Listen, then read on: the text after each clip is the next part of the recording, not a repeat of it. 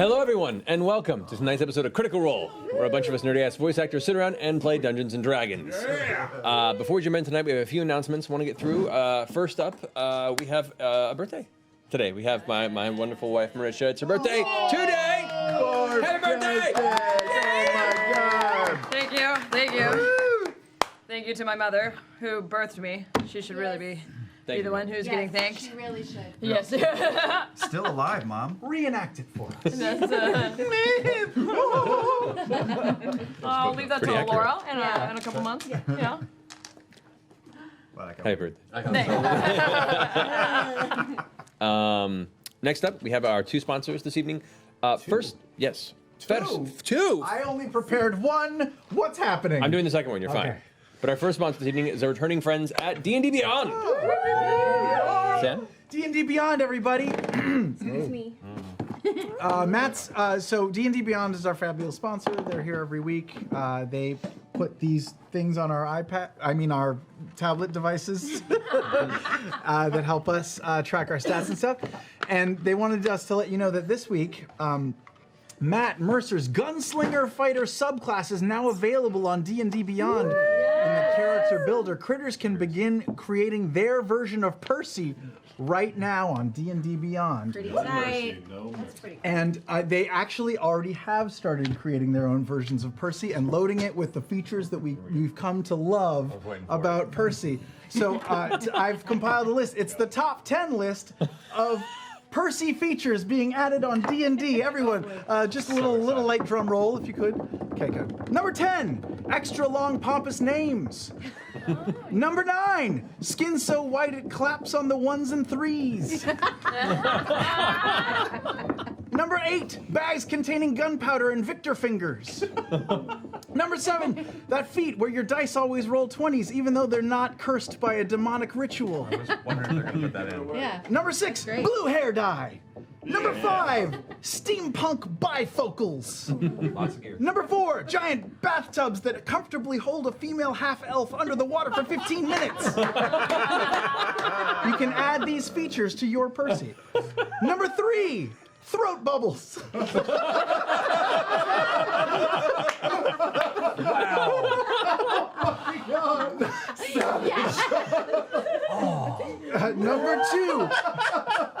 Number two, wit and tact. And the number one thing... What? Wit and tact. And the number one thing being added to the gunslinger class, knives. Thank you, Sam. So yeah, you guys could use the gunslinger fighter archetype, as well as a new feat that goes along with it that's on there as well, which anyone can take to learn firearms, be better with firearms, even if you're not a gunslinger. So check it out on the app. Thank you guys at D&D Beyond for being awesome and for supporting them and us. And of course, our second sponsor tonight returning, our fun friends at Obsidian with Pillars of Eternity 2 Deadfire, which is finally out. Oh, it's so exciting! It's so good. It's so pretty. It sounds It's so good. really It looks so good. good. It plays so good. It's really good. I'm very behind. I'm very. I got it working. That was the best response. I can move my guy now. Oh my god. I was there when he got that text. We just went. Oh my I god. looked it up on Google first. See, and it's already a step above most people on the internet. But yeah, so Deadfire's out. Super excited. The voice sets and Portraits of Vox Machina are in the game for free. DLC on it for PC. It'll be out for console later this year. If Metacritic doesn't lie, it's at a 90 and climbing. So I love it. I mean, I love it. I'm so excited. I'm so glad that people enjoy it, and I'm so glad that we can be a part of it. I played today, and I just got my first dose of Kaiju God Talisman. Not regular God Talisman. No spoilers. Kaiju God Talisman. Yeah, Good. I haven't gotten any of it yet. Oh, it's so good. yeah. Laura's character and Marisha's character in my party are starting to flirt, and I'm like, I don't know how I feel about this. It's good. It's good. Of course, I made Gilmore, and so Marisha's character was flirting with me at first, and I was like, nah, I gotta shut this down. Gilmore's not interested. That's fair. So at least you two are getting together. Just wait for the other guys. Yeah, I was like, Yeah. I get enough of this in real life. Happy birthday. Also, we are heading back to Gen Con, guys. So our tickets went on sale earlier this week for the live show at Indianapolis. You can find it on Ticketmaster. Also, the official Gen Con panel is sold out. But keep an eye on the Gen Con website as tickets that are relinquished may become available as it goes on. So they keep cycling through, and as things become available, they'll update it. So keep an eye. We'll try and update you as soon as we hear anything beyond that. But holy shit. Yeah, and if there are balcony seats for the live show, do not be afraid of them because that balcony crew is raucous. Yeah. Just being in that room while the live madness is going on is like something surfing, yeah. to behold. So even if it's the back, you want to go, go. It was a really fun group. Yeah. In the audience last I'm gonna night. hide some stuff up there. I like I'm gonna that. just hide some stuff for Okay. them to find. Okay. Why does it smell so funky back here? Coat the Why is there seats. silly string coming out of the balcony? Scanlan strikes again. So yeah, looking forward to seeing a bunch of you guys at Gen Con. In the past 4 weeks, in our 826 initiative, we have raised over $50,000 from the community, which is then doubled by Fantastic Mark K. We've made over $100,000 to 826, so we cannot thank you guys enough for your amazing support. Huge thanks to Critter Mark Coro, of course, for being our counter support for this and being such an amazing member of the community. So thank you. Thanks to Wormwood Gaming and our friends at D&D for being D&D Beyond for their amazing support for the campaign to get us where we are now. If you still like to donate, you can go to 826la.org/critical-role. We'll have more information soon about the scheduling for my fireside chat, as well as the production crew Reddit AMA and Marisha's Honey Heist soon. So stay tuned. That is their planning. Indeed. Oh man. Don't forget Twitch Prime. If you have Amazon Prime, you can make it on your Twitch and subscribe to a channel for free. There you go. That was really good. Thank you. That was a good Thank jingle, you. actually. I'll remember it never. And of course, Critical Recap is available for those who missed it before the episode and you're watching this now and or didn't see last episode. Why? But if you need to, real fast, pause this later or go and watch Critical Recap now, which our fantastic Danny Carr gets you up to speed of what happened last week's episode. It's up on YouTube right now. Of course, Talks Machina is every Tuesday at 7 p.m. Pacific, where our fantastic Brian W. Foster hosts our sit-down chat with us, members of the cast. This last week apparently was off the chain between Ashley and Marisha. Yeah, good times. Good times. Yeah. When everyone cries from laughing, it's a good night, apparently. No babe. Yes. Planted on the couch. I've never seen Foster just sprout tears like that. That was amazing. That's when you know you got him, when he has just projectile tears. Yeah. It seems So good. opposite of what should be Yeah. happening. Well, special shout out to our friend Pullout King from that episode. Hello, King. Thanks for the Father of laughs. five. Where it counts. All right, and we have the new D20s of restock. They're not new, but I mean, they're well, there's a older restocking. D20s. They're used D20s. I'm pretty sure they're the special edition ones. I haven't looked in the store. They're the red set, I think. Oh, like the yeah, the the rare ones ones. that were available at our live shows before. Are in the Super store. rare. Yeah. Laura, so, would you consider selling used dice that ended up in the jail too often? That would Just be offload I some of that may- shit. I don't think the store can handle that many. I think if the dice know that they could go to a kinder, gentler Oh my home, God. they I may think I may have make it enough worse than dice you. to go to each and one for each and every critter. You go and try it's funny if you go and try to pet her dice, they like shrink back, they shy away. You can always. They're like barnacles. Next charity drive we have, you could just auction a few.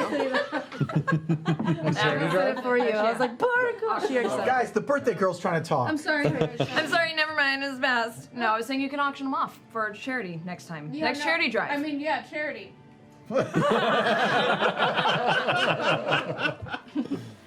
All right, Starts at home. and I believe that's the last of our announcements of the evening. So Oh shit. let's go ahead and Control you guys. bring it in to tonight's episode of Critical Role.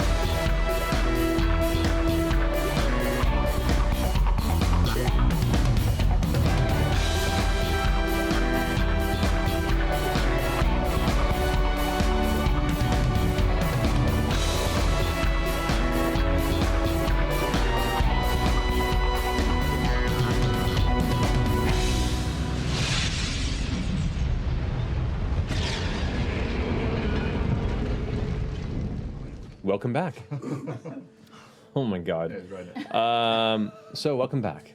Last we left off, the Mighty Nine, upon clearing their names, making some new friendships in the city, and taking some time for themselves in preparation for the coming Harvest Close Festival, found themselves wandering through the streets of Celebration.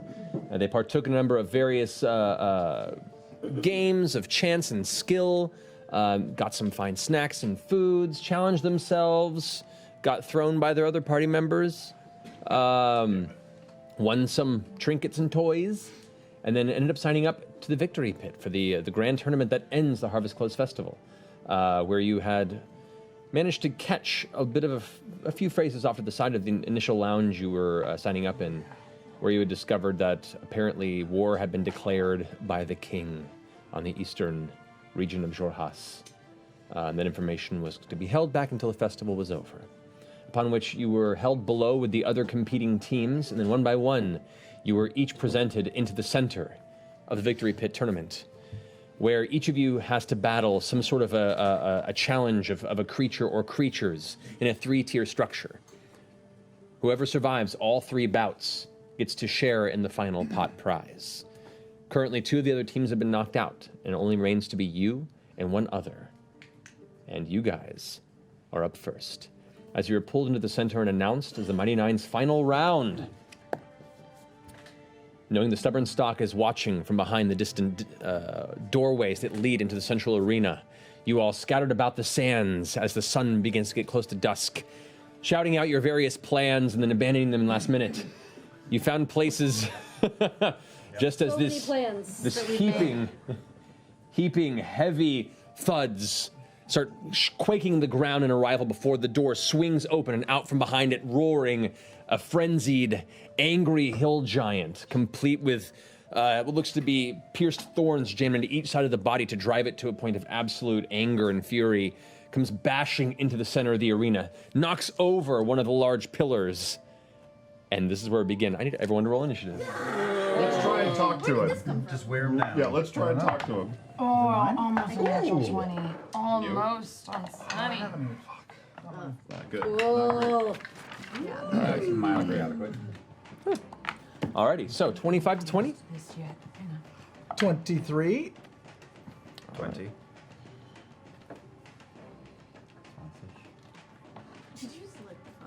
Alrighty, 20 to 15? 19. Alrighty. We're far too calm. 15 to 10? 14. 14. Okay. Nice. Which one of y'all wants to go first? I'll take it. All right. Oh, I should take it just because for now I'm. Molly will take it. I'll take it. All right, so Molly. Make your life a little easier Okay. because I can keep disadvantage. Sure. For a turn. Yes. Yes. 8. All right, there we go. What'd you Oh, Hey! Brought it back. Alrighty, friends. So, with that, Oh man. as it finishes slamming the large pillar into the ground and wields its giant club over one shoulder, its other hand kind of reaching out for something and kind of glancing over the field to see what its quarry is. Not, you're up first. Is the giant in melee? Like, would I get sneak attack damage or no? Right? Because he's not engaged with anybody right now. Well, right now, Ford, you were hiding back there. I think I shifted. Yeah. You're all hiding in this session. So no, he is not currently engaged. Okay. Well, then I will shriek, and I will run towards Bo, full sprint. Oh, God. We'll sprint. We're just right in it already. We're just right in it. Which, by the way, guys, this is the help. This finally came in today. What is that? North, West. So you know where the north. So you can use that. How cool is Shut that? up. Nice. That's so cool. Which way's north, by the way? Towards the North is map. this way. Okay, thank you. No, the people who do campaign we can coins say. make that now. North Pole. How awesome And our is friend that? Devin Rue, who did our map for the show, she's the one who designed it. So Nice. waiting for it to come in. So anyway, so that's a point for you guys if you ever like or want to shout directions at me of where you want to run. That's helpful. I love it. Okay. So you ran full sprint towards Jester. Sneak attack damage is so good, but I can't. That thing that he can see me. I'm scared, guys. It's okay. It's okay. I'm gonna fire my crossbow. All right. Oh, it's a 2. It misses. I'm super scared. It goes, shh, arcs off. You hear this distant in the audience, like way away. I was gonna say, what was the number? Because that thing's got to have a low AC. Oh, yeah, I just what's probably. the actual number? Like, Oh, yeah. 8. Yeah, no. Okay. He's It was. got thick skin, I think. Yeah, it's a pretty hardy Okay. physicality, even if it's a broad target to hit. Oh, I was. Way to lead us off. And then I will run back the way I can. Same place you were before? No, like behind Yasha, behind that pillar over there, or that wall. Yeah. Right there? Yeah. Alrighty. And you said that's north? Yeah. This is north here. Towards you. Yes. North Okay. always points to the star. Oh, well, that's not. Caleb, you're up. I see this giant, Just you're on deck. giant behemoth, and I start backing up to go west around the stone, under my breath singing, "We are the mighty nine, the mighty nine, the mighty nine," and fire off just a firebolt as I sneak behind it. All right, so as you're darting around the side, And soon we will be jelly. No, that is no good. That is. It's a 13. 13 just hits. Oh, okay. Not too hard to Okay. hit. Yeah. That It's a big is- target, but it's pretty hardy. That is a 1. 1 point of fire damage. Yeah. Whoa. Alrighty. We are off to It hits and goes. start. It's less of a fire bolt, more of a fire. But you see, there's a patch on its rather furry belly that no longer has hair, and it's very glaring. Yeah, and I'm leaning, crouching against that stone, hands on the wall, just listening and working on keeping my gourd from rising. Okay, got to know. Jester, you're up. Go for it. Really? Yeah, you want to. You so badly want to. You've been talking about it since you sat down. so bad. I want to use my spiritual weapon. Then use it. Okay, well, I will. I'm going to Alrighty. hold my, symbol in my hand and do like this, because I've seen Caleb do fancy things, and then I'm going to make Where would you it like to place it? right above his face. So I would say 5, 10, 15, 20, 25, 30 is where you can make Really it appear. close to his Let me see face. what the range is on it. What's the range on the spell? 100 feet. Yeah. I'm looking 60. 60. So you can do it right over. Directly in front of his face. Right there. Flat side facing him, and then just poof. Roll for an attack. Go for it. Come on. He's gonna lick it. As Jester releases her grip, you watch as this giant, heavy-looking but gorgeous, glittering lollipop just apparates out of the air, shrieking down towards the goblin's face. Not the goblin, the ogre's giant's face. It's been a week. 16. 16 hits. Roll damage. Oh no. Alright, that slipped out of my hand. It doesn't count if it slips out of your Yeah. hand. Ooh, even better. 10 points of damage. Nice. That's my bonus for my actual thing. Can I do a cantrip? Yes, you can. Yeah, I'm gonna sacred flame him. All right. So he's gotta roll dexterity over 14. He rolled a 14, but it's -1 dex. Look at you. You're a killer. I'm a monster! Hey, nice. Radiant damage. Wunderbar. All right, that finishes your turn, Jester. Yes. Alrighty, And the spiritual weapon's just like right here, like on his face. Like You here. can't see. you got it. He's All right. blinded now.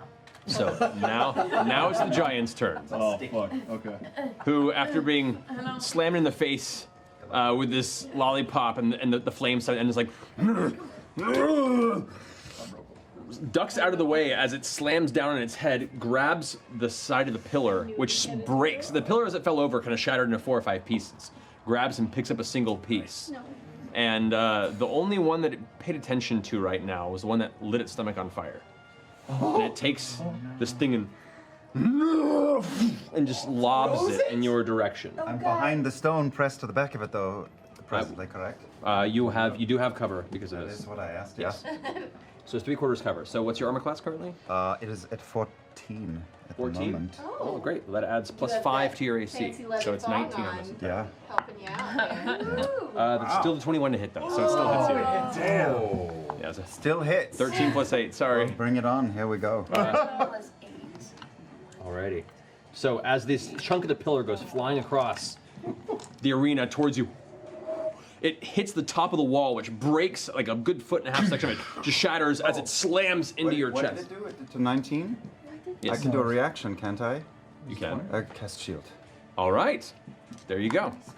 So as you see it slam into the wall above you and go swinging, you throw up the shield, and all of a sudden there's a spark of arcane energy as it gets deflected inches off of the top of Caleb's head before slamming into the side of the actual tournament arena, hitting the stone, causing it to crack, and people in the front area kind of, oh. But to be good boy, what did he roll? 21. Still hits. Oh. Still hits, yeah. Because that only gets me up to 19. No, you were 19 plus 5. You were 19 because you had 3/4 cover. Oh, because I had 3/4. Oh, I was at 19 because yeah, I didn't you're hear behind that the wall. part. You had 14 plus 5 because you're behind. Okay. So yeah, Good. that works. Good. Okay. So at this moment, like the absolute like fear kind of kicks into his eyes. The entity's going to go ahead and charge forward. And then right at that point, it stops and turns and sees out of the corner of its eye Ford hiding behind the wall and just kind of. And that's going to be its turn. Molly, you're up. Turn into water. Surprise, bitches! Okay. Who's up? I'm You're up. How dumb do I feel like being? Oh, I feel like I'm already sweating. All right, let's. I forgot to go to the bathroom. I'm wiggling. You should just. That's Yasha.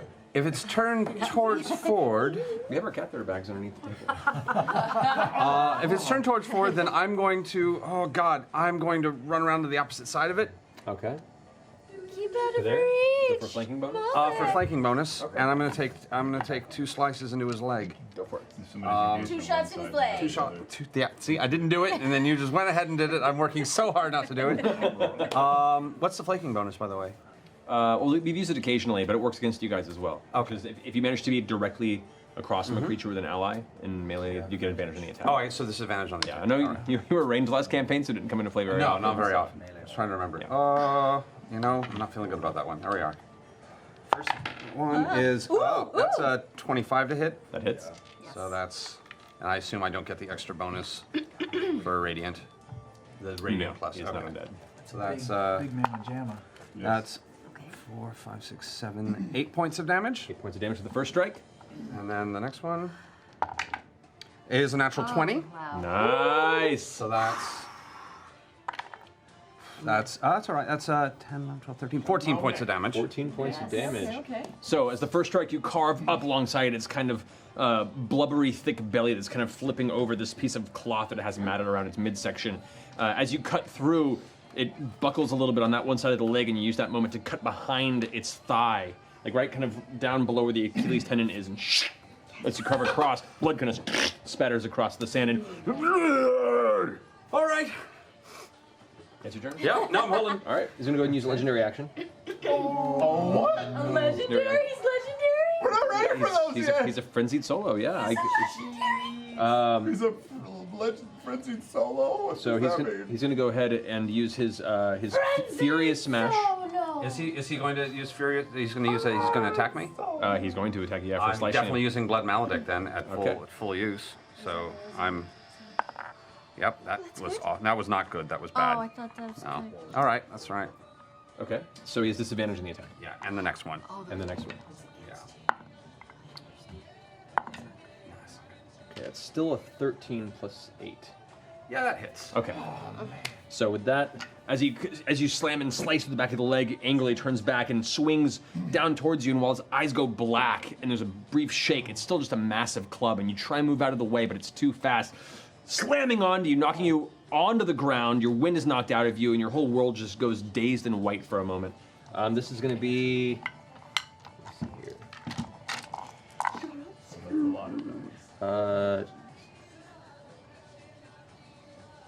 26 points of bludgeoning damage. I'm out. What? Fuck! Oh, yes! Oh, man! Wanted to. I underestimated the amount of damage he would do to us. That was a really good damage roll. Yeah, when the lower lip comes down, we're in trouble. So, So out. yeah, you watch as it reactively slams into Molly with the club, and Molly, as the dust settles, Molly is just not moving on the ground, probably pushed about an inch or to 2 inches into the dirt and sand. And there's a crater where the head of the club had impacted, and Molly is not moving. That really hurt, Charlie. Bo, your turn. His name is Charlie. Okay, I feel like this just changed the plan that I had. Yeah. Don't you do it. Her plan was to hit Molly. It was so weird. That was a good plan. He has disadvantage on his next attack as well. Ford, I feel like I should get up there. I'm just saying, this is the last man standing kind of thing. You're the only one there. That's okay. Think of the team. All right. Just this one time though. I'm gonna throw a throwing star. You gonna throw a throwing star? Yeah. Okay, go ahead. Natural 20. All right. Happy birthday to me. Perfect. Well, that was the world's shittiest die roll though. No, wait. I only get 1d4, right? It's just a d4 plus my bonus. It's 1d4 times 2 plus your bonus. Okay, sorry. That's a better roll. So 6 plus 10 damage. Okay, 10 damage. Way too happy about that 10 damage. So you. Do I get? I don't get another one, right? It's just one action. Well, no, because unarmed attack is for the outside, yeah. Okay, and I'm going to move. Yeah, no. As long as I make it to my So turn. as you throw one of these kind of spindly, jagged star darts on the side, you throw it kind of to the air and just sinks into its stomach. You don't even see where it impacted, except for a small red line where it's beginning to bleed from where it carved into its belly. I had him, and then that's it. That's my turn. You're gonna stay there? I'm gonna stay there. Alrighty, that finishes Bo's turn. Ford, you're up. Yeah, right. I'm gonna use my bonus action to cast Hexblade's Curse on this giant Blades. troll. And I'm gonna summon my Waste Hunter Falchion, two-handed, and I'm gonna cut into his thigh. Isn't Go your for it. hex still up from the last game? 2? No. It's no. not? It was up till the second round. And then that was it. Also, does that mean his reaction has been burned by the legendary action? Is the legendary action a separate thing from Legendary from actions are different from reactions. All right, so he still's got a reaction. Just checking. 25. That hits. Nice. So as the large falchion appears, like curved and jagged, you can see this kind of splash of seawater across the side of the giant as its eyes are now like set back on Ford. At this point, the curse sets in. You watch as kind of the blood spatters in the ground kind of begin to come up into these black forms and adhere to its legs. 13 points of damage plus 2 for the Hexblade's Curse. 15, nice. And with my speed, I'm gonna run to the north as far as 30 will carry me.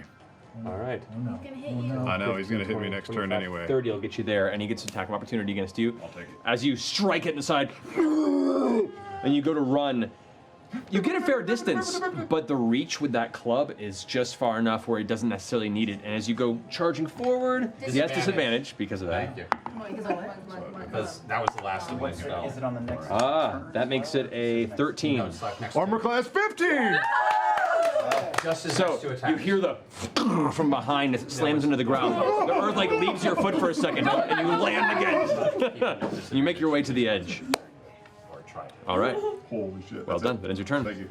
All right, that brings us to Yasha. Okay. So, I'm gonna. Well, you know. Can I make it over to his, over east? Let's go east. Over east. Kind of There. near his butt. How far can I get? Get there. Okay. Hit him in his butt. I'm gonna hit him in the arse Go for it. with the magician's judge. Yeah. Oh, that's the Reckless. new sword. Reckless, go for it.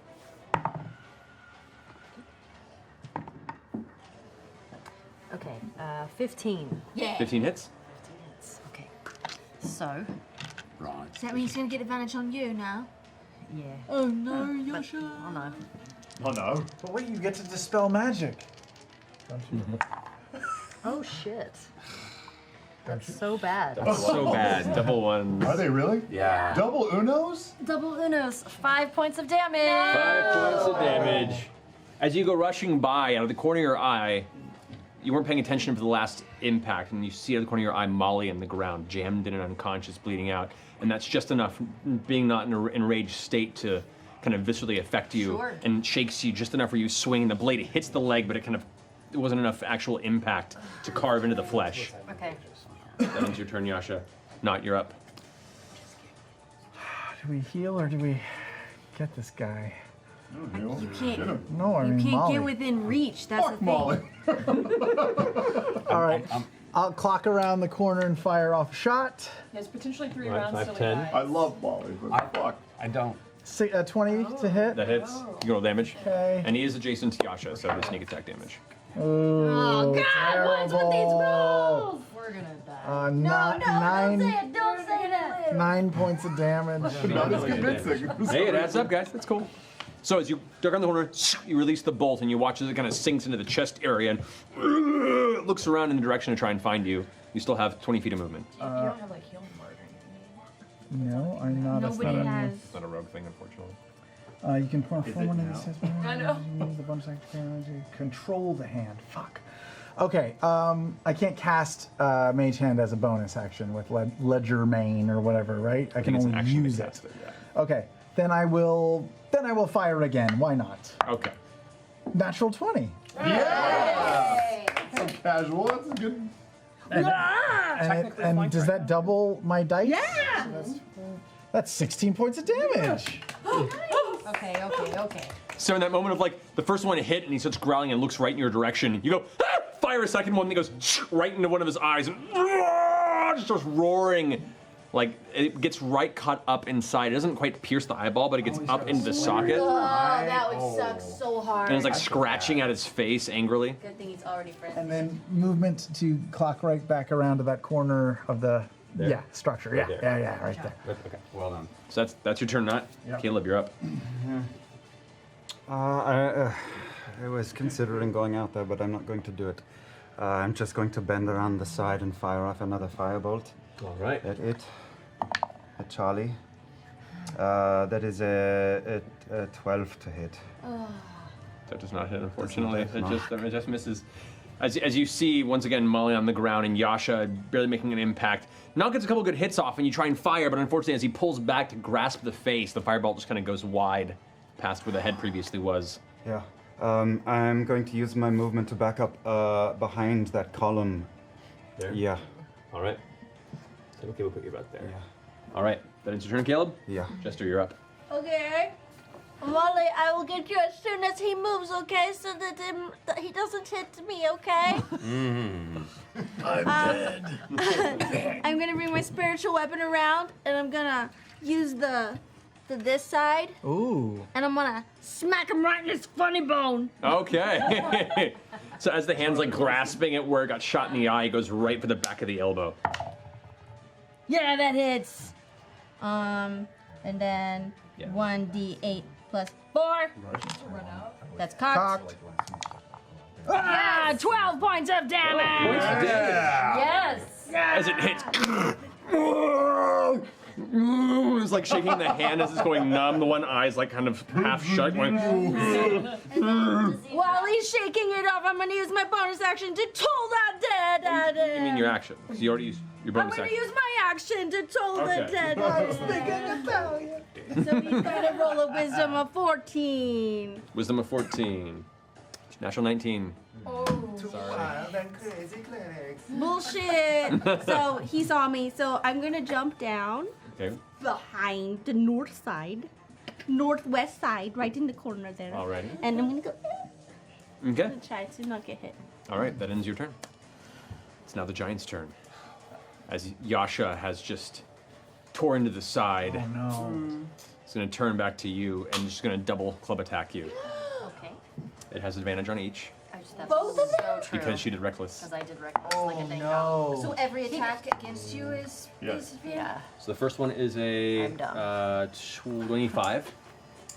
Well, think that hits. that definitely hits. I'm probably gonna be unconscious. Natural 20. Okay. So the first hit is I don't know why I did reckless of learning. I should have waited. 23 points of damage, bludgeoning damage from the first hit. Okay. Whack! Oh. And you put your From the hands up, first hit. you put the blade up to catch it, and it slams into it and actually kind of pulls your shoulder out of the socket and pushes you down into the dirt. As you push off, the club goes up once more, and then whack! Not the critical. That was not the She could critical. be like permadead right now. All right, so that's. I rolled an 8, 7, and a 5. So that's 20. Am I permadead? That's 43 points of damage. How many? 43. Okay. What's your total? What's your max? She's got 40 Go to something 0. hit points. You have so- to go to like negative your max score. Which you do not do. Which you don't do. So Which I didn't you're just do. unconscious. No, No, I'm because just it's negative 40. Just super duper unconscious. You're super But it was unconscious. pretty close, I think. All right. Yeah. Okay. I think so. Whoa. Yeah, you're out. You're So just with the unconscious. second slam, you watch as Yasha kind of like partially deflects the first impact and then vanishes the second one. And then right there next to Molly, as the dust clears, you see Yasha unmoving, her legs kind of up in the air as the rest of her torso is pushed down into the dirt, and the rest of the ground is kind of covered over. You can just see the back of her shoulders and the back of her head, and the rest of it's just like dust settling, and she's not moving either. Came close to permadeath. Yeah, just but then. did not. That almost. Jell. Oh! Watching people be squashed in front of me. Freaking kill And box. Were you still big too? No. Oh, It's okay. a quick thing. I think at this point, yeah, because you're the one who shot it twice in the eye, and it saw you duck behind. 5, 10, 15, 20. It's my thing, man. It's my thing. And you watch as it just steps over the wall. Tiny thing! Like after it smashes Yasha, it just doesn't even care anymore, and just there's a little bit of foam at the corner of the mouth, and just like the blood's trailing down its face from where the bolt entered. That's gonna end the giant's turn. Molly, you're up. Molly. Molly. Yeah. Molly, make a saving throw. Oh, I don't have to. I'm just. I get shocked from the chest. The heart. The heart not locket sparks and. Oh, that's right. The what? What? You're waiting You got that back locket. up? Oh my god, that's right. What are the effects of the locket again? What? What are the effects of the locket? again? Ready for this? It's really cool. Full HP. No, it's when you wear this pendant, you stabilize whenever you are dying at the start of your turn. In addition, whenever you roll hit dice to regain hit points, the number of hit points. So you stabilize. You're still unconscious. I'm unconscious, but I'm but breathing. you're not bleeding out. I'm just. Yeah. There you go. All right, Bo, your turn. He's looking at Knot pretty hard. Yeah, he's ready to smash the little goblin. Okay, Bo is gonna run Blanket. and flank with kind of Knot over here on also the northwest side. Over there. Northwest. to be on the opposite side. I have to be on the opposite Yeah, side. you'll get advantage. No, I want to go kind of in front of him where I can get his attention. So the northwest side, yeah. That would have been way expensive. And I'm gonna point at his dick, and I'm gonna go, tiny thing. And then for my action, I'm going to take the dodge action. Okay, so your bonus action is to say tiny thing. Yeah, really good. Huh? So your bonus action is to say tiny thing towards his dick. Yeah, say and then- tiny and then dodge thing. action. You tiny thing. Go ahead and make an intimidation check. Whoa. To insult his penis size? That is exactly what you're There is doing. no great Okay. You have to intimidate his dick. That didn't. It landed.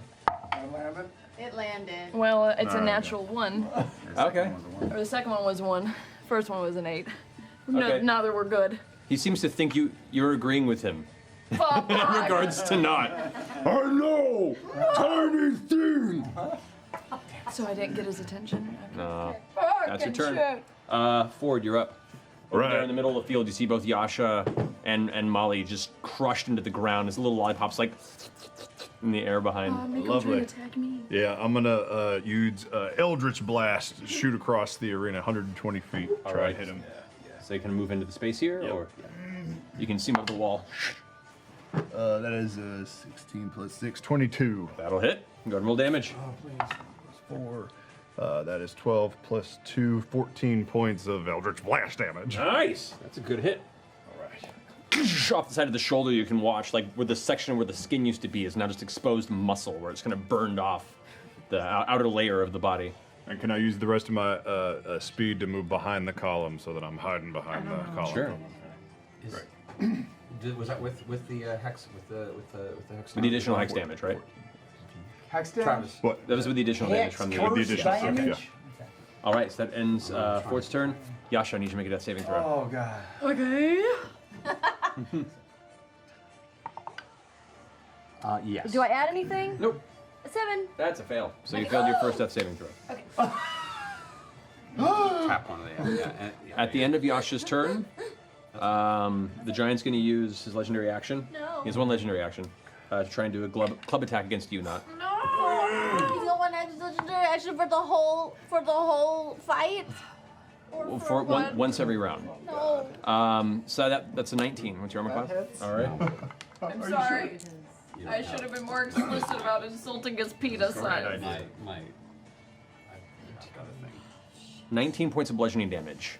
Yikes. Whoosh, as it slams down, it hits you and actually pushes you into the wall, and you're flattened against the stone, which kind of quakes. You can see on the opposite side of it, it kind of cracks and dust off the back, and you just hear this kind of squeak sound as Nott is crushed against between the club and the wall. I'll kill him. No. You have to hit the confirm button. Damn it. on him. Okay, that's not good. It's your turn. My turn. Yes. I will look up at the giant man who just hit me, and I will say, I will take out a tiny piece of pastry and let it crumble to the ground, and look up at him with fear in my voice. Say, why don't goblins eat court jesters? 'Cause they taste funny.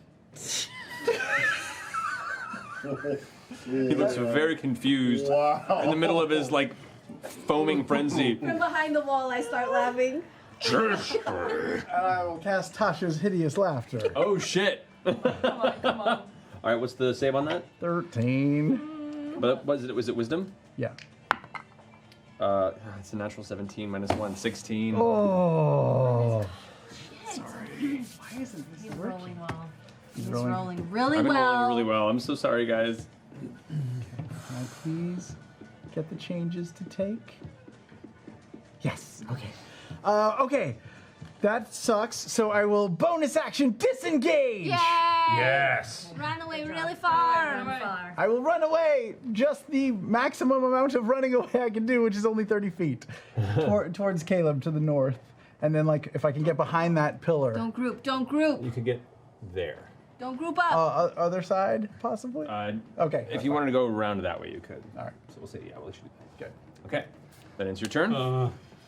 Caleb, you're up. This is a long shot, but I have no way of damaging him, so I am going to pull some sand out of my pocket and mutter a few arcane words and just trail it in front of me and cast Sleep back behind him here, so it does not touch Beauregard. Go ahead and roll your, it's a 5d8. Yeah. Go for it. So this I'm is going to what the total is. Yeah, I know. This is probably not going to work, but it's I can't hurt him. It's mine. Fuck. Bit better. 23. 23. You watch as the large giant What?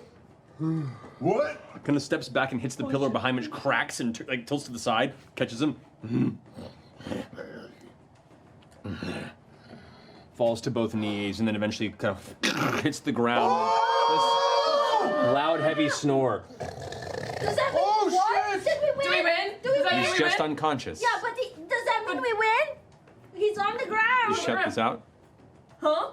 You're shouting this out as it's happening? Yeah. Do we win? They're all kind of waiting for a moment. Go heal! Go heal! Yasha! Go heal! Yasha! Oh, Okay. we have to wait. It's like turns. No one's called the match yet. Fuck! Go Okay, heal! Go heal! Yasha! It's my turn now, so. It is your turn, Going yes. round by Okay. round. Correct. Don't touch the Molly giant. Molly too. Any movement, Caleb? Yeah. I will start moving towards Molly and Yasha Alrighty. as far as I can get. And I call out medium volume, not to the crowd, but to my friends. That wasn't even supposed to work. Sand. Did good, Sam, man. Did good. Alrighty, Jester, you're up. I'm gonna run over to Yasha. Oh. I held my action. 30, you can't quite get there. Shit, could I have reached Molly? You could have reached Molly, yes. Okay, then I'll go to Molly first. Sorry. And I'm going to. What? Oh, she's not if you were here. 30, you could have gotten there. and that would've gotten I could have Yasha. gone to Yeah, Yasha? yeah. Okay, then I'm going to, because she's dying, I'm going to use Cure Wounds on her. My last spell, y'all. Oh no. And that is 1d8. That's all right. You're gonna wake up and you're gonna 10 fucking go points ape of shit. healing for you. Take it. Yeah, you take 10 there, Yasha. Thank you. You're awake.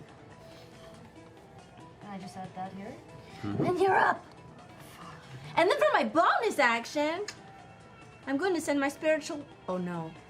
You can do whatever you No, want. I can't. I If you can't. touch it, he wakes If up. I touch him, he wakes up. Yeah. But it expired. But you can Get it over get there. it near him. Yeah. Okay, I'm going to bring my spiritual weapon over to. So you can move it 20 feet there. I can move at 60.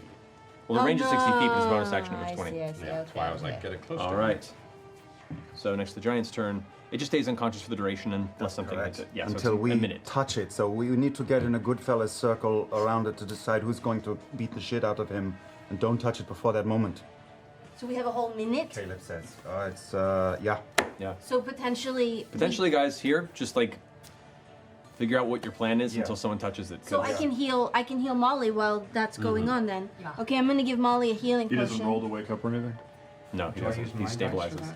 that? Do we want to? I'm going to move back by where Ford is right now, behind that column. Me and you take the head. Maybe we can Moving which one? bash him. Stand me him by in. Ford to the north. Yeah. Okay. Yeah. Points. I'm gonna take a healing potion. Okay. 2d4. I think I roll it. Does she roll the healing potion if I take it, or do I? It doesn't matter who rolls it, really. Because I was curious if my locket lets me, because does it count as Does my it hit get- dice or no? Well, healing potion No, is a hit healing dice. potion, yeah, Hit no, dice is only when you're taking a long, short rest. Oh, That's good. 7 plus 2, so 9 points of healing. okay. Thank you, Jester. Thank You're you. welcome. I'm sorry. It's kind of a weak He has thing. I give her an though. awkward side hug. Thank you. And I think I'll give you a big waist hug back. I'm going to Does anybody? crawl behind there and like I can keep at the very least I can Behind where? to the west behind that rock right there. Okay. Okay. So I can at the very least keep trying to give him disadvantage on at least one attack. I'm gonna go northeast. Where, like over here? Yeah. All right. Anybody else? Yasha and I are gonna flank his head. Okay, And I'll form the you're going head. here, and Yasha's going here. Is that kind of what you're doing? Yeah, we want to both kind of try and get him in the head. I want to put points down on his. We can't both go for the head if you're flanking. Either you can both get by the head. That's what No, I'm I mean, saying. like We both. flank his head. Oh, I see. So Sorry, you guys I are- used you guys are poor side by language. side. We're Okay. both That's by okay. his head. All right. And then I'll just rock around the other side of the pillar so I get a good clean shot. Am I within 30 feet? I want to be within 30 feet. And 30 feet. Get up there. Okay, Oh God. All right. ready to go. Who's taking the first shot? And then as soon as his eyes are open, start to flutter open, Whoever right? hits big hit first. Well, or also whoever, yeah, because he'll get the one legendary, but other than that, it's whatever we can get the fullest round before he. Whoever before he can takes do the his turn. most damage with one Who's go attacking should first? Go first. Who's saying Who's first? going I in? feel like you can. Yasha I or have Bo? Do it. Go, my Bo. one. Okay. I look at Yasha and I'll go down first. Right after me. Are you ready? And I'm gonna aim right for his other eye socket, the other one that not hit, and just come down right in the middle. All Try right. and Go gore for a his roll. head out. It's a melee attack. You have advantage because he's unconscious. Please don't fuck up on a sleeping guy. 14 and a 15. Okay. So not a crit because he's unconscious. Okay. So it's with your staff. Oh God, it's a 1. Ah.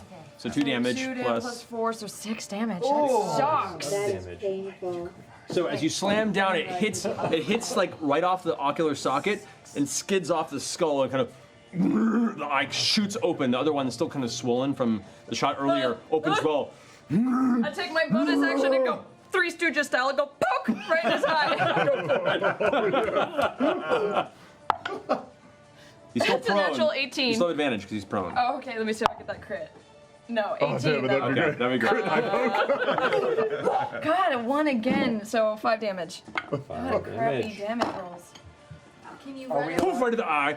The eye kind of closes instinctually, and the arms begin to flail as it's Are we trying to allowed fight. to attack or no? No, because that's the end of Bo's turn. Now it's Ford's turn. Right. And At the end of Bo's turn, he's going to go ahead and use this recovered legendary action Can you to. run away before he can get an opportunity of attack on you? Technically, he hasn't had a. Oh no, he did because it's a whole round. It's pass. been Never a mind. whole a number of rounds. I'm working It's every all bloody good. angle I can think of. We weren't holding our action for when they. I guess we You didn't never said declare it. Oh. I thought it was implied. We were just We're done. there waiting for it to wake up. Who's gonna attack first? We were Yeah. gonna Goodfellow it. We were gonna do that. Okay, well, from now on, if you're going to hold your action, please specify that. Okay. So, those who are nearby needed to hold an action. That'd be Because that's right. you, Yeah. Molly. Can I then move and try and jump over him so that I then kind of fling him with Yasha? Can I use my movement to get to the other side? No, because if you guys holding your action to the trigger of you attacking, then they're all going before you do that. Okay. Cool. All right, so take your turns. I'm just gonna go ahead and just say, "You got hit in the face with a piece of lollipop," and just. I'm gonna do attempt to do 4 psychic damage and give him. That's a 15. So he 60 minus 1, yeah. Okay. All right, so so, roll so under 15 eventually. Okay. I know I've been rolling really fucking well tonight. I'm sorry. I'm sorry. You gave him the die. I know. I know. Yes. It's also a DC 10, but yeah. All right. 23 to hit. You have disadvantage because he's prone. 22 to hit. Okay, still hits. That is 13 points of damage. 30 points damage? How do you want to do this? I will try not to hit Yasha or Bo. I will aim. I would love the bolt to just go through its belly as far as it can go. Right in the belly button. Right in the belly As it button. begins to thrash about, and it's like one hand hits the ground, kicking up all this dust and sand. The other club comes back, using it to get off its feet. It looks like it's ready to swing out towards Yasha and Bo, who's just finished like slamming into the creature. At that moment, you see the exposed belly that already has like gashes in it from the wound, and you wait and release right for the opening as it sinks in. Stands up anyway, and you watch as just blood begins to pour out, and you hit something major, and it's just starting to bleed out. And kind of like I did not expect that to happen. takes a swing, Oh, no. and at this point, there's already blood draining out, and the swing goes wide, hits the ground, falls back onto its butt, and then just proceeds to slowly go back to sleep forever.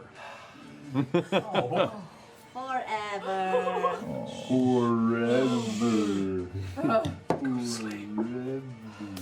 At which point, there's a pause, this awkward quiet before the entire audience at once goes, I use my thaumaturgy to start chanting, not. No, don't draw the attention to me. No, don't see me. No. Look over at Caleb and say, no big deal, right? I just pulled my hood for over my face. The cheers continue as the large Goliath steps out again with his tattoos and spiked armor, and he goes, And there we have it! The third round completion of the Mighty Nine! But one more fight stands! Congratulations! You guys are then led over to the holding area off to the side as you pass your friends of the Stubborn Stock. I grab my spiritual weapon as we're leaving and drag the giant lollipop out of the arena. Is leaving this large groove in the sand behind you. As you guys walk by, you see that the team begins to it's like this slow motion, almost like opposing Little League baseball teams passing each other. Good game. You see Darrow, of course, who kind of gives this, not too bad, well played. Kind of gives a smile as he continues past. You see the dwarven kind of crossbow ranger kind of gives a grin with his kind of big scruffy poof beard. There's the half-elf woman with like 2 war hammers that she's kind of just spinning on the leather straps in the end. You see this really like fucking old guy, this like wrinkly, just like old prospector looking eyes through these wrinkled slits, like. I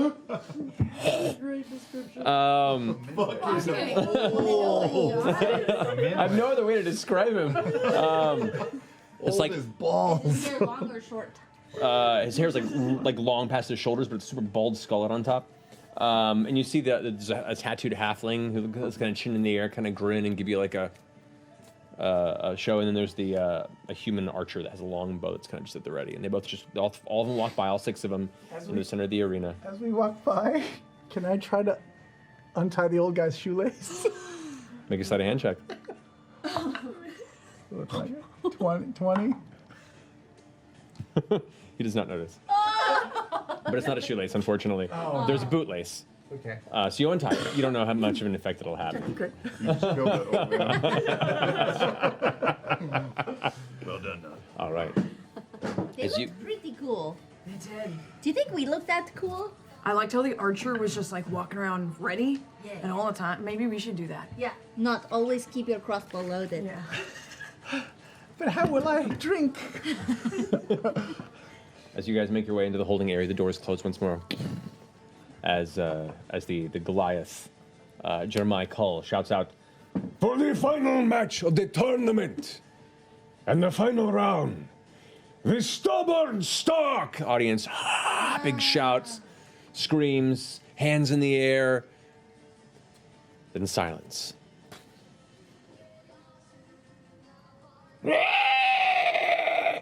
The gates on the side open as they all kind of circle around and look ready, not able to really ascertain the direction.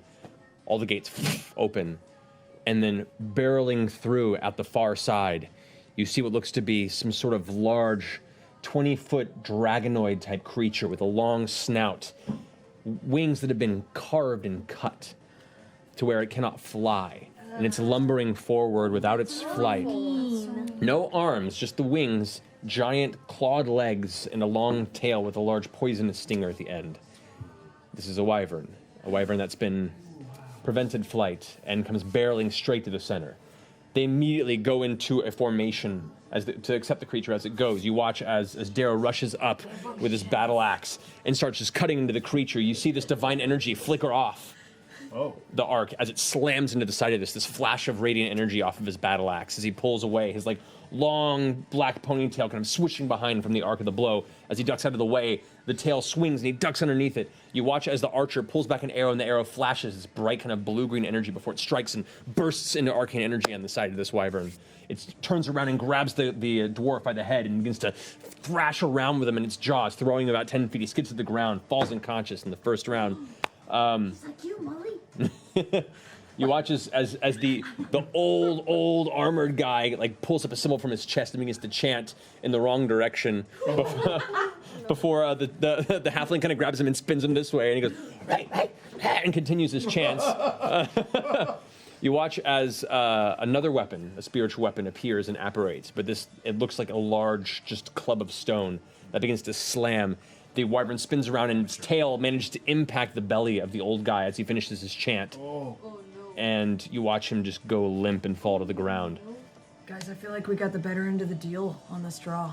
Yeah. Kind of glad I'm not fighting this thing. At this point, the halfling with the tattoos like tears his shirt down and exposes all these tattoos on his chest, and he slaps them and begins to chant in almost a Haka-style chant. And as he begins to like, "Hoo, hata, ha, ha." As he's doing this chant, you watch all of his allies that are standing begin to like get revved up. Before he rushes in, the halfling and pulls a blade and strikes at the wyvern, carving into its side. You watch. We should do that. We should just rip off these guys' aesthetic completely. I just like the idea of the formation. Yeah, formations are cool. You watch as the dwarven crossbow ranger rushes up and brings the cleric back to health. The cleric kind of comes to consciousness and then brings, through a quick casting of a spell off to the side, what was the one there? Was the old guy the cleric? The old guy's the one that down, and the actually no, the dwarf you thought was down, actually gets back up. He wasn't unconscious, just knocked really hard. He gets up, makes sure the cleric is up. The cleric goes ahead and heals some people around them. They begin to kind of curl around it. They continue to strike and back and forth. The audience is like breathless at moments. The wyvern jumps up on top of one of the walls. Its stinger spins around and jams into Darrow. You see Darrow, the leader, all of a sudden takes the blow to the chest, and he goes unconscious in the ground before the wyvern pounces on him and starts tearing into the body. The halfling, who's still kind of continuing this chant, rushes forward, leaps onto its back, and begins like carving at the back of its neck. You can see the elderly cleric begins approaching, still chanting in his mind, and he's just unleashing heal spells and occasionally like throwing it looks like a bolt of energy. It looks like some sort of a electrical divine bolt of energy just strikes the side of the wyvern. You see as the Dwarven Ranger just unleashes strike after strike of the crossbow, and the wyvern's just hitting whatever comes near it. You watch as 2 more of the members go unconscious, and it gets down to just 3 on their side before they manage to continue to stab into its side, like a long-running, I don't know. like a long-running bullfighting ring. Both sides are exhausted at this point. You see, 3 of the 6 are down, and the wyvern's still standing. At this point, Darrow has gotten back up and is breathing hard. He kind of backs around the side, and they've all surrounded the wyvern, who's just feeling kind of cornered at this point, blood pouring from different wounds on its body. It gives another loud shriek. It turns around towards the elderly cleric and charges him, and with a giant sweep of its jaw, sends him about 10, 15 feet in the air before he lands and rolls unconscious in the ground. There's 2 left. The boot does dislodge and arc an additional 10 feet before resting away from the car line. With that, the 2 standing members, which are Darrow and the halfling, both charge in. At this point, the halfling gives a pat on Darrow's shoulder and shouts out a phrase in a language you don't understand. Darrow seems to embolden his muscles, rushes in for a strike, and carves down with his battle axe into the back of the neck after it just slammed into the cleric. As the blade sinks in about 5 or 6 inches, the large battle cry that it gave shrinks back into this weird withering screech. As it whips around, Darrow pulls his battle axe out and backs away a few steps. The wyvern falls to its knees, and with that, Darrow spins the battle axe in his hand and carves off the rest of its head with 2, 3, 4 strikes before it collapses. And with that, the audience... Thaumaturgy to say in the audience, the Mighty Nine are cooler still. The cheers are deafening at this point.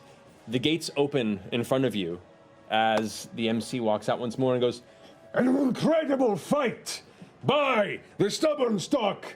Bring out our other winners, the Mighty Nine! Let's go! The audience goes into loud cheers. You guys step out into the arena. You see the same crews coming out and dragging the body of the wyvern off down into the depths of where it was originally unleashed, and the doors close behind.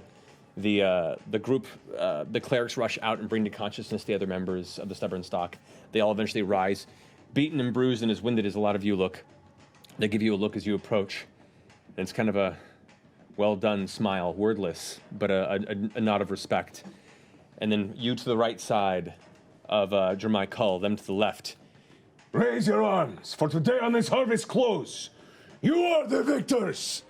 The crowd goes crazy once more. Flowers and bits of rice grain and all sorts of things are thrown into the center of the ring and part of the celebration. Throw some money instead! There are copper flung from the audience and from the row, at which point you guys take that moment. Well, it's frustrating to share it, maybe. You made it. At this point, you see one of the gates on the opposite side opens up, and at this point, a group of 7 individuals begin to approach in various shrubs. You recognize a lot of them as people that were in the lounge earlier, before you entered this actual arena. They're carrying a small chest of iron and dark set wood, and as they place it on the ground, they begin to pull out sacks of money. And they're presenting you the divided prize. So that's 3 rounds for the group, and each round was 200 gold. So that's 600 gold that you guys get to divide. And then the final pot was 2,000 divided amongst the 2 teams, so an additional 1,000 to your team. So 1,600 gold. Not bad. As the money's delivered and you acquire your reward, there's a final burst of cheers from the audience, and you're escorted back into the holding area where the other groups have already left. They close the doors behind. It seems that the fanfare is over. The attention on you momentarily is faded, and it's just you guys, the clerics, and the other group, the Stubborn Stock. Did you say all the politicians have already left as well? Well, you haven't seen. They're last you saw they were up in the stands. Oh, okay. Okay. You guys have just got back to the holding area. Okay. Kind of taking a breath for yourself. I don't suppose there's a... Is there a heal spell in the house? Oh! Darrow goes, That's a very good question.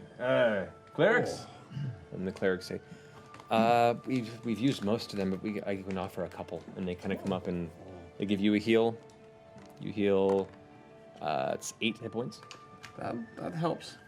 Heal Yasha too. She's really low. Yasha, you go ahead and get one, and then that's a 10. You deal 10. And then 2 other spells are delivered to the opposing side, the other team. Yeah, because they had a lot more people that fell, actually, so they probably need it really bad. That was very well fought. Impressive. Well, I appreciate that. I say the same to your team. It was no small feat. I mean, literally, it was a very large feat on that gentleman. But a very tiny dick, as was pointed out by As our I friend. heard that from across the way. Apparently, he doesn't catch nuance, though, so That's okay. good to know for next time. Yeah. Apparently, giants do not suffer the same insecurities that most people in this town does. What happens now? Do we just go home after this, or is there some sort of soiree afterwards, or Oh, there is in the lounge area. Come. who is invited to the party? Well, the winners, of course. Is there free booze? Most likely. All right. Come on. I need a drink. And then the dwarf behind him is like, oh, I could go with that one too. It's like holding his back. The half elf who had the 2 warhammers goes, oh, don't worry, honey, and kind of scruffs his hair. And he's like, stop it. He puts his arm around her waist, and the 2 of them kind of walk off together. Dwarf got They're game. cute together. You're led back to the lounge where you had originally signed up for this. Also the same place where you had overheard the conversation with Starosta. As you enter now, it's still that kind of low-lit interior with the fine furniture, the cushions. The food spread has been refilled. The drinks are poured. The servants are going around with their trays to make sure that everyone has opportunity to eat and drink as you go. Inside, however, it is a little busier than last time you recall. The Starosta, Wyatt, is there as well, currently entertaining a few guests in there. It looks like there's a couple of maybe well-dressed merchants that look like they're dressed in the same way that many of the travelers from the Menagerie Coast are. There's one of them who looks like they're wearing clothing that's a little more exotic than you're familiar with. You do also see within this area, let's see here, you see Lawmaster Arentha Stonegrasp. There with her gray, curled hair, the older dwarven lawmaster of Zadash. Oh, she's the one that we talked to before. Briefly, yeah. You had one encounter with. Alongside her is Dolan Thryme, and looks to be 2 other people you haven't met. Dolan, the guy from the With group. Dolan. Our Dolan. What is Your Dolan? Dolan. And are they totally visible to us? What are their physical appearance? Oh, The two other people that are people, with Dolan, what do they look like? they both appear to be wearing similar kind of dull gold robes as to what you've seen members of the King's Hall wear.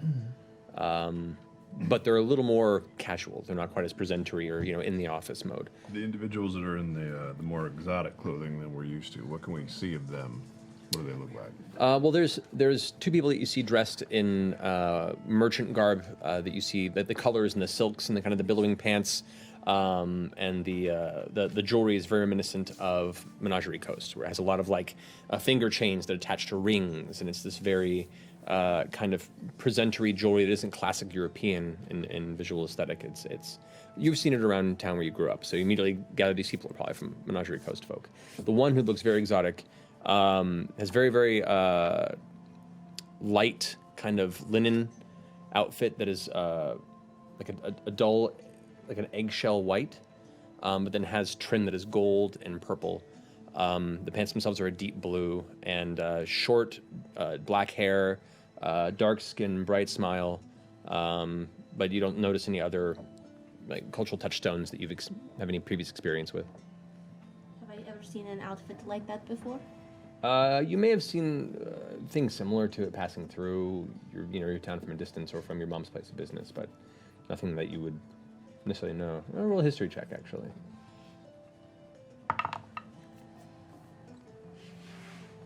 She knows our history. 19? Actually, you'd get the sense that this is probably Marquesian. It's probably a traveler from Marquette, which is a long way away. Very rare that you find people coming all the way from Marquette to the Empire, especially. Like Menagerie Coast a little more often, but this is something different. But as you approach and enter, the stubborn stock just immediately scattered the food and drink. And Starosta Wyatt, who you had seen briefly but not actually engaged with before, stands up as tall as a halfling can as you approach, with his curly, matted hair and the shocks of white and gray on the sides. His arms open. He goes, "Congratulations! I just had to come and tell you personally, a fantastic display. Come closer, please. I want to meet all of you." And he starts putting hands out to meet you. What's your name? Hello, I am Yasha. Yasha, pleasure to meet you. Fantastic performance. You're a mighty warrior. I'm really impressed. Thank you very much. You are? Molly, charmed. Molly Charmed. Good, pleasure to meet you. Will do. Fantastic. You, miss? Lady Fancy Pants McGee. That's a curious nice to name. meet Pleasure you. to meet you as well. All right. Pants are rather fancy. Well done. You there, little missy. Hi, I'm just Pam. Pam, pleasure. Shy, that's okay. It's allowed. What's your name? Caleb. Caleb, pleasure to meet you. You are? Bo. Bo. All right. Well, pleasure to meet you as well. And you, sir? No, Ford, it's been an honor fighting in your victory pit. Oh, I will tell you, a brilliant display of skill, and precisely the kind of showmanship the fine people of Zadash need right now. So I appreciate your being a part of this. It's well-earned victory, and Was this person in the conversation I was spying on before? yes, he was the one who was being notified. This is the Starosta of Zadash. Okay. Yeah, tensions eased in the city a bit since, the incident. The incident. Well, in the tower with the... Yeah. Oh, right. Well, we've taken care of that for the time being. Repairs have been made. The tower's back where it was. The individuals you might want to talk to about that are over there in the corner, and you see over they were faced away from you when you first entered, but looking out from like the far window that leads to the outside, you see two figures faced away, looking outward, holding glasses of wine. It looks to be the two figures that you saw when you first entered the ring. Ormit Haas, the headmaster of the Zauberspire, or the Halls of Erudition. And then the dude in the white robes. The dude in the white robes. Oh shit. And those were just pointed out to all of us. Yes, they're just like facing away from you guys out the bar. So if you want to inquire the specifics, they'd be the ones to talk to. Master of the I will say, I've recently been notified by Stonegrasp. He kind of points over to the lawmaster, who's over in the conversation on the side with her own people, that you had already completed some dangerous contract work for the city. Is that correct? That's indeed true, yeah. We found ourselves in harm's way. We're always looking for the next bit of adventure to put some coin in our pockets and do the city some good. That's fantastic. We beat the spider. That's the one she mentioned. That thing had been a problem for some time, I hear, so it's greatly appreciated. You've done twice now great service for this city. Well, this evening is yours to celebrate. But things shifting as they are, we may have need of upstanding and skilled citizens of the Empire, such as yourselves, in the near future. Should you be interested, that is. Is everything okay, Starosta? You seem rather stressed. I'm good at spotting these things. I appreciate that. My position here comes with a number of responsibilities. So at any given point in time, I probably am very visibly stretched, but I'm doing the best I can. I appreciate that. Where might we contact you? Should we be so interested? Well, we're frequently at the Leaky Tap. Yep. Leaky Tap Tavern. Okay. Frequently, not always. Yeah. Right. All right. Sometimes we stay at the Pillow Trove, you know. Oh. Sometimes we're out and about. All right. Well, good to know. Should we have need of you, we'll know where to come and find you. Actually, on the Pillow Trove, sometimes we people don't quite know the services we do for this city. It sure would help if we had some sort of a slip or some sort of badge that would allow us to move more freely, Through the gates. Oh well, that's not a worry. I don't think. Simon, and kind of like hits the side of the chair, and you watch as one of the Crown's Guard comes up, but a more decorated Crown's Guard. It looks like he holds more status. He goes, "Yes, Starosta," and he kind of looks up at him and says, "Can we just ensure that the rest of your body of soldiers understand that these fine champions of this year's Harvest Close Festival are allowed entry and exit from our fine Tri-Spires?" He's like, yes, sir. We will make sure that the Crown's Guard are aware of the Mighty Nine and their ability to pass in and out unimpeded." Most gracious of you. Thank you so much. What is your name? Oh, I am Jeremiah, Captain Jeremiah. Anyway, well done, well fought. And he kind of like takes a step back out of the conversation, and you get the sense that there's like a little bit of a hierarchy there, where the Starosta not meaning to, but there's a very much I should not be part of this conversation. And he just kind of steps out of it. So well, very well. Look, enjoy your well-earned evening of revelry as much as you can. I have a sense there are some stressful days ahead, so enjoy it. Rest well. He takes his glass and drinks to you and takes a sip and... You are better tomorrow. Indeed, young girl. And he turns around and sits up onto the couch and re-engages in conversation with one of his various guests. He certainly seems stressed. He's gonna die tomorrow in war. What? We all are. What are you talking about? Didn't I tell you guys there's a war starting tomorrow? Did you? I overheard them. Yes. Oh. She did tell us. We're all gonna die. We should leave We're now. not going to die. The war is very far away from us still. I can't believe I find myself agreeing with Not here. I think we should get out of town while it's still possible. Really? I mean, we're just starting to climb our way up through this thing. You leave the table when you've got the pot. You don't wait for everything to go back to the dealer. You know, I think for a day or two, everyone here is going to be very preoccupied in the city. So if there was anything you are thinking of doing, it would be a good time to do it. So we should steal everything. And at some point, they're going to start looking for people to fight this war, and I'm not sure I want to be around for it because, boy, they know who we are now. So what I'm suggesting is a compromise, not leaving immediately, but soon. I need time to go back to the Pillow Trove, you guys. DM, can you remind me what time of day it is? It's past dusk now. It's probably at this point 9 o'clock in the evening. And on past days, has Pumat's place been open this late? It has been. Yeah. Okay. So. I still do have a giant tapestry over my shoulder. Yep. I have been walking around like. I like to think that you did the entire fight with it, though. I put it down for the fight. I would explain some of mine. Anyone else pick up on those two individuals over in the corner? Well, he pointed them out. We should go talk to them. Yeah. They look familiar. What should we say? Oh boy. Do you want me to do the talking? Yes. Yes. I was kidding. No, you should. You weren't with us the night that all this went down, and so they would not suspect you of anything. Come on. That's actually true. It is. Outside your boundaries. Here you go. Let's go. Fjord, can you come? Well, we're all gonna go, right? Sure, yeah. I'll join you. Jester? You want me to come to you? I actually think maybe it should be her and Bo because they won't recognize her, and human faces tend to start to blend into the crowd, whereas we do not. I can listen to this Starosta. Fair enough. I'm already hanging out by the door to this place. Okay, so you're just by the doorway from Yeah, I everything? left 30 seconds ago. Okay. Wait, but I was actually kidding. I'm not. You'll be great, Yasha.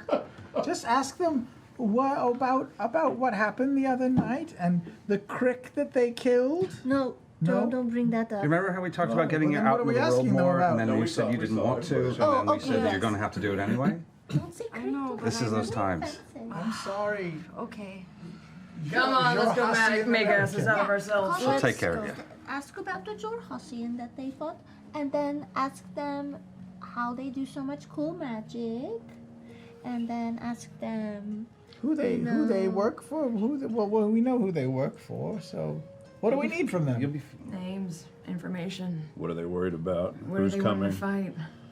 Are they gonna roll out people? how they fly. Ask them how they fly. Why don't you just act like you know more than you do? Like, whoa, I hear war's coming tomorrow. What about that? No, don't If do we're that. going to Don't do help the that. city, Don't do that. we're going to help the city. The more we know, the better. Let's not even start making vague promises. Just be yourself and you'll be fine. You're ready to Just be go. anybody but yourself and you'll be fine. It's gonna be great. It's gonna be great. As they Was go that and about making approach, promises? as they start I don't walking know. over, I'm going to wide flank to the left, just a hug. Wait, so who's going where? Me and Yasha are gonna go Yeah. talk to the wizards. Bo and Yasha going up You're there? not going to go to. Yeah. No, It's too obvious. these two. Oh, jeez. Not the most. I'm going to The most constantly inconspicuous. stay within a few feet of the Starosta, but not in like a weird way. I just want to like overhear his conversations and see if he's talking about war and stuff. It's gonna be Okay. a weird And way. I'd like to flank to the left and keep an Gonna eye be on the like- crowd to see who, if anybody pays attention to two strangers approaching. those Okay. two. It seems that the cluster of merchants that you had originally mentioned are keeping pretty close, at least cluster to the Starosta. It looks like they're probably in the business of discussing future transactions and business. You gather probably more on the Starosta maybe making connections in preparation for what's about to transpire. Is it really crowded in here? Are there a lot of people? There's about 20 or so people in the chamber, and the chamber's maybe about 40 feet by 40 feet, so it's fairly packed. I'm going to send Frumkin dancing around people's feet to get within 10 or 15 feet of these, to follow Yasha and Bo. Okay. And take a seat on a chair on the side of the room, close to the door as possible. Yeah, you find a chair. Everyone seems to be standing and, conversing, so. It's okay. Ford's been teaching me how to talk to people. Oh, good. I'm glad. Do you want to take the lead? Sure. I walk up to Ornid House. Ormid, all right. They're both faced away, and they're looking out kind of into there's a window that's open that leads out into the main victory pit, and then there's the sky, which is mostly clouds. Occasionally you see a break with some stars, and they're kind of just in the middle of a conversation, but it's hushed. I kind of grab Yasha behind, like, on the small of her back. I kind of walk her up to the window, and I'm like, yeah, and there's actually a really great view. They both immediately stop and, like, turn over, If you look at you. So I can't even imagine the beauty. Right? Isn't it? I mean, it's just such a great view. Over there is the Cobalt Soul. Pardon me, can we help you? Cobalt Soul. And you glance over and you can see Ormid Haas at first glance, squat, maybe like 5'3", but a wide body. It's like Wolverine proportions. Very, very like dark, ruddy brown skin, with eyes that are black like obsidian, that kind of almost sparkle when you look at them. The hair is very short and curled, and there's this kind of very, very strongly inset dimple wrinkle when he smiles, with these kind of teeth that are almost a dull gray in color. There's something not quite human about him, but also very welcoming. As he turns towards you, there's almost like a bit of dust kind of just is loosened from the edges of his ears, kind of just almost like it's a strange phenomenon. But these long kind of reddish gold robes, his arms are kind of folded in the sleeves where you can't see them. I apologize. We're taking time away from the window. And the other gentleman turns towards you. You can see now very close. And older gentleman, probably like 70s or so, skin slightly kind of jaundiced or yellowed in color versus the usual pigmentation here. He seems to bald on top, but like kind of longer gray-white hair that goes past the shoulders, the same white and gold robes. He smiles, but he looks like he's not enjoying the pleasantries of the space, but then puts on a face immediately as soon as he notices your arrival and just gives a nod. I recognize both of you. You were part of this this fight earlier, the Mighty Nine, correct? We were. You're. I recognize you too. I feel like we've met before. Maybe at a gala previously. It's possible. I do not recall. But if so, it is good to see you again. I'm sorry. Bo, I am Ormid Haas. I am the headmaster of the Halls of Erudition. This is my compatriot, Master Trent Ikithon. Trent Ikithon. Trent Ikithon. Sure it is. And he turns and goes, it is a pleasure to meet you. I saw what you did today as well, and it was a very majestic display of skills. Quite. Thank you very much. Majestic is my middle name. So, we saw the other day you guys fighting off those invaders. That was very impressive. Thank you so much for your service to the city. Ormid goes to raise his hand and Trent goes, oh, so you were present during the attack outside of the Zauberspire, yeah? Well, I mean, it was pretty public. It's true. Doors are tall. It was an unfortunate incident that, thankfully, we were present, both of us, to take care of it before it grew too dangerous. What were you fighting? That seemed to be assassins sent by the Kryn dynasty. Terrible cricks that had attempted to steal something that should not fall into their hands.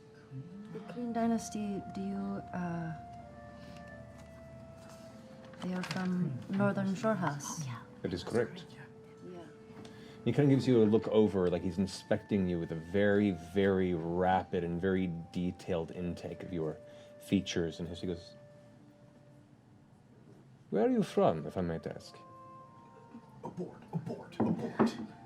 I am from Where did you grow up? Rojas. How long have you lived here on the Empire? Not very long. About, let's see. Like, maybe like 8 months or something. Oh, that doesn't look good. That does not look good. No. But Fascinating. She traveled and has helped. Trent isn't even looking at you. He's just completely focused on but Yasha. I travel. I left. I don't. I chose not to live there anymore. So. Why did you leave? I just, it's not a great place to live. It's awful. It's marsh and it's not a comfortable place to live. Make a wisdom saving throw for me real fast. What's he doing? What's he doing? Wow, that was cocked. Super cocked. That's Super cock. 7. Oh! Oh, yeah. Negative. As you're talking, it's weird. Like he's staring at you, but for a moment you feel like almost like there's an illusion over his mouth and his fingers. They're still not moving, but it's almost like your eyes catch something shifting unseen beneath him. Almost like you've layered 2 images over each other for a brief second, and then they're gone. And he goes, "Huh. Well, very happy to have you fighting on our side." Yes, I most definitely am. I can assure you I don't, stand for anything bad from the Xhorhas, and I am here to help. Wonderful. Yeah. And maintain that, please. Okay. You and your friends seem to be very helpful, and a lot of help may be needed. And should you ever stray from that path, it has been a pleasure. Thank you. Yasha. Yes, that's me. And he reaches out and shakes your hand once more. I would like very much to talk to you sometime in the future. You're intriguing. We usually have her through me because I'm her booker. So that's actually a conversation that, me and you and the rest of Mighty Nine can have. You're Cobalt Soul, aren't you? And Orma goes, Please stop this interrogation. I apologize. My friend is very No, I am studious. Cobalt Soul. Yeah. Well, Super proud of the work we're doing over there. you've done much great work and have aided us on many occasions. And everyone at the Cobalt Soul feels the same about you all at the halls of Erudition.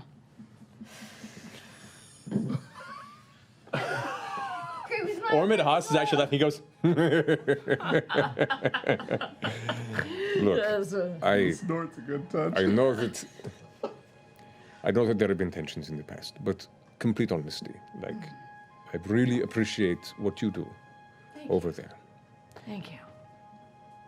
Anyway, we must be off. The evening has grown late. Isn't that correct? And Trent goes, yes, that is correct. It's been a pleasure. And I look forward to our paths crossing again. Great. Same here, because this was great conversation. I really. Question, Ormid. The Cobalt Soul's been talking about moving to the front line. Do you have any idea if we're gonna get the same support from the Hall of Erudition? Just because I know you're a fan of our work, and we're just such a mutual fan of To yours. the front line of what?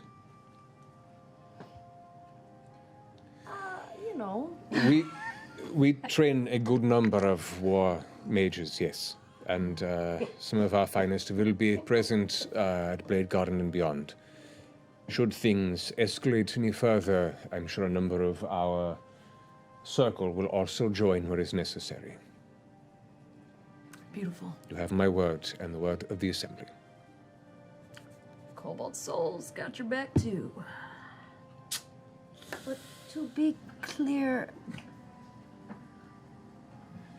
do you know what you're fighting? they both kind of have a knowing look at each other and look back to you, and Trent finishes for us. We have been studying for quite some time, as is the nature of protecting our people here, yes, but there are still many mysteries beyond the boundaries.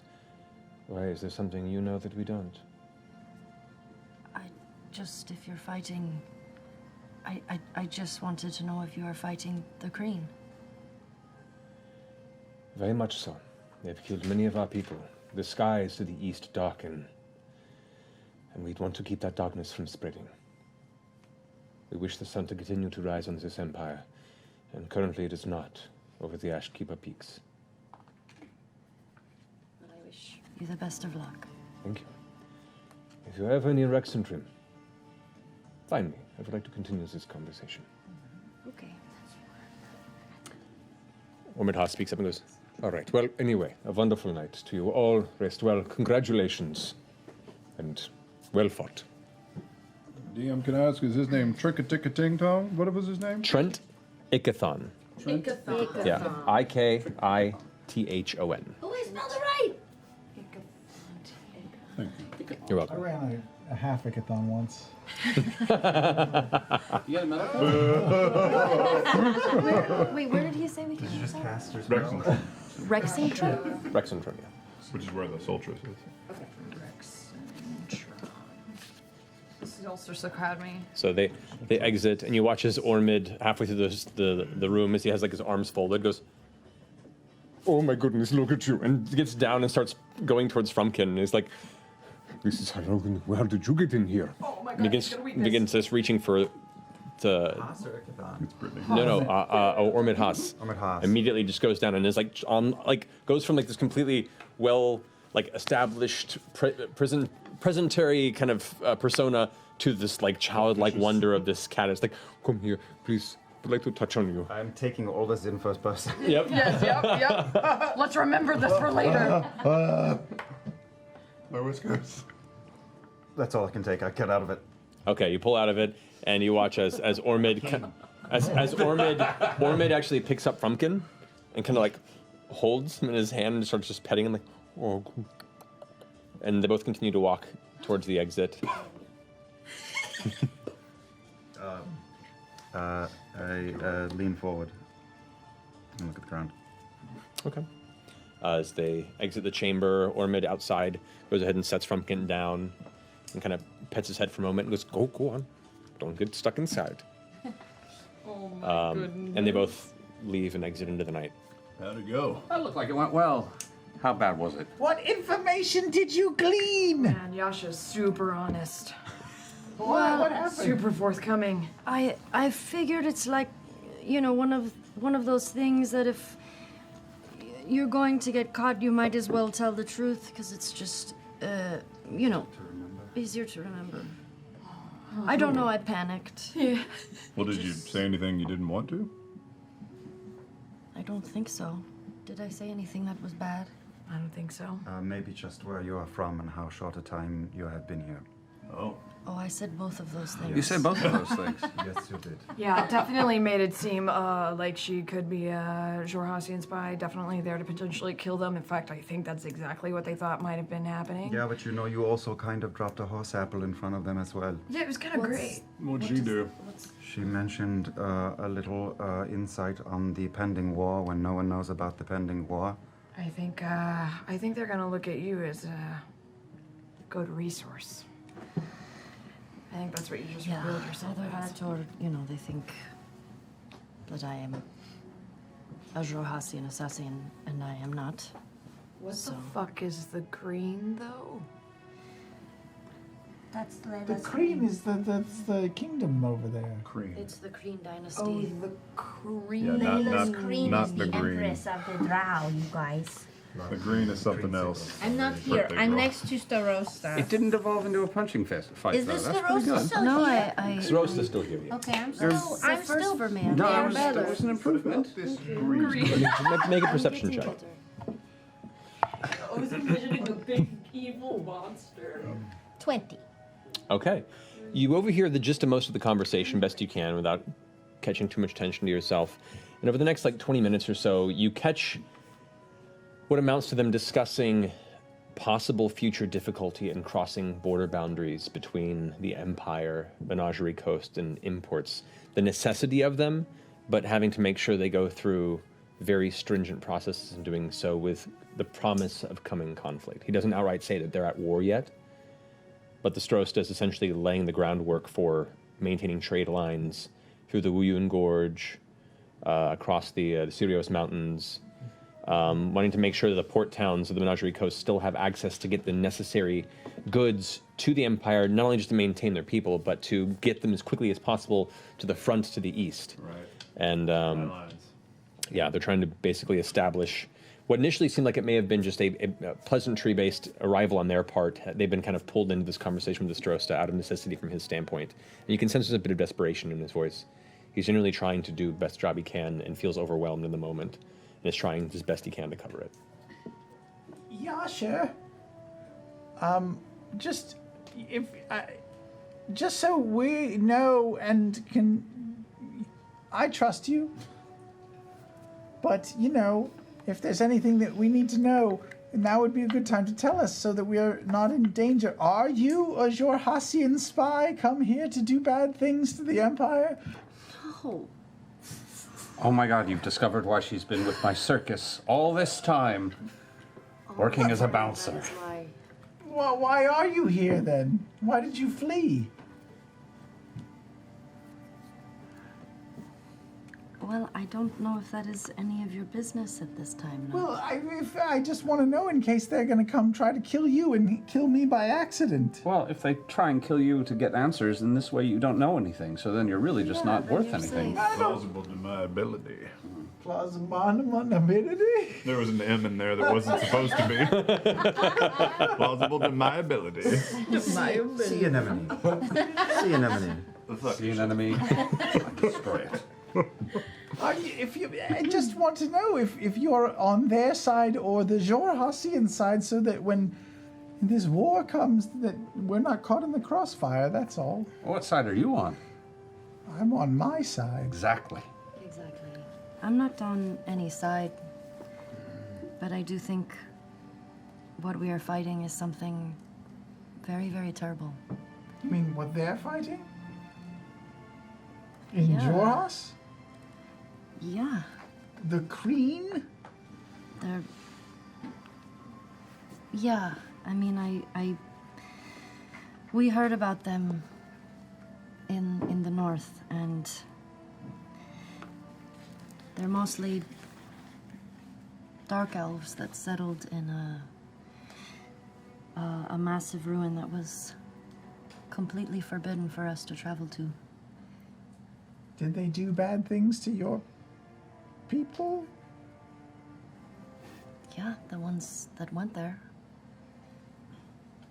And they do keep their skies dark, and it's some kind of dark magic that we don't know of that keeps the sun away. And they've enslaved men and beasts and demons under their banner. That sucks. Have you seen the dark skies? I've never been there because it's hard to get there, and it's not someplace I would want to go alone. Did you know anyone who went? I heard stories, but never anybody personally. Are you interested in going there? I've always been curious. Just to see with my own eyes, but I mean, they've done so many bad things that I would want to fight them. I think Molly's right. I think Molly and Nod are right. I think they're gonna try and start enlisting soldiers here. Are they doing the same where you're from? I don't know. It's been a while. During this whole talk, can I look in and see where my cat is? Yeah. Frumpkin is maybe 20 feet outside the door and is just waiting for you guys to exit. Oh, yeah, okay, well, I tell him to wait there for me. Okay. Well, if we're really going to be pulling out of this city that fast, maybe we should take advantage of these new badges we have and, hit up the Tri-Spire. Finish the evening off right. I'll honestly say I'd like to get out of here as soon as possible so they don't think we're running from the news. We get out of here before the news hits. Fair enough. All at Then where once, do we or- go? I don't care. I'm happier moving than staying still. How quickly are you thinking? If it were just the two of us, I'd say leave tonight. But How about 24 hours from now? see if we can make it faster. But 24 hours is not terrifying. No I later would than like dusk tomorrow. no later than dusk. I'd like to get out before news starts to spread. Yeah, Before they decide to start locking down the Yeah. halls. one more day. Just to be safe. Just to, get supplies and be ready for the road again. That's a fair point. Should we divide up the money? Yes. Well, that I feels believe better. that's 228 gold each. Great. As you guys are in the process of finishing this up, and people are starting to leave from the lounge area, and they're starting to close down, Darrow comes up with his troop. They're ways into their cups, and he's like, friends, before we shove off and probably never meet again, I just wanted to say it's been an absolute pleasure to get to meet you, to watch you fight, for you to watch us fight, and all the luck in your future endeavors. Same to you. It was very, very impressive. Where does fate take you after this night? Well, as far as I know, we're probably heading back up to Nugvarat and continuing with our contract of sitting around and being paid for nothing.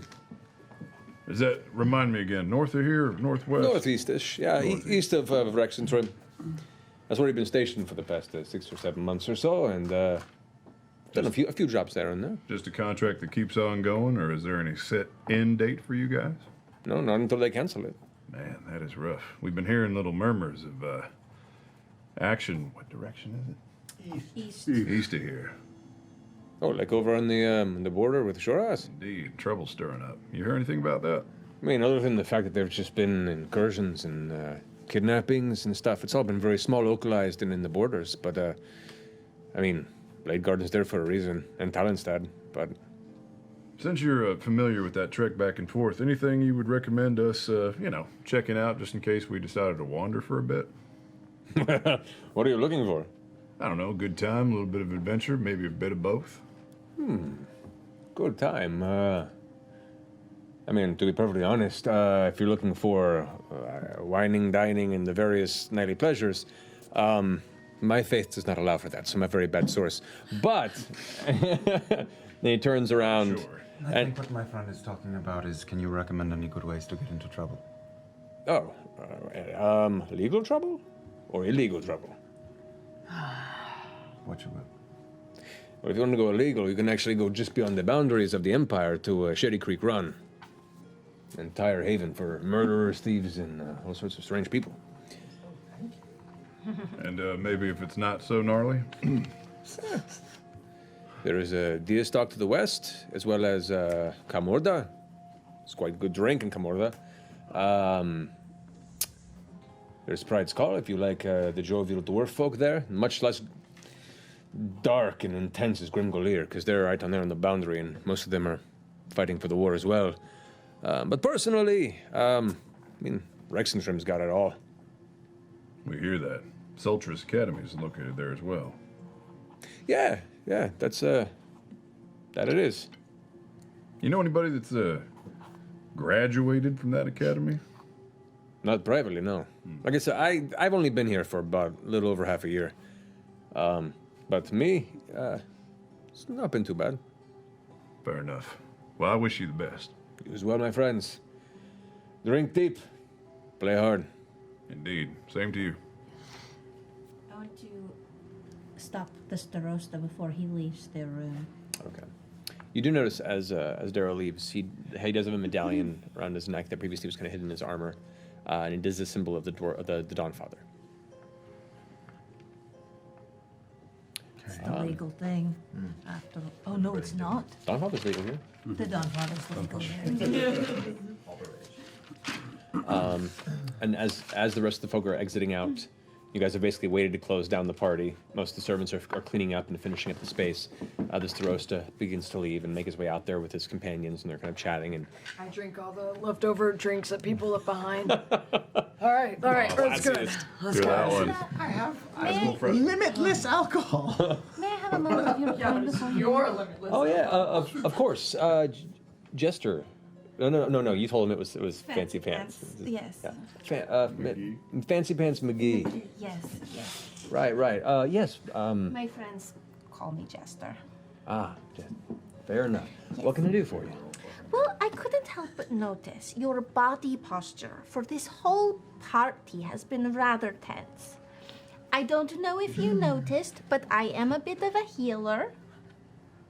And, I'm from the Menagerie Coast, where I did a lot of mental healing as well as body healing.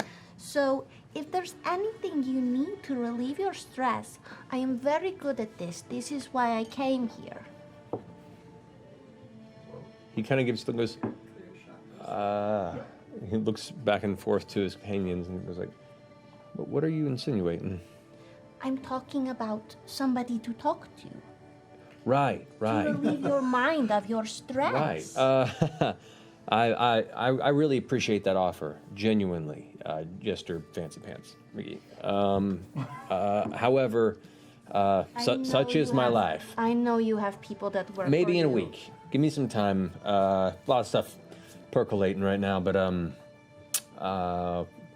leaky tap, right? Or the pillow trove. Or the pillow trove. All right. Well, I may have use of your services soon. Not at the moment, but soon. Okay. I can help your mind. Thank You you very just relieve that stress. It's somebody to talk to. It's very helpful. I appreciate that. Soon. And he kind of like is trying desperately to not get the wrong impression to his friends as he kind of darts off with them into the night. Are you drinking every random cup, or are you just pouring them all into one cup? Suicide or one at a time? No, just finishing the ones that are left behind. It is an atrocity to leave alcohol on a table. Make a Constitution saving throw. Bo. Yeah. One of those was full of dip spit. Ford's work. Yuck. Yeah. 17. Iron stomach. Beauregard over here. Green lung cut. Fuck all You're y'all. going to have the shits later. Yeah, probably. You're a trash person. I'm gonna walk over and take your last drink and drink it and salute.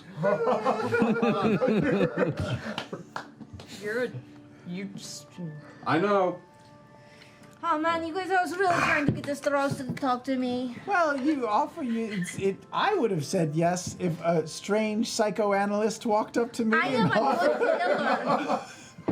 I'm a really good healer. Did you tell him that he has to give you $1 to engage your services? No, I told him I didn't give him a price actually. See, that's even shiftier. I know. Yeah. What are we doing? That means I'm really good is what that means. For all these Not services? for friends. Oh. I'm actually really shit at giving advice, but don't tell him. I don't agree. I feel like you would be very good at it, Well, anytime you have any problems, Yasha, you just come to me, okay? Are we talking about I maybe rolling show a at- little bit of pink on my we talking about rolling at the pillow trove this evening? Is that what I'm picking up on? Or- I need to go by there anyway. How long has it been since we've been in town? Well, since it's been long. she's been in town? Yeah. In fact, it's probably been a week and a half to 2 weeks. I mean, by this point, my mom has probably got the package here, so. Well, by all means, let's stop by there and then let's see if there's a fancy place for us to, We have fucking money to burn. We need some healing potions and things. Yes, we'll I go bet buy there's Pooh Mats places later, in there. it'll be fine. We could go to the Silken it's late. Terrace. What time What's the is it? Silken It's late. Terrace? At this Like point 7, now, 8, 9. oh no, right now it's probably like 10, 30, 11 o'clock. Plus, there's always one of those Pooh Mats around. Okay. What's the mission for tonight, though? Try Spire Pillow Trove, get Jester's package, get turned up, get some healing potions. Wait, we're getting turned up before we go to Pumat's? Is the idea? Why not? Yeah. You think Pumat's going to be open at 2 Never in the been to morning? Red Fair, the more you Tomorrow, drink, what the more you difference does it spend. make? Why do we need to go now? We don't. It's late. Yes. You did a lot today. We did a lot today. Oh my god, eating I'm all so the hors d'oeuvres tired. in this place. But yeah, That's we're going probably to because you just drank like 15 drinks. we're gonna have to move on things quickly. But Lead the way, Jester. up early in the morning. All right. Up early in the Are we staying at the Pillow Trove? Oh. Yes. Yeah, we'll crash it. That's fine. Did you guys divide the money up? Yes. What did I get? 228 and 5 silver. Alrighty. So, as you guys exit from the forum, the victory pit, out into the night, which is the event is still going on, though it's most of the people have flitted out. Everyone who remains is either pretty tossed or is in the process of closing down their various carts and established places of sale. The Penta Market is closing. The festival kind of pushed it a little bit for some establishments. But you make your way walking towards the Tri-Spires, and that's where we'll go ahead and take our break. We're in a break. Yep, take a break because it's 8:50. Yeah. Still your birthday. Yeah. So we'll be right back in a few minutes for a break. However, we do have our Wormwood giveaway.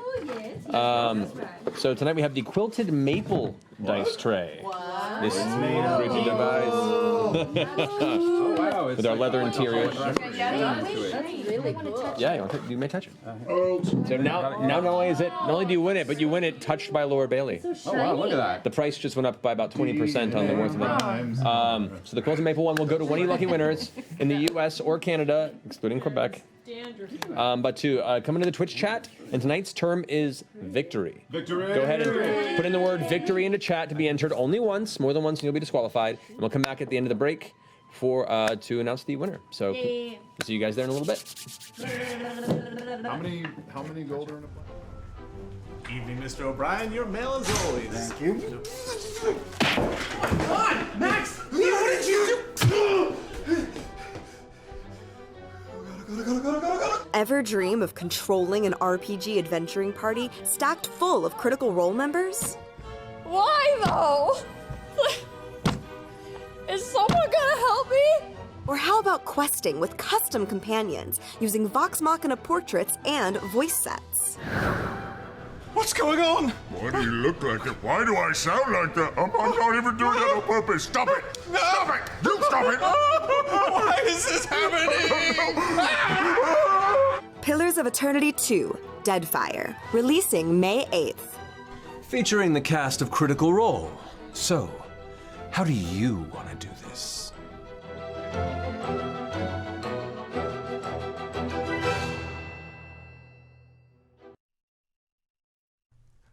Oh, we're casting spells like Otter Devastation and Snuggle Overload. That's right, it's Sparkle Kitty from Breaking Games.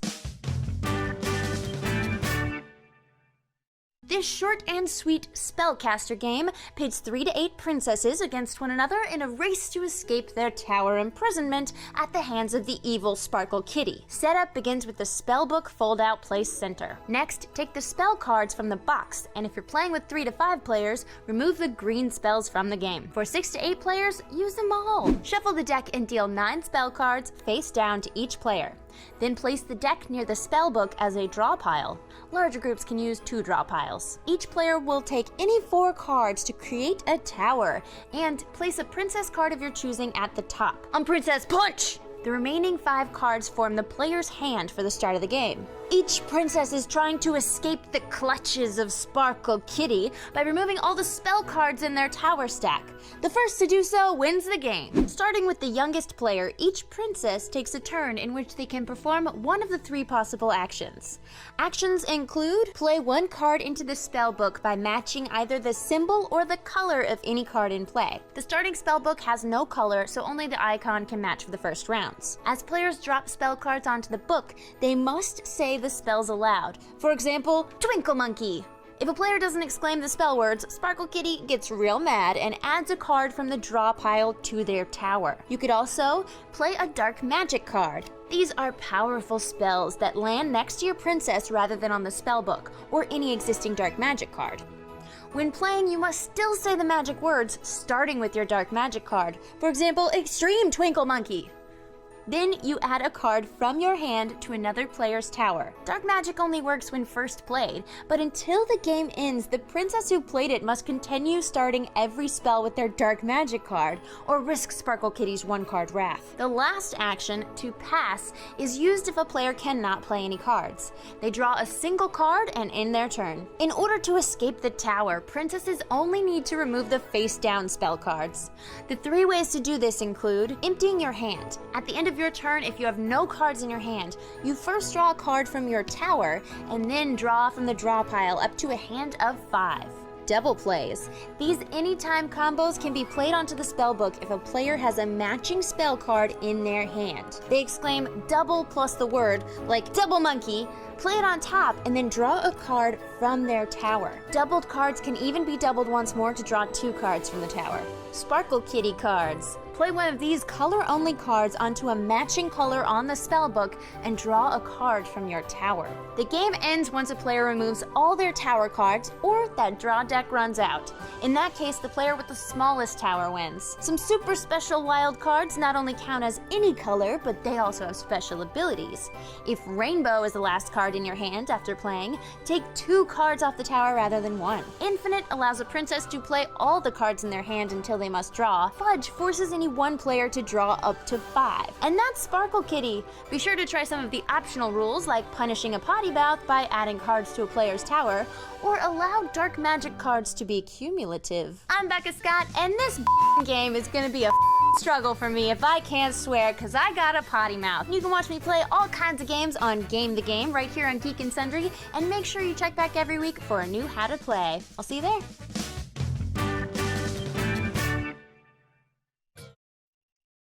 Well, friend. You've got all your nifty pals over and you're ready to play one of the most creative role-playing games of this, our modern age, Numenera. Yeah, mister! This is the most! But I gotta admit, I'm a little lost here. And so are my friends. What's a role-playing? What's a class? Is there math? How do I play this? Ah, I see. On a trip for biscuits, are we? Well, looks like you'll need just a little more help than I can offer you here in this little film. In fact, it looks like you'll need Starter Kit. Starter what? Starter Kit, the hit Geek and Sundry show exclusively on Alpha, is returning for a 2nd season featuring this very game. Not only that, but Numenera creator Monty Cook will teach you all the basics of playing his game, such as character creation, engaging in combat, and how to go wherever you want in this crazy made-up world. You'll learn role-playing basics like, how do I use all those crazy dice? How do I track my stats? How do I conduct myself at the gaming table? So watch Starter Kit, only on Alpha. Boy, oh boy!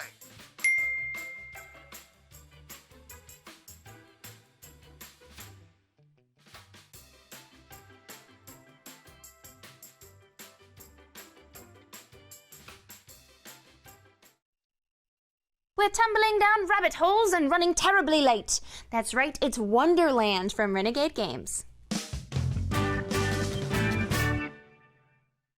This strategic and simple 2-player card game pits innocent Alice against the diabolical Queen of Hearts. Setup begins with the Alice player taking the 7 blue cards and the Queen taking the 7 red cards.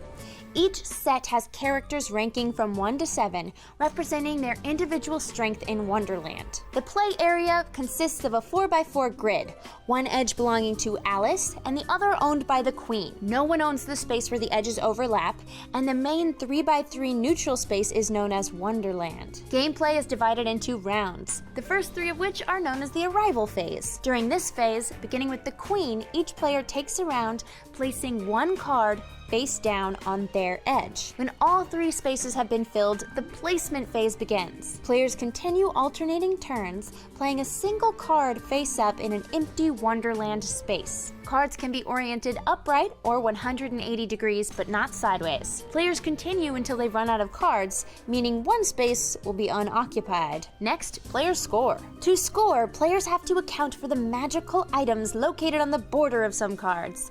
Potion symbols fully negate the points of the Wonderland cards they border, while cake symbols double the score of their adjacent Wonderland cards and can increase cumulatively if multiple cakes border a single card. Neither symbol has any effect on the edge cards and vice versa. Players now score rows and columns based on the corresponding card on their edge. Reveal those cards, each of which is the score value of the row or column. The player with the highest values in that row or column gains that many points. Let's look at an example in this first row.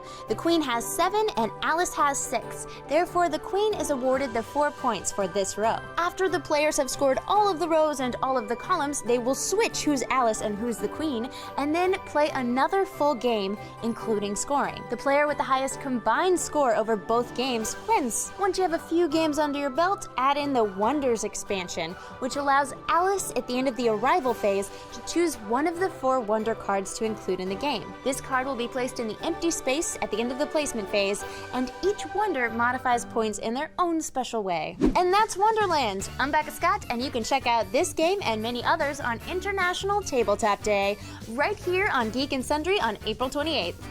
We'll see you there.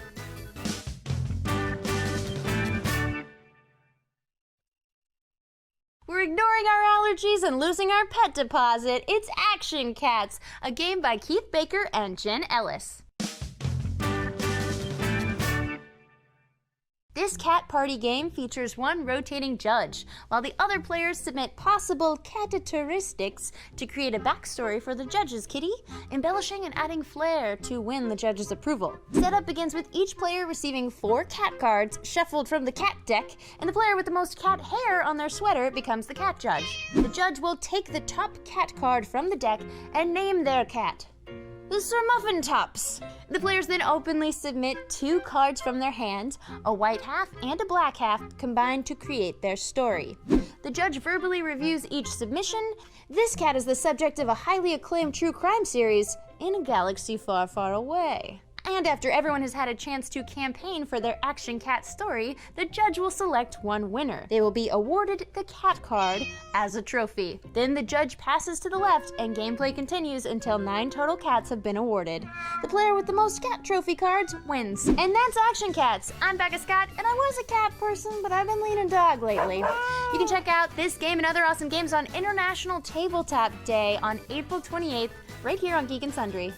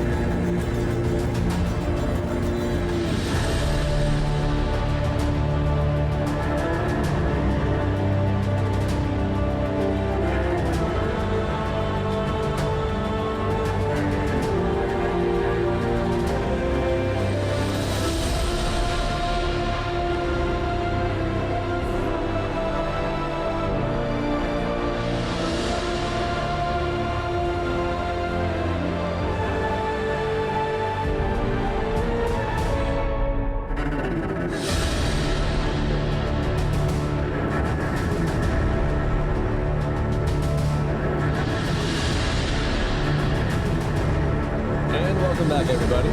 So before we jump back into the game, we have a winner of a fantastic dice box from Wormwood. It is Deadlight Carrion. Deadlight Carrion, congratulations. Deadlight Carrion. Deadlight Carrion. Denoma will get your information, and we'll get that sent out to you ASAP, but well done. And thank you, Paul, for getting us all ice cream. Yes! We had break ice cream. Yeah. Nobody tell my trainer. Yes. Yeah, right. I had the froyo because Healthy. it's healthier. Alrighty. So, as you guys are leaving the Pentamarket in the late hours of the evening, making your way towards the Tri-Spires, as you approach the outskirts of the outer wall, the gates open, the guards there posted. There are 3 there waiting. They begin to approach as your troop begins to arrive. One of them steps up, goes, hold please, right, please, you may continue. Yeah, we're them. Very obviously holding and petting my cat and looking at all 3 of them as we walk. And one of them is the guy that kicked him originally. He's not the one that interfaced with you, but he's like standing by the side there, just kind of waiting, and he watches you approach as you walk by, and he goes, Go Star-Lord, don't ruin this. Guten Abend. Just swallows and doesn't respond, and just kind of looks off in the distance. Philip, what did you say? Guten. Abend. Good night. Yeah. Hello. Gluten almonds. Have a pleasant evening. Almonds. So, where are we going? Like, I mean, we're going to the Pillow Trove. I support you, Jester, but I mean, I what are we support you too in what are all we- of your endeavors. Okay, then let's go there. All right, as you guys make your way through the streets of the Tri-Spire. Apologies. I pulled Bo backward by the arm. Okay. And make out. And, no. And long enough till we fall back a bit so that then wait to see that the group is not paying attention. Okay. Yeah? As you go. Can you get me into that library tomorrow? Yeah. I told you a fucking secret, though. I also kind of told Yasha the secret. But So can- you and Yasha know the secret. Okay, It's not really that much of a secret. okay. But the library is a thing that we can do before we leave this city. Yeah. As long as nothing crazy happens, I'm assuming. Yeah. I'm just hoping to look at books. Is that all right? I know. I know exactly what you want to do. And yeah, it should be all right. Good, great. What are you looking for? Just more spells? Anything else in particular? No, I mean, spells you can find, digging in 1,000-year-old laboratories. I want to learn. I want what is not readily available to all. Okay. I don't know if that is something that I would be allowed to look at. What kind of clearance do you have? They're not gonna let you see the, like, super secretive weird shit in the back. History? Is there history? Yeah, there's tons of history, man. I mean, forced history down my throat. Oh. Okay, this is good. Hey, wait, though. Oh, that's 2 times I've tried to bail out of this conversation. I know. You're real good at it. Why are you afraid of fire? Great segue. Well, I understand, I just want to know, because I want to be taking you around books, and your relationship with fire is, Are you going to set the books on fire? Now, are you going to set the books on fire? I'm going to read them. I'll take you in the library if you tell me why you're afraid of fire.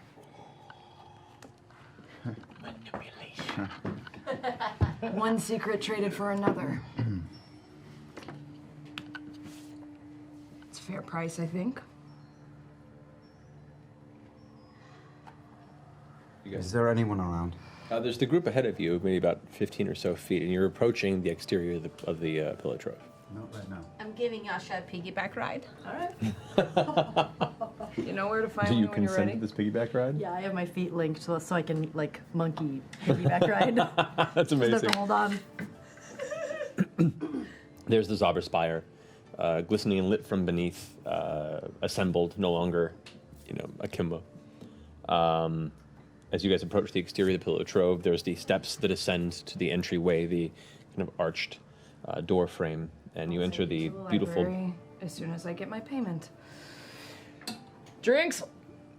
We're out in public and we're in front of a hotel. I'm inside the hotel has drinks. I like that you have a handle on your mug, but you don't use the handle. Well, it's a little like unbalanced. Yeah. I kind of have to choose if I'm gonna commit to the handle or if I'm gonna commit to Maybe the do cup. the thing you just did. This is it's not bad. But your handle gets. I do the same thing with this cup. I grab it by this like this the whole time. So as you make your way into the. How do you do it, Sam?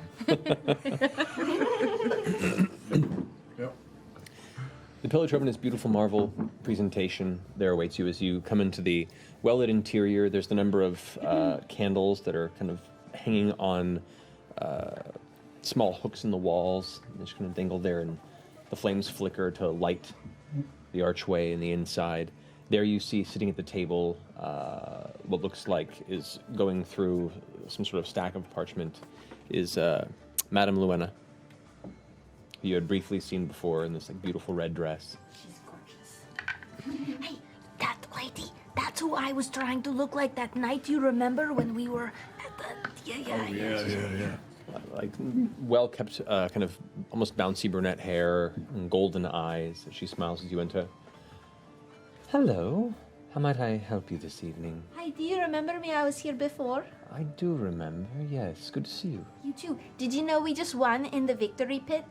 I did not. I did not attend that portion of the festival, but congratulations. Thank you. We're kind of famous now. That's wonderful. We think we may stay here tonight too, because we thought it would be nice for the Pillow Trove to have famous people staying here for you. But of course, we have. Is that a room for each of you? She's an Instagram model. It depends on what you want to offer us as the victories of the victory pit. Well, I'm happy to offer you rooms at the discounted rate of the charging price we give to it. It's still an establishment of. Of course, yes, but we would tell everybody we stayed here all the time. Well, we. It doesn't work that way, my dear. I'm really bad at persuading people today, apparently. Do you want me to try? I'm doing a really bad job. I have a package probably here anyway, so I'm going to check on that. I'll let everybody else talk to you about how famous we are now. All right. How many rooms would you like? I think 2 will do just fine. 2 rooms? All right. However many can bunk together, I guess. Okay. So 2 rooms purchased for the night. If I recall correctly, I push you around 4 gold. That's it? 4 gold? Do you know how much she wanted to charge me before? No, I wouldn't. I'm just gonna leave it though, because I'm walked away. I'm at the front desk. 4 gold for two rooms. For each room? For each room. Oh, for each room. I'll cover the fella's room. Here's 4 gold.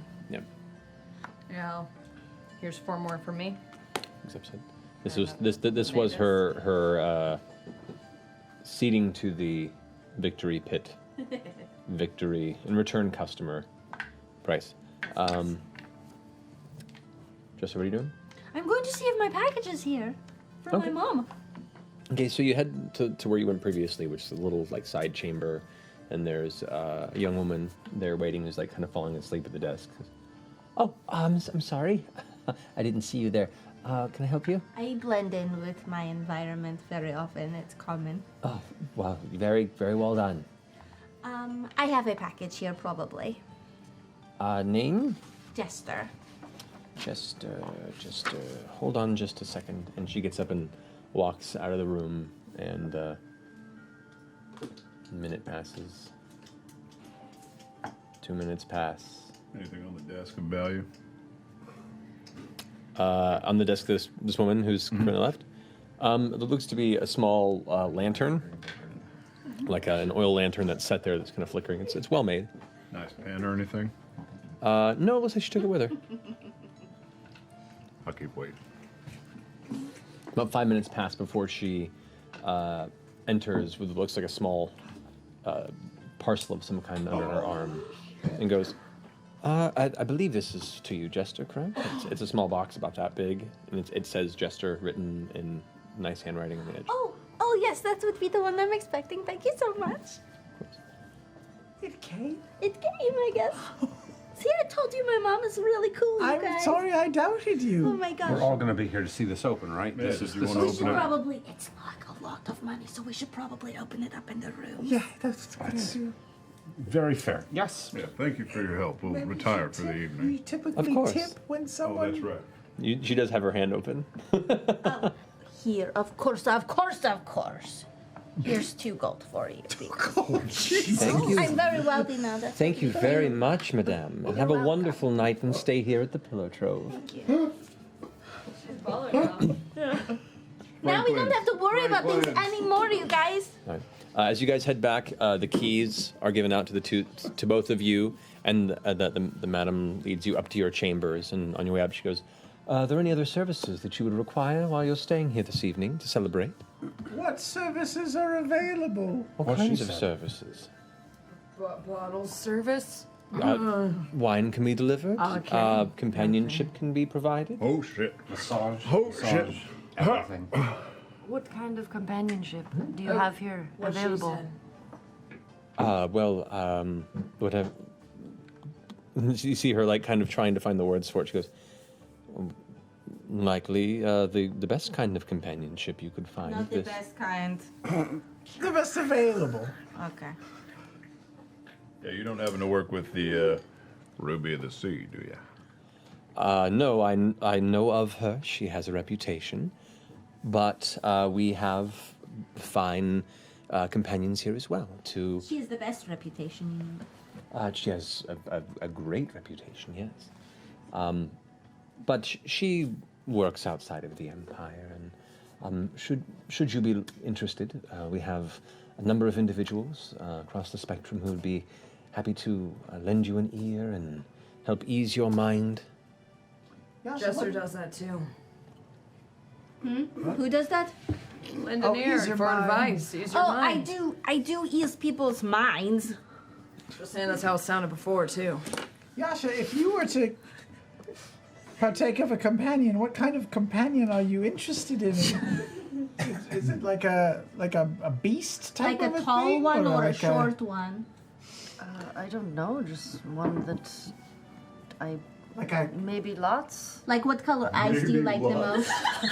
most? What color eyes do you like the most? Do you want people with one color eye and the other color eye like About you you have? just come and find me when you've decided whether or not. I think that's very fair. Is there like a? Never mind. Jester, shall we? Yes. The madam leaves. Can I ask an out of character question? Sure. As a citizen of the Empire. Yes. How much does Caleb already know about the Cobalt folk? Cobalt so? Yeah. I mean, you know of them, and in the way that you know of the people at City Hall that keep all the records of the building structures. Like, you know it exists. Everyone knows it's part of the structure, but nobody really pays much attention because it's a place of learning beyond what the usual learning process is. So It's like certain the dying public libraries of today. Right, you're a librarian. I mean, it has kind of, yeah. Like people know it exists, but the few people that really take an interest in it either end up pursuing it or adjacently to it. Okay. And those people end up acquiring more knowledge and it becoming more prominent in the society. So it's almost it's an unused resource, unfortunately. And their like political affiliation? I mean, within the Empire, yeah, they're one of the many sanctioned places of worship for the Knowing Mistress. Yeah. But they're with the Empire. Okay. Like they function within the Empire, and they have the individuals that run each archive are appointed by the Crown. As with all places of worship in the kingdom, whoever helms those locations, the high priests, the high archivists, whoever they are, they're appointed by the Crown and worked directly for the Empire. Okay. Yeah, all religion here is employed by the Empire at the highest point. As long as there's a Cobalt Soul Scholastic Fair, I think I'm really. I know. Oh my god. Scary stories to tell in the dark. Yes. Yes. I want my pencil set. That's after winter, unfortunately. You have to wait for spring for those to come around again.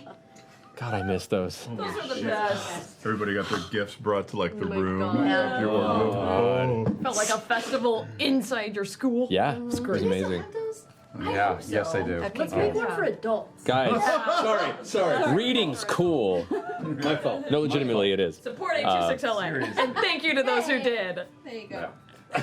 So, you have your rooms at the Pillow Trove. Well, what'd you get?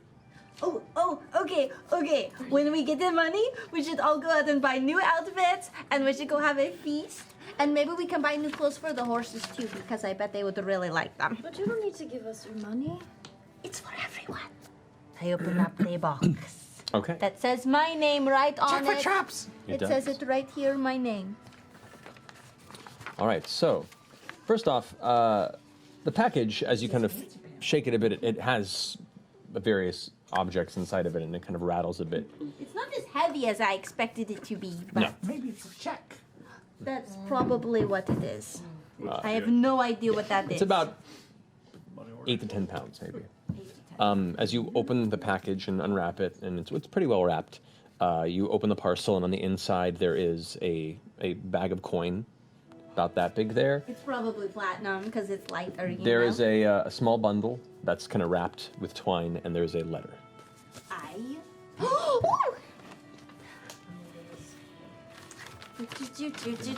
Beautiful handwriting. Yes, she's really amazing. Do you want me to read it out loud? Yes, of course. If you don't mind. Okay. My darling Jester, that's me. Oh, she loves you. I do so hope your journeys have been safe, fruitful, and wondrous. I've always wished you to see the beauty of the world around us, and while the circumstances perhaps were not the most favorable, it has allowed you the freedom to become your own woman. That's nice. I spent a lot of time inside it. I told you this, yes? Yeah. Okay. To show all of Wildmount and beyond the gifts you have to offer and the joys you have to give. My sweet girl, how I miss you. I miss her too so much. Your laughter, your energy. I've been sick in your absence. Oh, because I'm such a healer, you know, and I took care of her, so that makes me so sad. But it is the trial any mother must endure, I suppose. You're on your own now, and while I will always miss that little girl, I'm equally eager to see the woman you will become.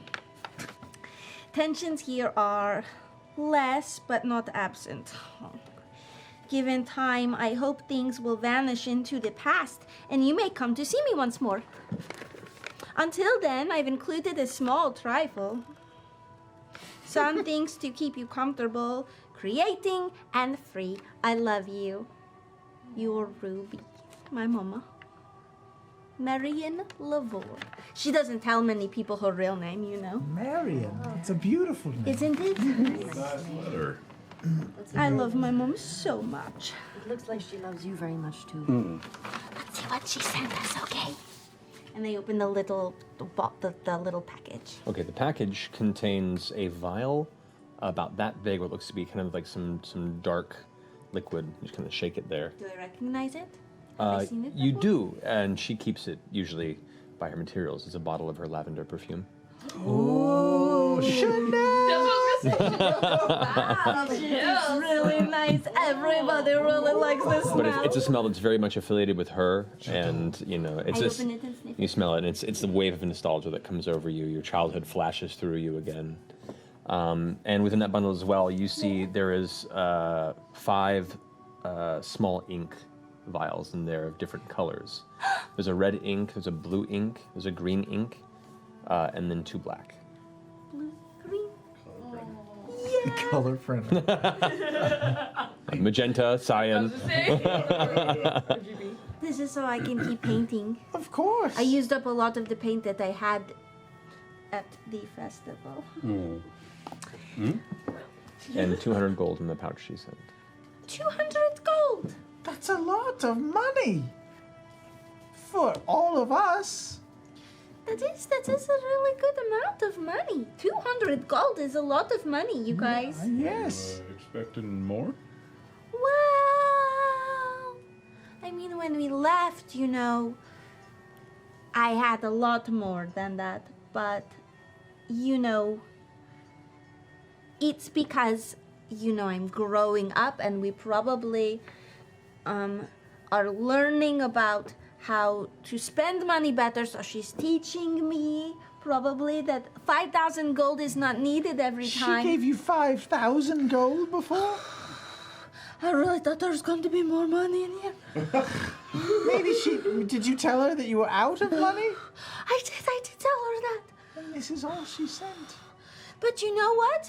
That's totally fine. 200 gold is really generous of her. Maybe, and I don't know your mother, maybe she was testing the postal system, sending a small amount as a test. Yeah. You can write back and say, got it safely, feel free to send more. That's a really good idea. Maybe that was it, because I wouldn't want to send 5,000 gold over the mail system there's people out there who steal the mail. You know what? Horse. That is true. No, that's an incredibly excellent point. It is so easy to defraud the mail. Plus, 200 gold is a lot of That's a lot of money. That's a lot of money. That's more than I pretty much have right now. Yeah. More than we used to make in a year, easily. Birthday card. More money than we make in a year, yeah. Caleb, What? I'm really sorry about that one time when you were talking about money with me, okay? Oh, that's fine. The most important thing is that she loves and cares for you and wants to support you from afar. That is really great. And she sent my favorite colors, red and blue and green and black. Those are the are my most favorites to paint absolute with. most basic. You can mix them. She knew I had a lot of white already on me, so I can make lots of colors. Mostly paper is white too. Well, it doesn't work like that. I don't know how it. Okay. So are we going back out? Are we turning in? I mean, some of us kind of beat shit. Do you guys want to split up the 200? Jester, why don't you keep that? Jester, it's your money. We just kicked ass and made 200. We'll do it again tomorrow. That is true. Yeah. I'm going to put this in a special place so that we have it in case we need it. Okay? Sure. The emergency fund. Exactly. And this will rainy be day fund. this will be Mom's emergency fund. Sure. Okay. Yeah. I'm gonna paint that on the bag. Mom's our carriage gets emergency towed. fund.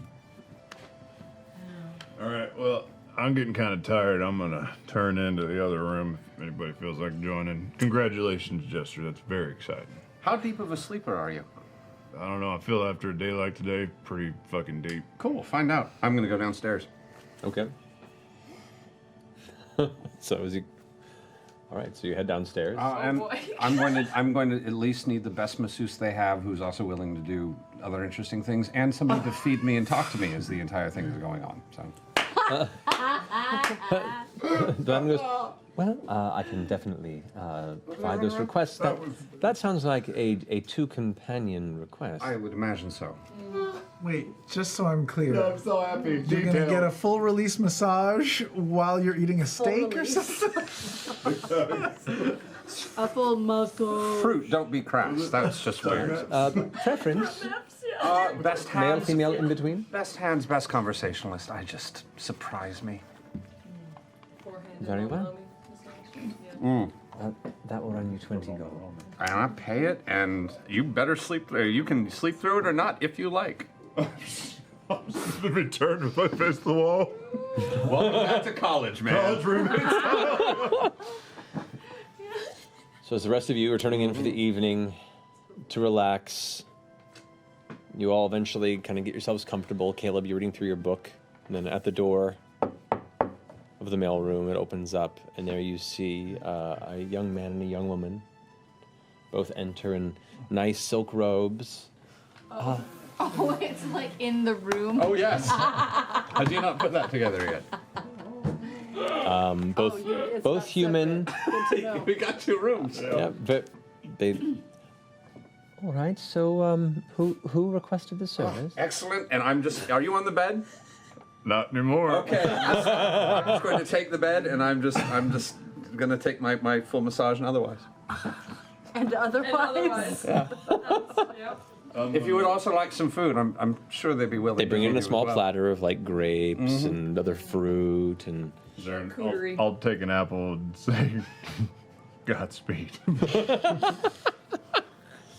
And I will leave the room. Caleb?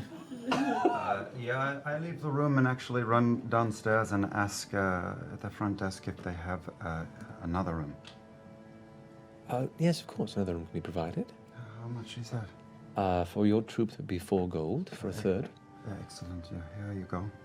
All right, here's your key. It's 2 doors down from Of course, I always the one take on the the left that you originally purchased with your friends.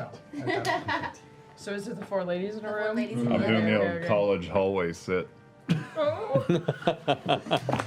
outside the door there.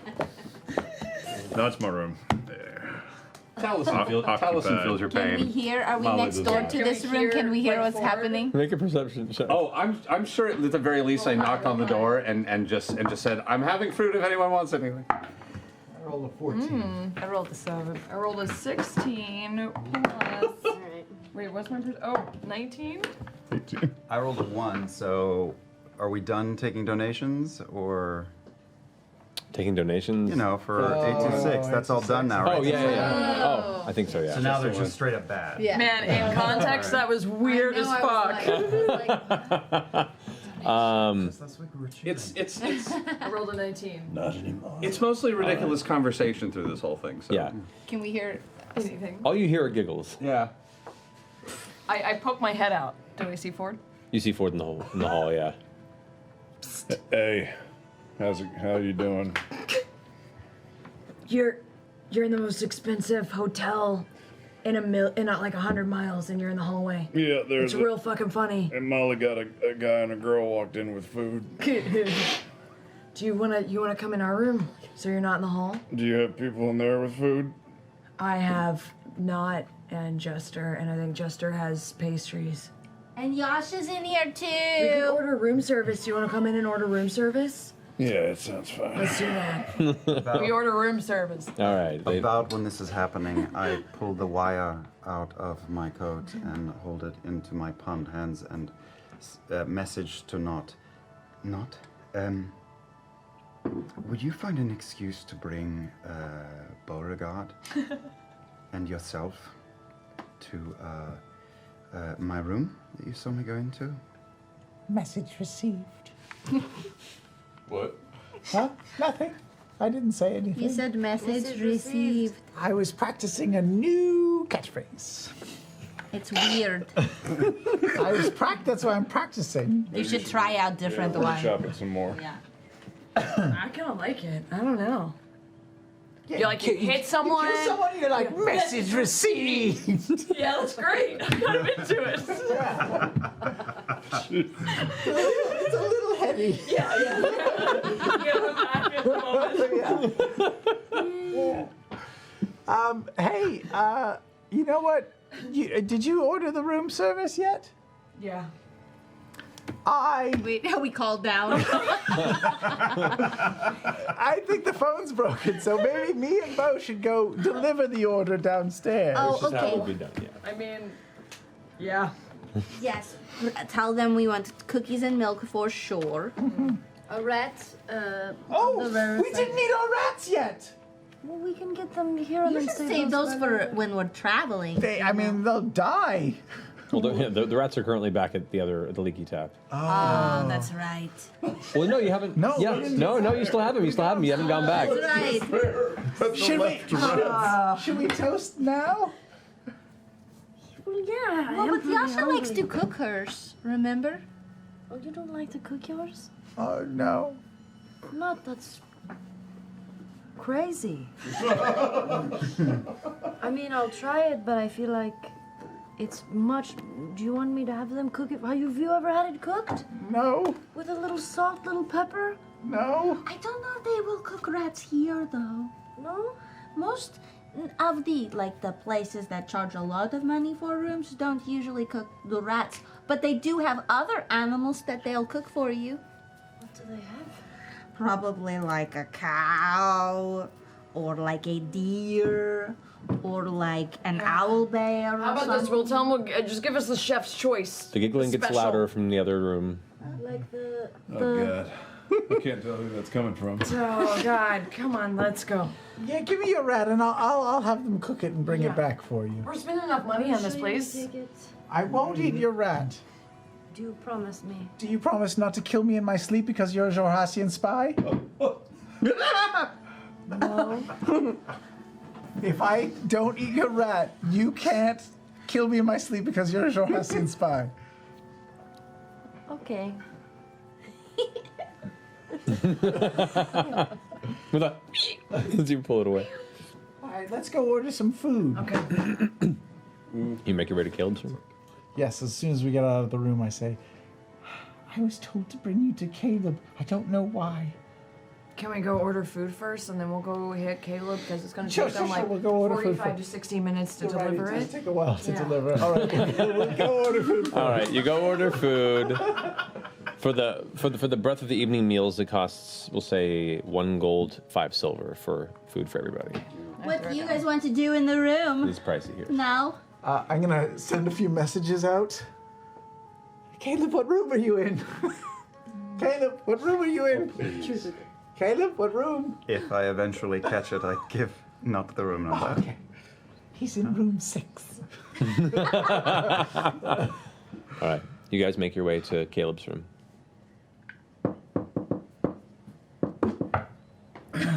Jesus. Come on, come on. I brought the monk. Are we discussing some escape plans? Potentially. We're leaving soon, and Beauregard has an inn at one of the bigger libraries in the city, and I want to go there before we leave. Excellent. Let's go tomorrow, right? When they're open. Yes, but Beauregard has given me a condition. She had some questions for me, and I would like to answer them, but I don't feel right telling her and not telling you. So I would love for you to stay here for a few minutes. Sure. Yes. Whatever you want, Caleb. It sounds serious. Beauregard, may I ask you a question to start? Yeah.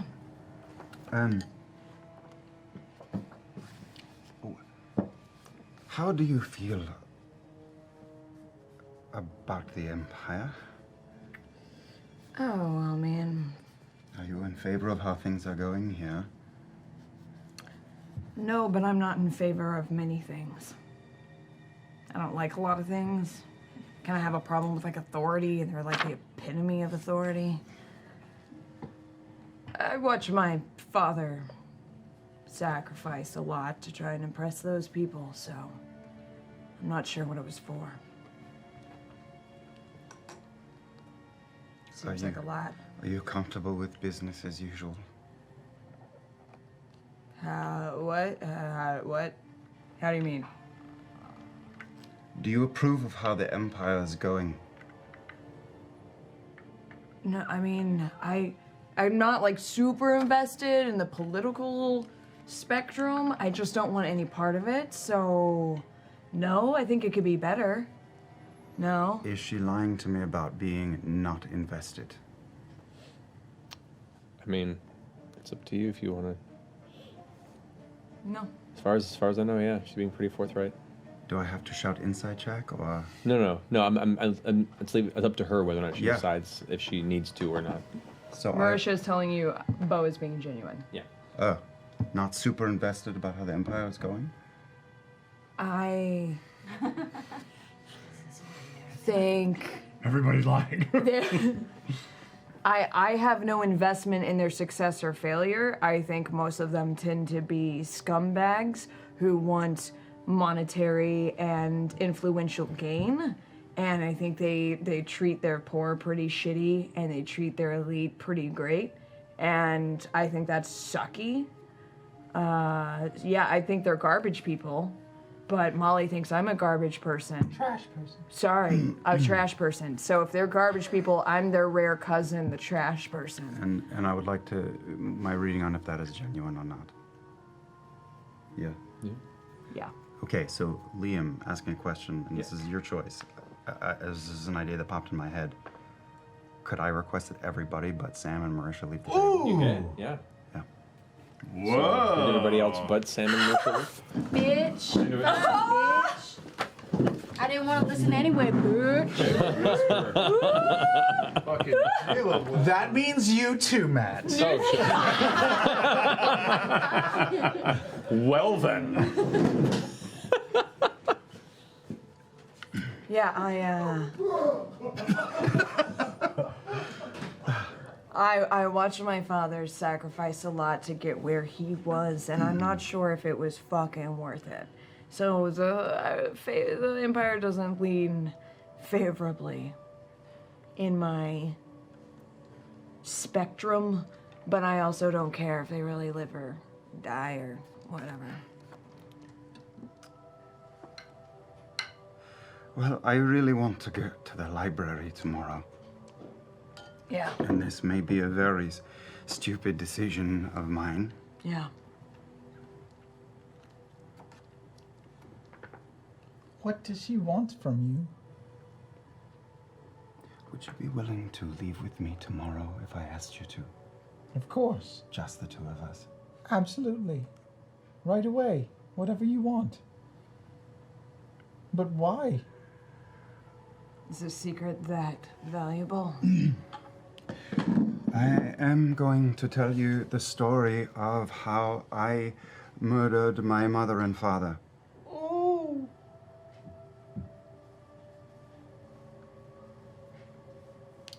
When I was younger,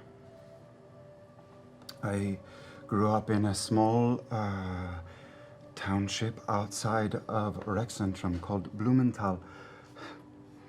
My mother's name was Una. My father's name was Leofric.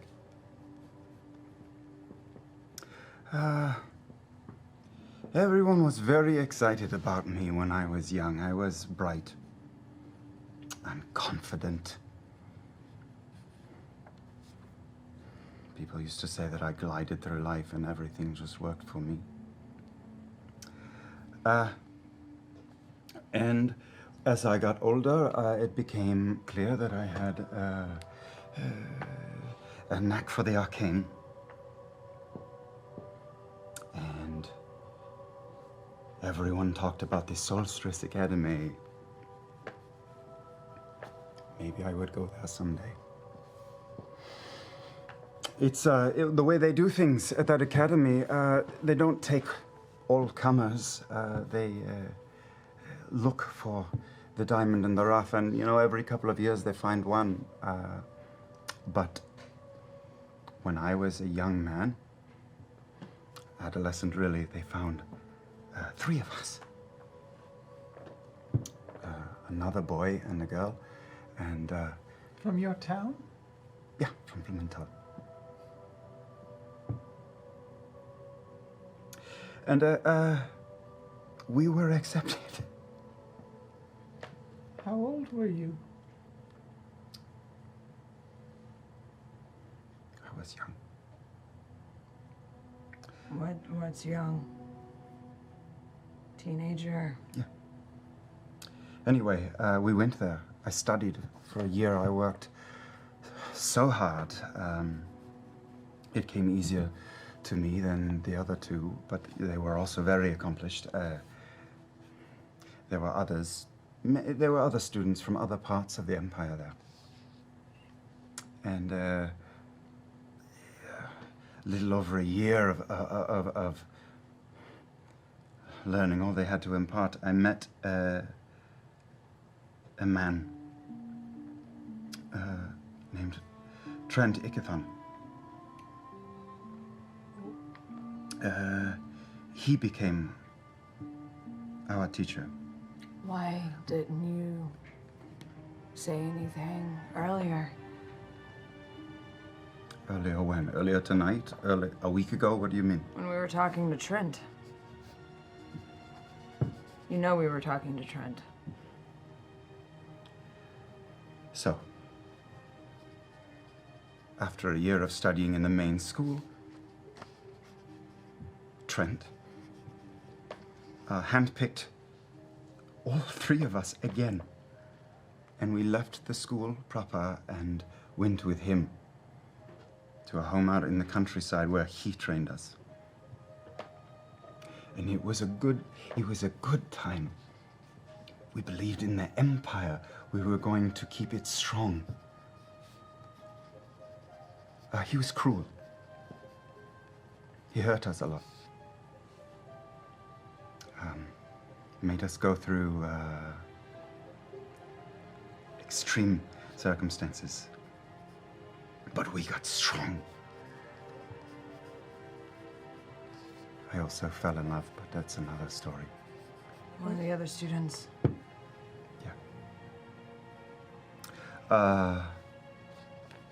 So we rose through the ranks, and it was the empire over all, and eventually he wanted to test our allegiance, and so strangers were brought in, traitors, disgusting people, traitors to this empire, and we killed them.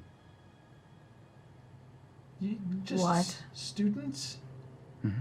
He made you We wanted. executioners. We wanted to be.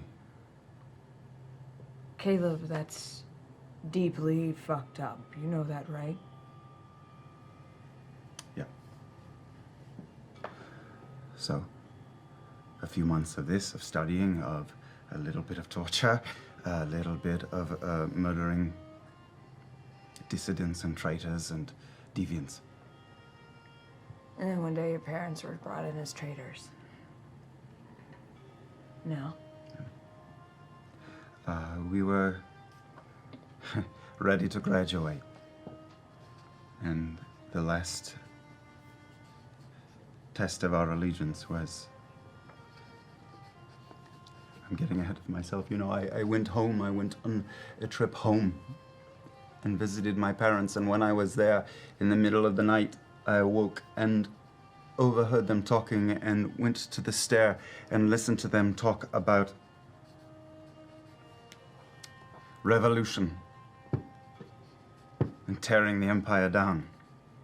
And I felt disgraced and shame for my family, my mother and my father, who were so wonderful to me when I was a child and were so happy for me to go to the academy and believed in the empire so much. And I went back to the school, and when the three of us were summoned and told what was expected of us, I knew what had to be done. And we went to this other boy's home first, Eodwulf, and we stood by as he killed his parents, and we went to Astrid's house and had dinner with them, and she poisoned them. And then we went to my home and we grabbed a horse cart and in the middle of the night placed it against the door to the home, and I set it on fire. And you had to do this to graduate. To prove your loyalty. Well, yeah, but it didn't exactly go according to that plan, because as soon as I heard my mother and father screaming inside, I was so sure, until I wasn't, and I broke a bit. Did you go in after them? No, I went to an asylum for a number of years. I broke. I broke. And I don't remember so well what happened to me there. It was quite a number of years.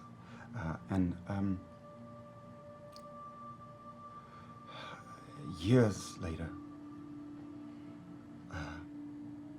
a woman was there.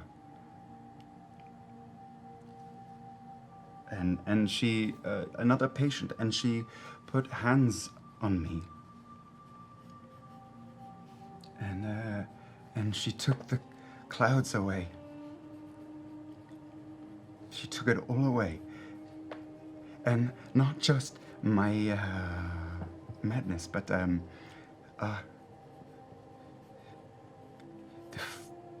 fake memories that Ikethon put in my head of my parents. Fake memories? Wanting to, but yes. Yes. Wait, that was a false memory? He tricked you? Into hearing their talks against the Empire. Is Yes. that what it was? Yes.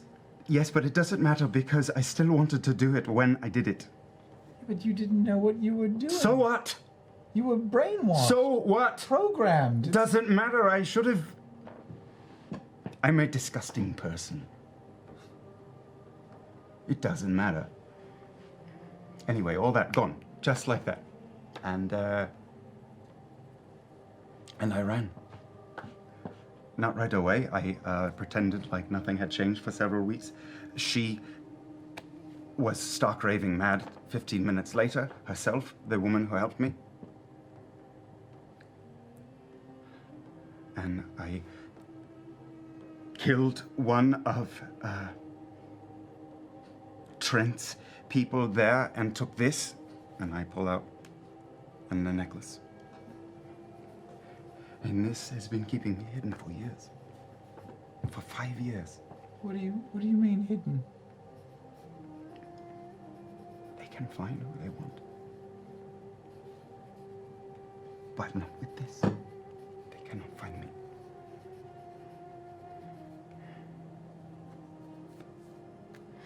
So, I would really like to get into that library because I would...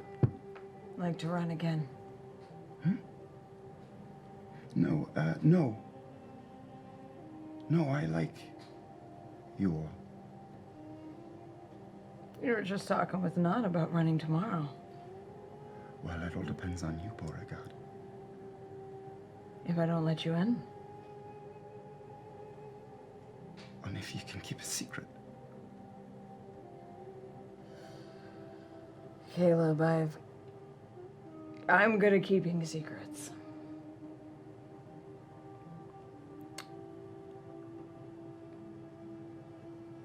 You heard us talking to Trent. You know he wants Yasha. And you're the only person who knows the atrocities that this man, who utterly gave me the creeps, by the way, so I'm feeling a little bit validated in the fact that I think I, read him pretty well. I don't think it's...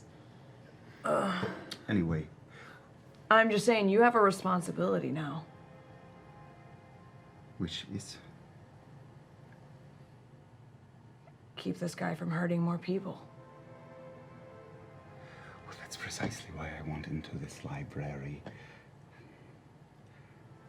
You want to take down Trent? Is that what you're doing all this? You want to take down Trent? Among other things. What are you hoping to find? Anybody can make lights.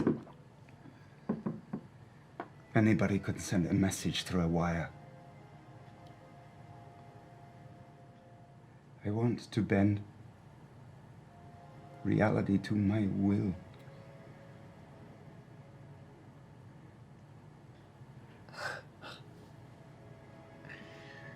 Caleb. You don't, though. No one wants that amount of power and responsibility. Yeah, well, I told you why I am afraid of fire. You did. So you are going to bring me to that library. Don't worry, I'll take you to the library.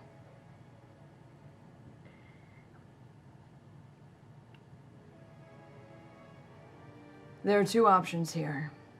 You could selfishly try and go after this guy for your own vendetta. Or you can use your motives to keep others from getting hurt. A very similar way. Both of those are appealing to me. All right. I know you just make dancing lights. Or at least you can feel like you just make dancing lights. But those dancing lights make sure that I can punch people in the fucking face whenever I can't see shit.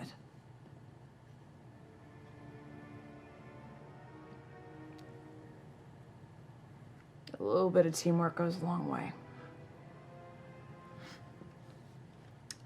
Okay, good. You know, I think Nott and I are going to retire now. Maybe you can go get that food for the others.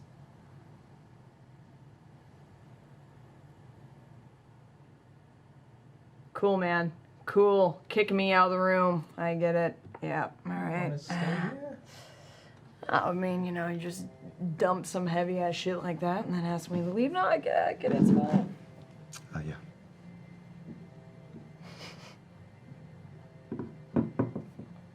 All right, I'll leave. But you don't have to leave the table. No. I'm not asking to leave the table. I'll keep your secret. We'll keep all this a secret. I don't think it's anything to be ashamed of, though.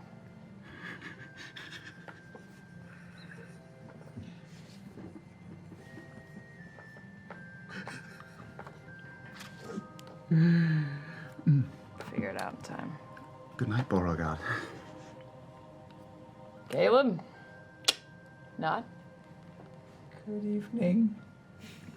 I have a charcuterie board coming to the girls' room if anybody wants any.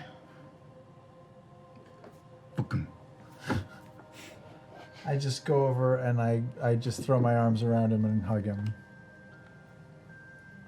I'm so sorry. I'm so sorry. It wasn't you. It's not your fault. It wasn't you. You were made to do it. It's not your fault. It's not your fault. I know you don't realize that now, but you will. This pain that you have, that you wear all over you like a mask, it's just that, and you can take it off someday. I know it hurts, but it wasn't your fault. And I'm just going to keep telling you that until you believe me.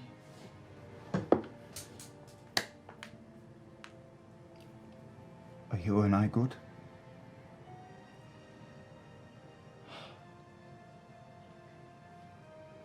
What you did was awful. Truly terrible. Despicable and unforgivable.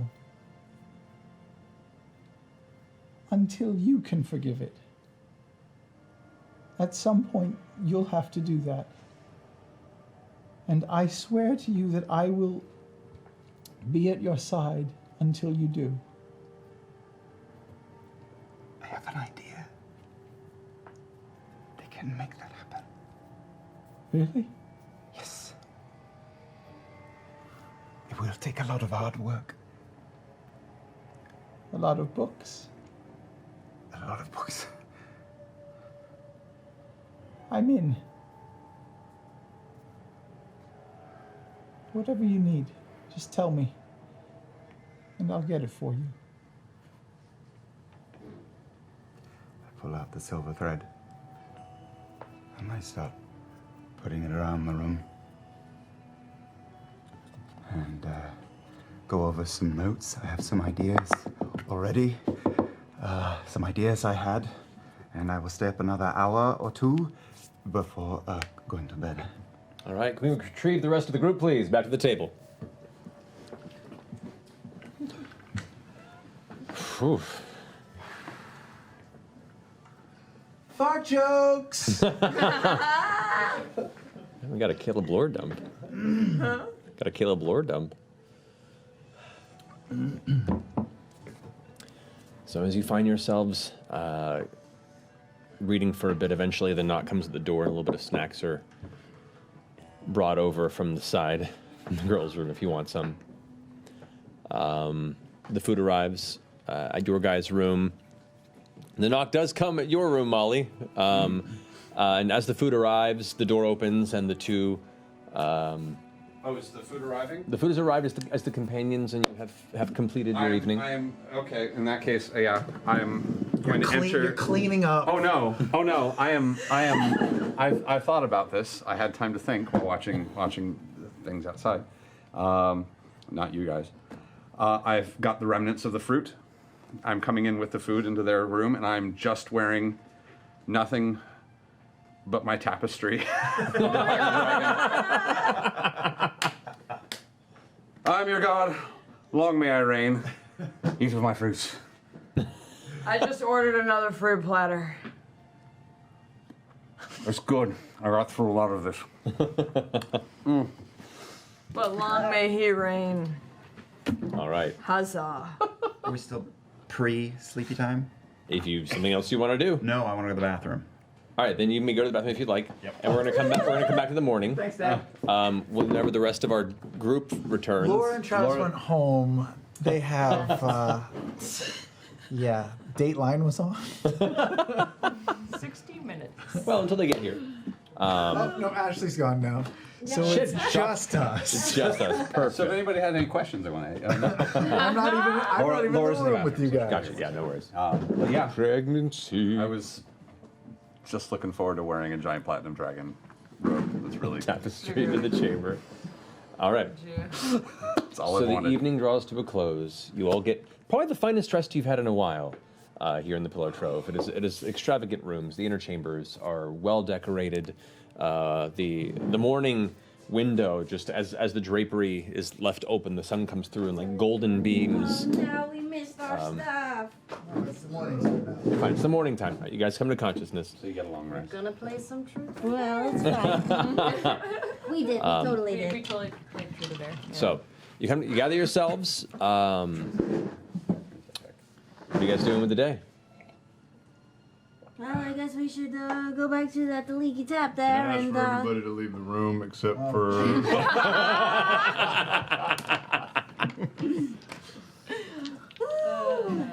All right. We have a cart.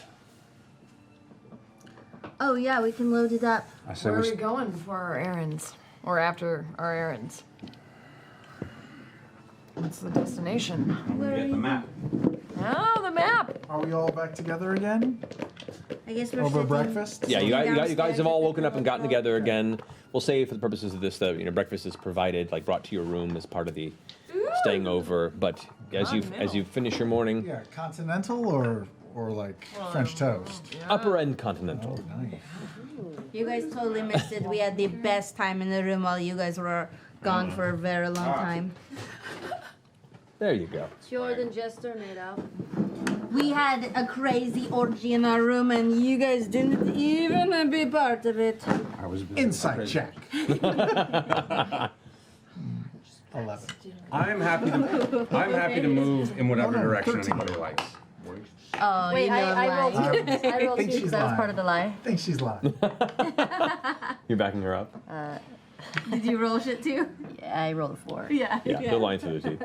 Man.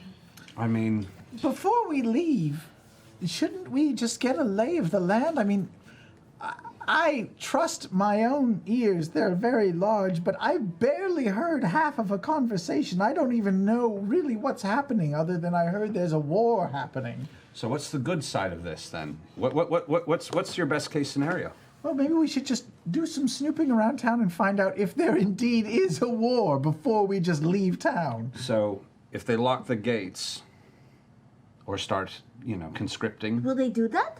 I don't know what they do. All I know is I don't want to hang out, and obviously we've made a bit of a reputation for But then any city we go into, won't they lock We us in also that have city? allies here. We have the gentleman, and we have... He's an ally now. You know what we should Yes. do?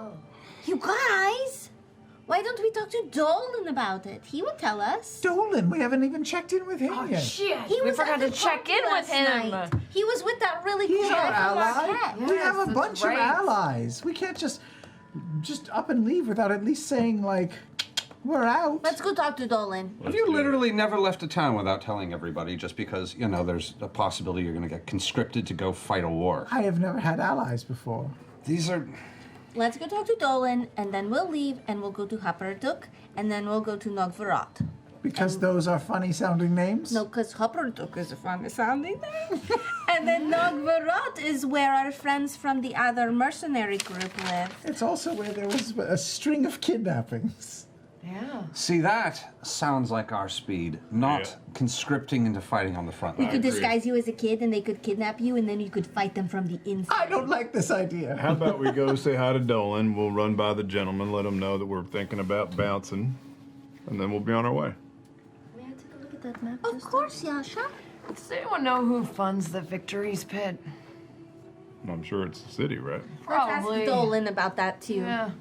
Don't think they don't know our names now. Can I say that while it was last night, I painted a picture with the new paint for my mom.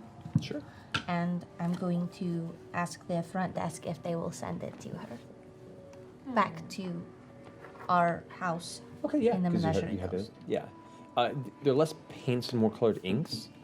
So they're you can purchase paints wherever you want to, but these are like. And I have paints, I guess. But you have already. paints to do, so you can't do that. Yeah, I'll paint it Yeah. with the stuff. So you paint her a little picture. Ooh, colored inks? Yeah. I didn't realize that.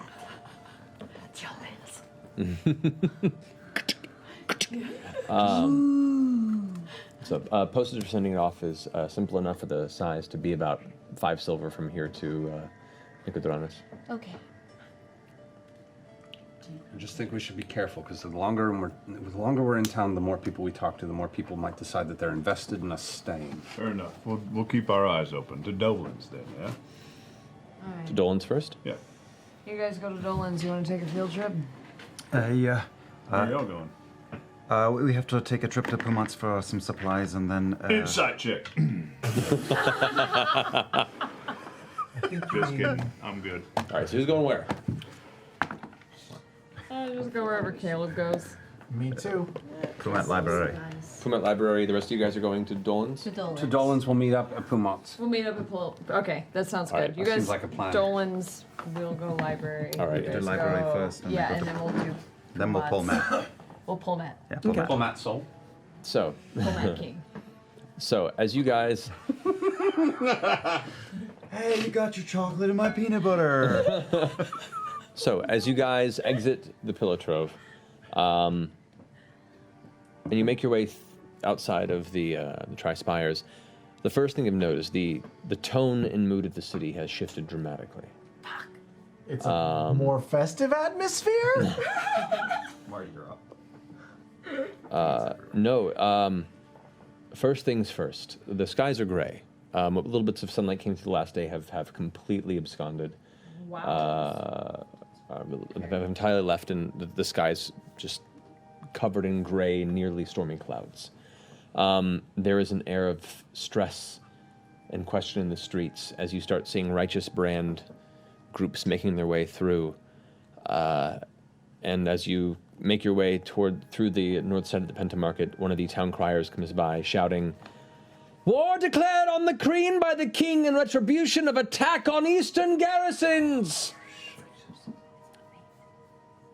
Another one, a few moments later, further down the way, shouts out, "Righteous brand mobilizing east to defend our families! Spare what provisions you can to ensure victory and support our defenders! At this point, you can see now there are clusters of Righteous Brand groups of the full armored military outside of the Signet Wall that have come into the streets and are basically picking up provisions, asking for donations for anyone who can spare things for this scenario. They're grabbing horses from nearby stables, and it seems like since the close of the festival through the night and into the morning, preparations have already kicked in on the military side. Maybe not to Dolan's then. Why? Because we gotta get the fuck out of here. Well, but are we still all together, or are we already split up? You're already split up. We're already split up. There's no way we'll be able to get out of here before. We're gonna do our best, but we're gonna see how it's gonna be. Did we hear that though? I'm assuming we all heard it as we split. You've heard bits of it as you split off. You guys heard a bit. It says, Crick incursion threatening imperial borders. The Starosta recommends armed escorts for travel across the valley. You see a lot of these Righteous Brand soldiers are also saying goodbye to their families. And you see there's a lot of people like in big embraces with their children or with their parents. And there's very much kind of the air of the morning before the big shift begins. The Crown's Guard themselves, are doing the best to kind of keep the peace and inform people and not keep individuals from freaking out as much. But you do see a few arguments breaking out in the streets, and there's that general tension of like, what's happening? What's going on? How bad is this? But everything seems relatively under control. The Signet Wall, which is kind of to the north side of the city, which is where all the military is usually situated. You don't have a view beyond the wall, of course, but you can see that's where a large part of the Righteous Brand is emerging into the city from. So yeah, there is a definite building presence and tension in the city in preparation for the shift eastward. You guys are heading to Dolan still? Are we still? Or what are you doing? I mean, it's kind of obvious we're at war now. There's not much to talk to him about, huh? That's what I mean. Maybe we should see if we should be some armed guards for some rich people going across the valley before, so that we have, Just a thought to check the board. Also get our stuff from the leaky tap. Yeah, that's what we can So we do can leave while directly from Pumat they're Sol. at the library. Yeah. That's a good idea. So you guys are heading back to the Leaky Tap? We're gonna go by the board first. Oh, the job board. The task board. To see about being armed guards, and then we're going to go to the Armed possible private escort. Private escorts. Either across the, north or.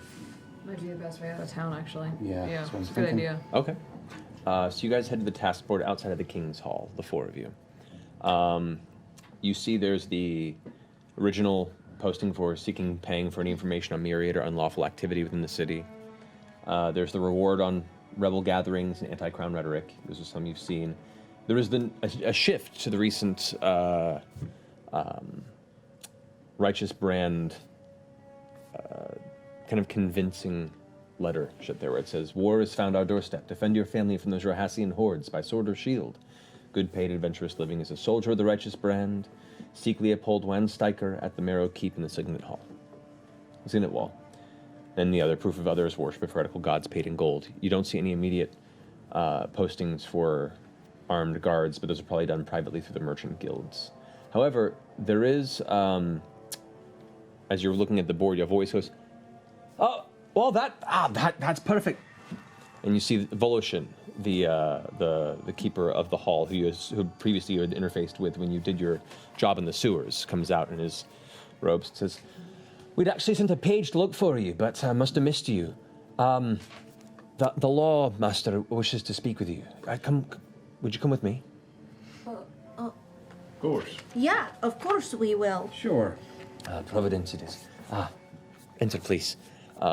Leads you inside the Hall of the King, and there are the two archways between kind of the clerk's center there, and there is the law bearer's small kind of shrine within the chamber. Leads you down the right hallway past two sets of doors, and there's a third door on the right that is partially ajar. As you enter it, you see what is a spacious, if rather minimalistic chamber. It's bare chamber beyond a bookcase, the desk with a long bench in front of it, and a series of 3 small windows where the sunlight comes through, or the light, not really sunlight at the moment because of the weather. Beyond that, it's just white marble and fairly empty.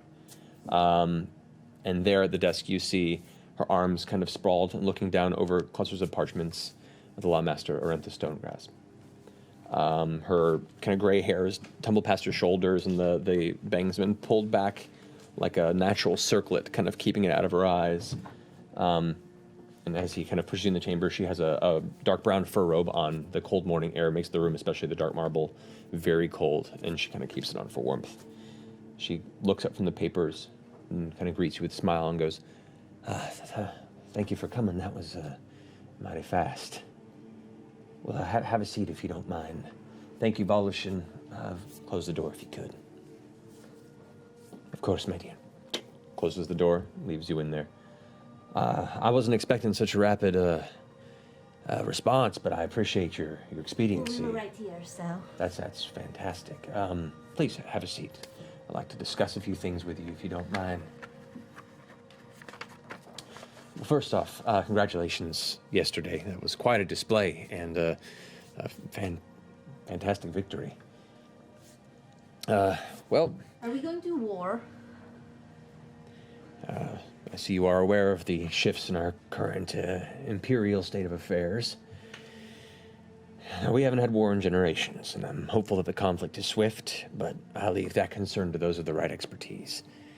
I'm tasked with keeping my people safe here. Not on the front, here.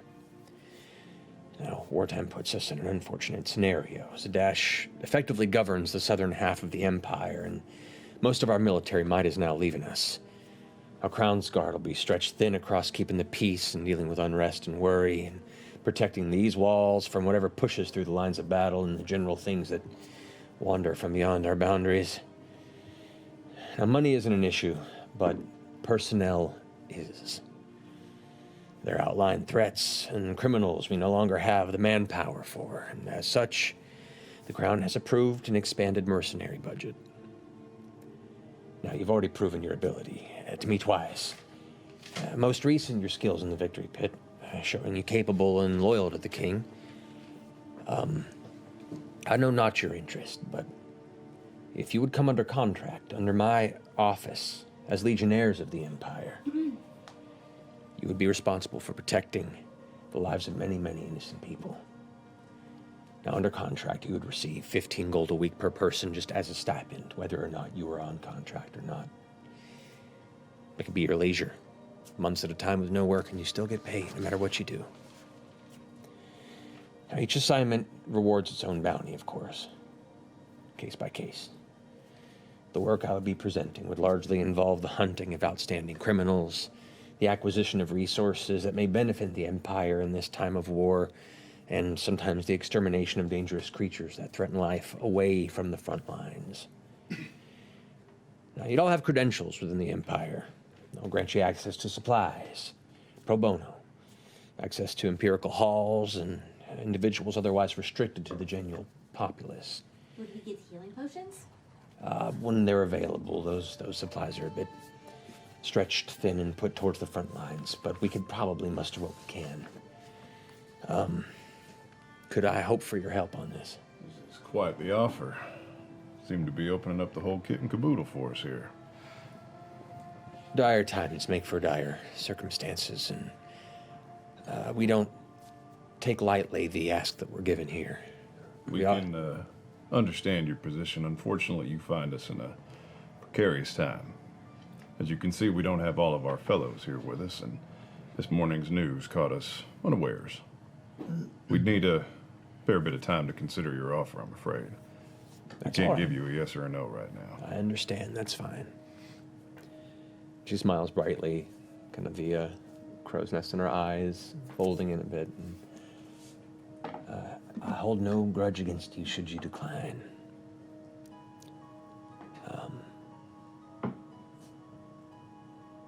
That's all. We do appreciate the offer, and we can't wait to talk to our friends about it, though. Okay. Inside check. Well, should you be interested, the first contract I can discuss if you choose to sign with us, but it does offer a 10,000 gold bounty. What is it? I can't tell you until you sign the Not, contract. but that sounds like a lot of money for something, though. Yes. What? We have sympathy for your situation. Will you be here in a few hours if we need to return? Oh, I have no choice. I'm in the process, and she kind of gestures to the papers below her, and you can see there's just a stack of approval letters and reports that have to be put out there. She's kind of dividing what forces that she can allow to go to the Eastern Front and sticking her feet in the sand on what things she needs to maintain order in the city. At least you have our deepest sympathies at your position. This is obviously going to be a very difficult time. Well, the issue here is many of our finest investigators and hunters will be sent to the east, and as such, many of the criminals and individuals that we were in the process of finding and bringing to justice will now go free or return and run rampant. So, If only my friend were here. Me and my friend Not are really good at solving crimes. We're the best investigators. well, consider what I'm saying. At the very least, come back and notify me. Okay. No harm, no foul otherwise. And she kind of leans forward and goes, look, I understand. People are as varied as they are selfish. I believe in the Empire. I definitely don't believe with all the people that run it. I do what I do because I feel if I don't, a lot of good people will be crushed under the boot of those that misuse their power. But there are good people here, and we do what we can. I've seen the good that we can do. That's why I'm here. I wish to fight for this land that I call home, to protect those who cannot protect themselves, and combat the destructiveness and selfishness of anarchy. Utopia is impossible, I know that, but I do what I can to make life as livable as possible. Anyway, go speak with your friends, and I'll be here if you need me. Do you think the war will make it all the way here? If the war makes it here, then we're in far more trouble than I anticipate. Fair enough. Your asks are fair. We'll return quickly. Thank you. She get back to work, and she kind of rubs her hands and gets back down to the paper, and the door opens behind him. Volition leads you back out of the King's Hall. If you ever need anyone to talk to because you feel really stressed out, I'm here. I'm a good healer mentally. She kind of gives a nod and a wave. We turn and leave. You guys are escorted out of the King's Hall, left back out to the streets. Whoa, that was crazy. That's a lot. 10,000 gold? What do you think it is? Do you think it's like a dragon or something crazy like that? I think it's a gentleman. I do too. I think I want to get out of here. Something just as really sinister. badly. I wonder if there's any way to find out somehow what it is before accepting. I feel like the gentleman probably works with the city, you guys. I feel like $10,000 means 10,000 gold is buying an awful lot of cooperation. More cooperation than I think I'm capable of. Well, let's find the others and get our story straight. Back to the Leaky Tap then, get our stuff together. Yeah. And then we'll meet them at the shop. All right. As you guys get to Leaky Tap, you see near the front door what looks to be a young page wearing those simpler robes as to the Volition and members of the King's Hall, who approaches and goes, Oh, hi, I'm sorry. I was sent to give you this, the summons from the Lawmaster. We've already been, yeah, it's all right. Right. Very well. And then runs off. So you guys gather your supplies and start making your way back towards the Penta Market. The three of you, where are you going? The library. Marie. All right, you make your way towards the archive of the Cobalt Soul here in Zadash. The same beautiful building with the kind of large steepled tower top. Button up. I turn to not. Do I have any like how do I look? Do I have any makeup running? Do you wear makeup? Like once a week? I think it's worn off. All right, good. Let's go. Yeah. Alright. Should I be like? Oh, that would be helpful. Do you think I should be like more of a normie for this? I'm going to do the same thing that I did the other day. I'm going to cast Disguise Self and make the gigantic glasses and change my cloak to a similar shade of blue. What's that thing you guys do? Mother's Love. What's that situation? That's that's for when we steal things. Yeah. And I pretend to be his baby, and he pretends to be my mama. Right. Do you think and that then they'd be when want that in they're the looking at the library? cute baby, he steals something. Right. You could go with like the first half of that plan, but without the second half that involves the stealing. They want you to. They would let you bring a mother and her baby into the library to. I'll just be like a dwarf I'm more or something. concerned about bringing in a man and a goblin. But I can disguise myself as well. All right. Yeah. Normally, when we do Mother's Love, not stabs people. Sure, you do know how to adjust in certain circumstances, though, right? You do know how to like improv based on the current surroundings, though, right? Hey, this city's under lockdown. Can we go into the library? Yeah, let's go. I'll All right. cast disguise self and just be a little halfling Okay, girl. that's good. All right. As you guys make your way to the front archway of the entrance of the archive, there is the main sign-in bench, which has the large tome that's on a small pedestal where you sign in to enter the facility, and then you're greeted by one of the archivists who approaches. Their name is, you recognize this individual as Madir. Has kind of an olive-colored skin, short, dark hair, approaches with a smile. Beauregard, you come with companions. I do. Spread that cobalt love. Fantastic. Well, what is it you seek this day? Me? I am interested in the history of the greatest arcanists of all time. History can be done. Arcanists can be done. Please do sign in here. Yeah. Caleb, the widow guest. That's your name. And your friend? Veth. Hammond Beth. No surname. Very well. I will be escorting you as well. Come. And Madir leads you into the library, which for the first time you guys seeing it, it is overwhelming. Just the interior, strange, for as much as there's a very almost cathedral-like structure on the exterior, the interior, the chambers have almost a curved, almost organic feel to the way it's situated and organized. The bookshelves kind of wrap around these walls, these separate kind of antechambers that are broken up like ventricles of a heart almost. And in each one, it is just floor to maybe 15-foot ceiling of filled books with large shifting ladders that glide across poles and wheels. You can see there are a number of tables and small nooks where individuals are in the process of taking notes or reading through. It's not super crowded. There's maybe 8 other people in the facility at this time. Obviously, the city is very occupied with other things at the moment. And it's not that there isn't a huge constant need for this. And the people that are in here are usually regulars. A lot of older folks, people that tend to spend their later life just wanting to read and learn. Memberships. You're led to a section. You watch as Madir kind of reads through, brings in arcanists. You say historically. Are we talking Age of Arcanum?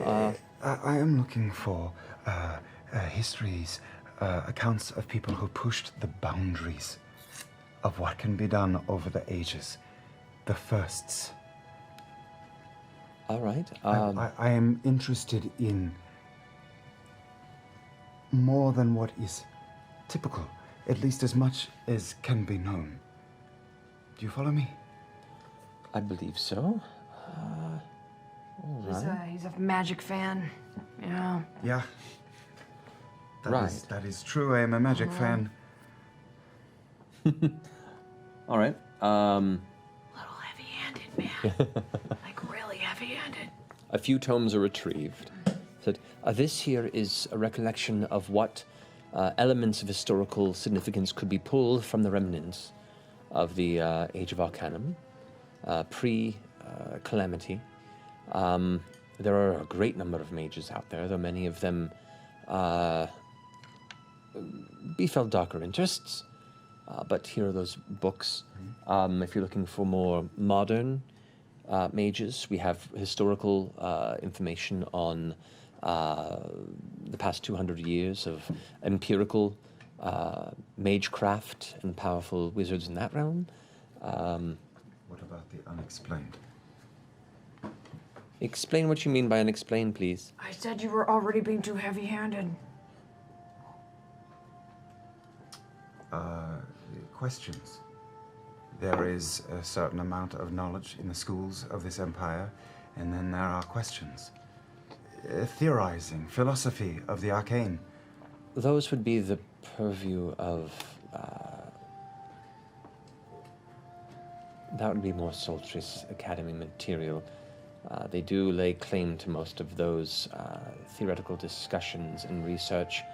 And the Cerberus Assembly would be the keepers of those research endeavors. Excellent. I shall go there next. But I have a book here on the Cerberus Assembly, if that would be of interest to you. Yes. And so these tomes are presented to you. You can spend time to read if you'd like. Yeah. Yeah. Madeira just watches the entire time, like a hawk.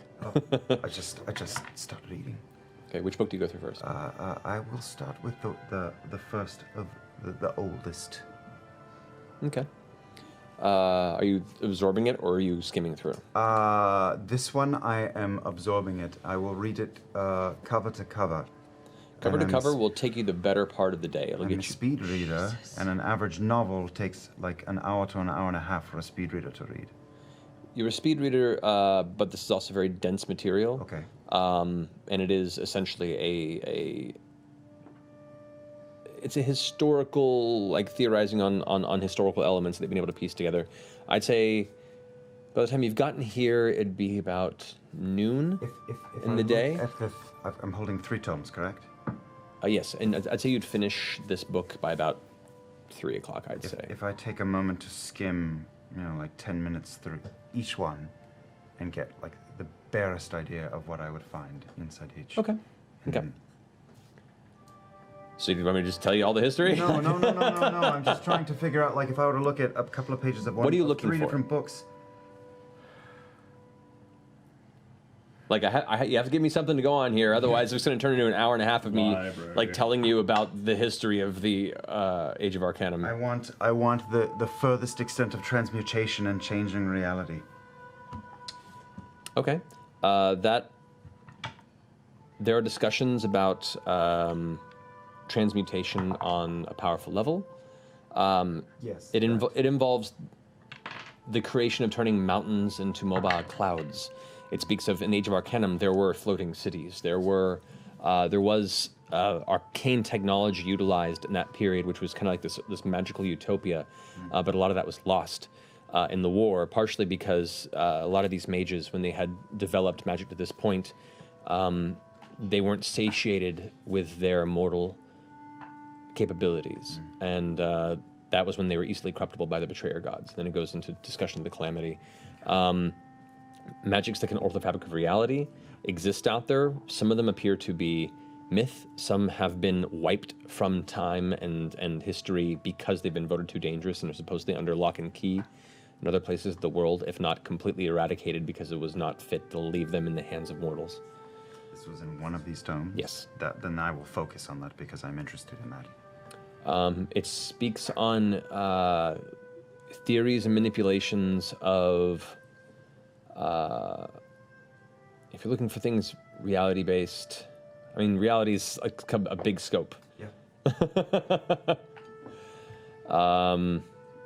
Transmutation specifically, most of what you can glean from this discusses the idea of turning from one creature to another, turning from one substance to another.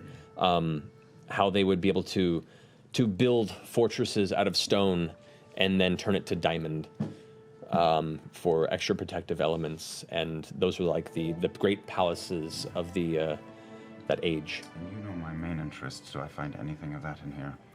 You find some discussion of it. You find some discussion of the manipulation of time. But what minor manipulation is capable through magic is merely to slow or expedite what happens. Accelerating time to a certain degree becomes very dangerous. And there is talk of some mages that have attempted to reverse time in short stints. And that process is both very taxing and in the past has completely annihilated those who toyed with that power. It speaks specifically of two different mages that believe that they could possibly alter choices, alter elements of their past to benefit their future, their gaining of power and influence. And one was turned to dust, the other was never seen again. I spent all my time with that book. Okay. It's the, hey, my dear, so, how's it been? It has How's been it going? Frustrating, Yeah. but fine. Well, fucking Xenoth, am I right? Xenoth is a great friend. No, he's a great friend, great guy. Great guy, that Xenoth. Has Dyren left? I've not seen her this morning, but I don't know if she's left or not. Cool. All right, so you read through that tome. It's about 3 p.m. now. Hey, Caleb. Not gonna, conquer the world and a library visit. Can you give me 2 more hours? No, I cannot give you 2 more hours. I can't. I will gouge my eyes out with a fucking pencil if I give you 2 more hours. How about 1 more hour? We'll all compromise. What about 30 more minutes? Do you have something in your never-ending flask? Of course. Would you like a drink? Are we allowed to drink in here? Here. Why are you carrying around a cup? I skimmed the book on the Cerberus Assembly. Okay. It has a breakdown of previous members who passed away. It's basically like a historical dialogue of how it was established. The name was actually a reference to a group that existed in Age of Arcanum. It talks about how there was a war of mage houses 150 years ago within the Empire that nearly destroyed part of the capital, Rexentrum.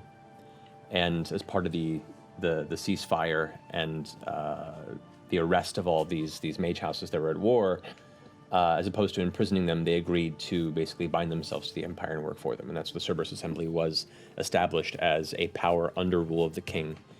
And as since then has flourished. It's helped the kingdom raise to power to help them conquer the Duelist Dominion, and they work with and under the king.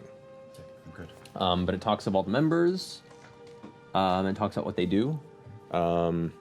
Trent is in there, as is Martin, is Master Trent Icathan, who is the Archmage of Civil Influence, and he basically is the Civil Influence is the title, and it talks about how he's the essentially the propagandist and the constructor of the face of the Empire in upper echelon circles. Wow. It speaks of Martinent Ludinus Daleth, who is the Archmage of Domestic Protections, who is the oldest and the original member of the Assembly that still lives, was there when it was built and currently kind of considered the leader of the Assembly. It speaks of Marquis Jenna Irisor, who's the Archmage of Industry. He's one of the younger members of the Assembly. There is Master Dulin Tversky, who is the Archmage of Dysology. Dysology. There's Are you reading these things out loud? I could say I'm muttering it under my breath. Yeah. There's Lord Aethisius Uludan, who is the Archmage of Diplomatic Union. There is Lady Ves de Ragna, who is the Archmage of Antiquity. Oh man. I'll send you these later. It's fine. I'll send you an email. The rival shopping episodes. That's called the library. Library. episodes. There's Headmaster Zivan Margolin, who's the Archmage of Conscription. Oh jeez. And then there's Headmaster Ormid Haas, who's the Archmage of Cultivation. There's So those are the 8 members currently. I mean, I have to get a small golf clap for the fucking. yeah. You wrote all this. I mean, it's Cimmerillion. Oh, there's a lot more information. Caleb, when you were muttering there, did you say Dolan Tversky? Dulan. Not Dolan. Similar name. There's nothing in this. You handed it back. I thought there was I going to be didn't know something I in it. Okay, I will say that I got my fill. I can feel this one's like radiating. Yeah, just burrowing vision into your neck. Yeah. So I want to stay for 17 more hours, but I'm ready to go. That's all right. I'm good. I'm done. Thank you. All right. Thank you. Thank you. Of course. Thanks, Good day. my dear. Good to see you, Beauregard. He escorts you out of the archive. And Caleb just looks at the thousands of books that he did not read and leaves. Yeah, there's a whole second level above with the spiral staircase. Fucking blessings.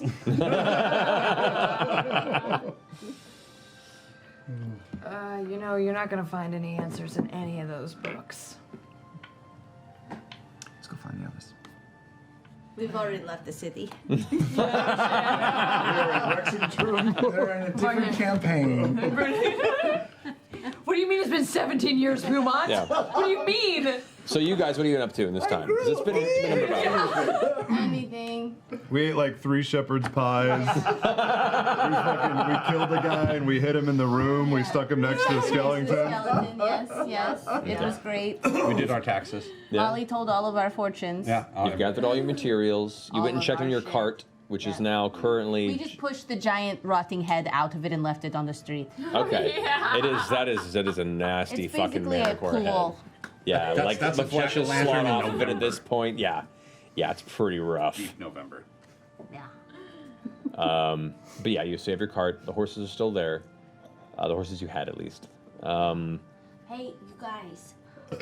I never used my fate thingy yesterday because I'm stupid. Did you guys want to use it today? For what? Oh, did I not tell you about this thing? Oh my gosh, you guys, you know the weird little thing that we stole? Uh-huh. Well, it gives you this, okay, so you focus on it and you go to this like place and you can see it and there's this little gray ball and it goes, touch me, and then you go, okay. And then it comes out and it goes in your chest and you get control of your fate for one time in a day. Wow. What do you mean you get control of your fate? Like basically, like if you fuck up or something like that, then you get to like fix it maybe. Can you go back and? No, just kind of. It's like all of a sudden you feel a little lucky maybe. Do you want to try it? Yeah, sure. Why not? Let's hide mean, next to we're- the body we're that we fucking just waiting for killed. forever, we might as well. You can try it in the cellar so that nobody sees, because we should probably be careful pulling I this would thing out. imagine right now, especially. Yeah. I pull out the box. Just focus on it, Ford. I'll protect you. Touch it or just look at it? I can't remember. I think you just I'll do focus. both. We'll Okay. do both. Okay. You doing it too? I'm going in. I know. I Yeah, can you can only only be, do one. it can only one person in a day. Oh, really? But we'll pass it around the group. So if you want to today, Ford, then Yasha, you can do it tomorrow. Okay. Sure. As you focus on it, there's nothing really there until your hand touches it, and then there's like a momentary connection, and you feel the thrumming of the object, kind of like this dull heartbeat. Your vision goes like tunnel until all of a sudden you're pulled into this space of light and stars and distant gases and colors. There you see, on this brief journey, this kind of sense of self dissipating, and at the moment where it gets a little scary and you begin to kind of lose a sense of personal identity, you see this tiny gray mote of energy before you that's also pulsing with that same pattern. You kind of instinctually reach out and feel as you absorb it into yourself, and there, the fragment of the fragment. Did he say anything when he touched it? Like Did you say Caleb did? anything? Did you say anything? Now you're silent the whole time. And your vision has come back to you, and you feel kind of like this. Sea monster. Was I supposed to say something? No, it's just when Caleb did it, he was like, "Oh, I love you, Mom and Dad," and then he started crying. Oh, no. It's a crazy trip, though. Yeah. Yeah. Do you feel like you have control over your fate? Hello. Do you feel lucky? Do you? Well, I don't know. I close up the box and put it back in the bag. Okay. Let's go to Pumont's and let's get the rest of them together. I'm sure by now. We'll ride the cart. Do you guys really think we probably shouldn't become legionnaires then, huh? No. No, we should leave town. I think we should get out of town while the getting's good. That lady's real nice, though. She's like a grandma. She's very gold. I mean, 10,000 shit. gold is a lot of money. Wouldn't mind earning 10,000 and then bouncing. We're gonna go to Pumont's as well. You're conscripted once you start earning that 10,000. That's yeah, you're true. conscripted as long as you stay in I town. wonder how the contract works. I bet it's like a magical contract or something like that, where you sign it and then they have like your soul. Or you sign it and then the next time you come across some soldiers of the Empire, they have you executed for treason for running off on it. But that would be bad. Yeah. We should explore this idea, but maybe. All right, let's go to Pumont's. Government work. Yeah. All right, so we'll save the pursuit of expediency, and you guys kind of lulling around a little bit, trying to catch up. You all arrive at Pumat Souls in roughly the same time period in the Pentamarket. As you enter the interior of the chamber, you can see the three Pumats are kind of dusting and staring off because there's no other people currently making purchases inside. Most of the business and chaos is people dealing with the initial shock and preparation stage of this coming scuffle with the East. And as you enter, you can see the first Pumat glances over in your direction. Oh, well, hello there. It's real interesting morning times. What can I do for you? This one again. Had a bit of a tussle. Guess what we're back for? I bet he doesn't have any more yet. Healing potions, do you have any? Unfortunately, you guys have pretty much cleaned me out, and what little bits I had were snatched up right and early this morning by the righteous brand. Some earlier. Do you know of anyone else that would have some? Generally don't like to, plug rival purveyors here in the How you city. don't have any inventory. There is Grace of the Wilds, which is on the southern side of the Pentamarket. You can go ahead and have Jasna Bree maybe help you there if the army hasn't gotten to her first. But I digress. Respectfully, it's going to be real difficult this time of year. To get healing potions? Because we're at war. This time of year? Like it happens every year? No, but I mean, it's that time of year right now, apparently, where war happens. Are That's you a going to go problem. to war, Pumat? No. But you're such a powerful person.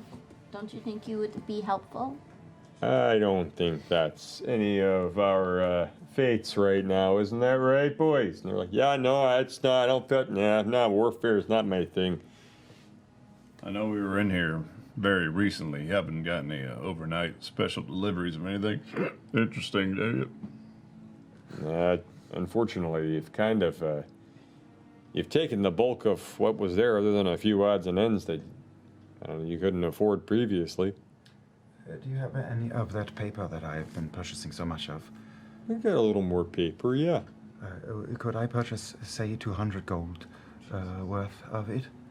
Certainly, that can be provided. We still have that that little pearl thing, and we got them bracelets, but that's all we got at the moment.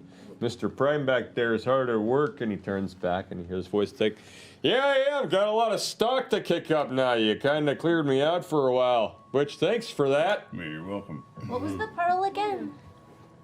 Oh, this here's a pearl that allows you to go ahead and utilize your magical capabilities.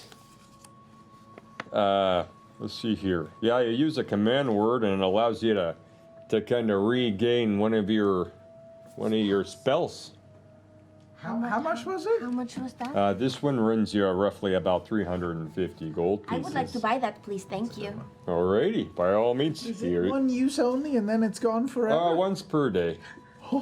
And what was that other item you had? That's huge. Here you are, if you'd like Is to it the go pearl of power? Yes. Why are those There's this enchanted shield here, which we discussed previously, that has enchantment to its deflection capabilities. It'll help improve your chances of avoiding dangerous physical contact via weaponry and other sources. And then these here, this pair of bracers are kind of able to do a similar scenario, given you don't have too many types of hide or metal in the way to prevent the enchantment from protecting you. But does it work with medium armor? Well, nah, it only works if you don't have any armor or shield. Oh, what does it do? No armor, not even light armor? Yeah, sorry. Do you wear armor, Yasha? No. Oh. Beauregard does not either. How much are those? That one will run you back about 1,200 gold Oh, pieces. yeah, maybe not. Forget that. Well, I don't know. I'll come back for another day. Do you have any enchanted crossbow bolts? You know, let me go ahead and check there for a second. Those are generally smaller scale here. Puma 3, if you don't mind. I got it already listening to you, don't worry. And he goes up a small ladder in the far corner into like an attic place, and you hear some rustling around. There's the other Pumas there just patiently watching. So, yeah, crazy war times, huh? How much for that shield? Oh, this here enchanted shield will run you about 550 gold pieces. I think I'm all right. Fair enough. About 5 minutes pass, and then the Pumat comes down, and he's got a small, like, bound cluster of bolts. He goes, "Hey, so that's all we got, but we got a batch here of 10 enchanted crossbow bolts. These, upon firing, should offer a small batch of fury impact on whatever you strike with them. How much are they? For each of these, it's 50 gold per bolt. I'll take 2 bolts, please. 2 bolts, here you go." Thank you. Passes them over to you.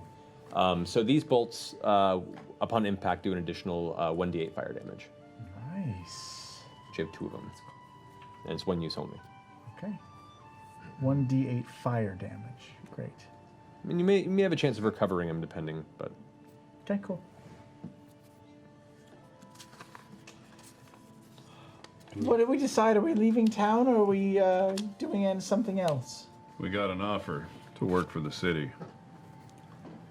To be legionnaires.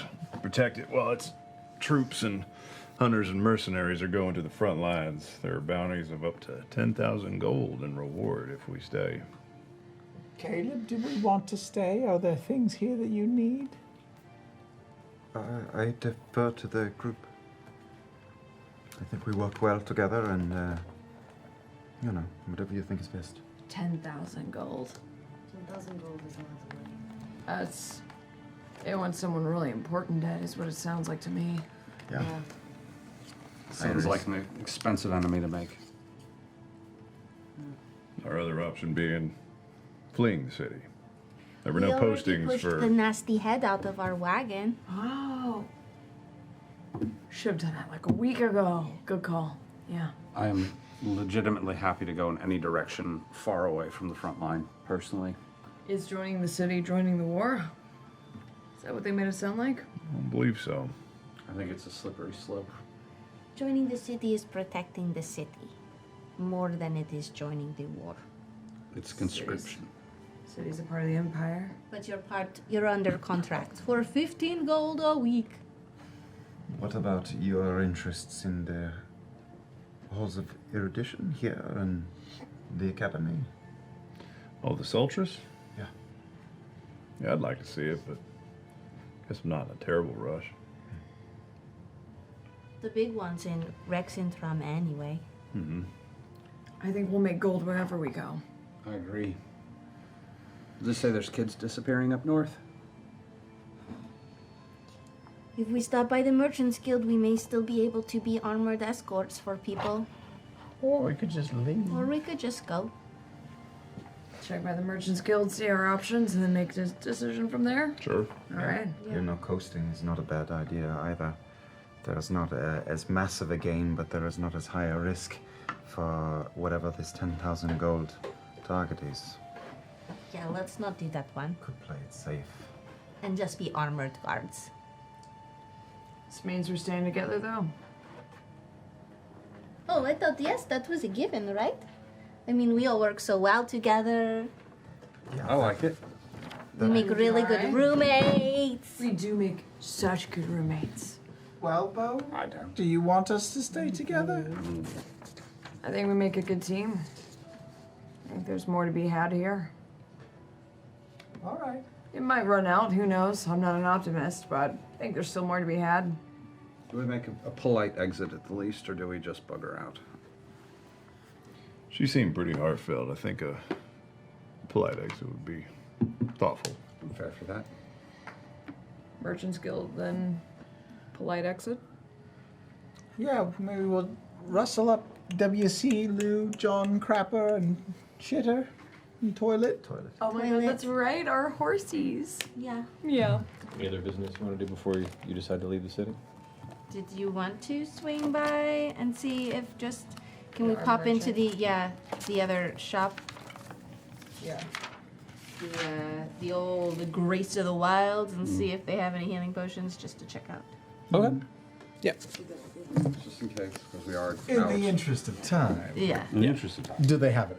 In the interest of time, Jasmine Brie, who's a rather eccentric woman with wildly kind of black hair and kind of a slightly hard to follow disposition, greets you and it's like, hi, welcome. Glad you can make it. Healing potions, yes. Unfortunately, kind of already cleared out. I'm so sorry.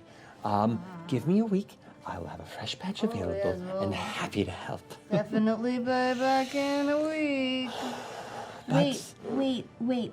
Do you have any herbalism kits? I do. Oh, great. Could I buy some of... 4. How much? For each of the other kids. Let me check. And she goes into her ledger to search through the various materials. DM's DM's ledger. Yeah, it works out well. Would I be able to make potions of healing with this? With herbalism kits? Yeah. I believe you would, yes. Okay. You can make potions of healing? Correct. It is Make 5 care. gold per. Oh, great. Take 'em Then all. How many do you have? 4. With the proficiency with it to make a potion of healing. Are you proficient with herbalism kit? I don't know how I would tell. It would be under your proficiencies. Oh, then no. Oh, Yeah. no, I only have proficiency with a forgery kit and a disguise kit. Sorry. No, then fuck it, I don't want that shit. You know what, DM? I'm gonna go back to Pumat's. I'm gonna buy that damn shield. Okay. Yeah, spicy. So there you go. Like, If she has the materials to make acid, I'll buy it from her. Yeah, she easily has materials and it's easy to sell them to. I couldn't make potions with alchemist supplies, could I? Not potions. You can make poisons, Alright.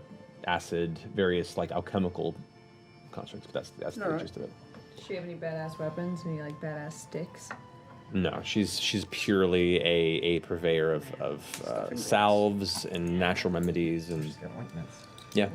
Can I ask Good moisturizer. a question? Yes. With a healer's kit, can you heal people when you're not in combat with it, or is it just for stabilizing? I can't.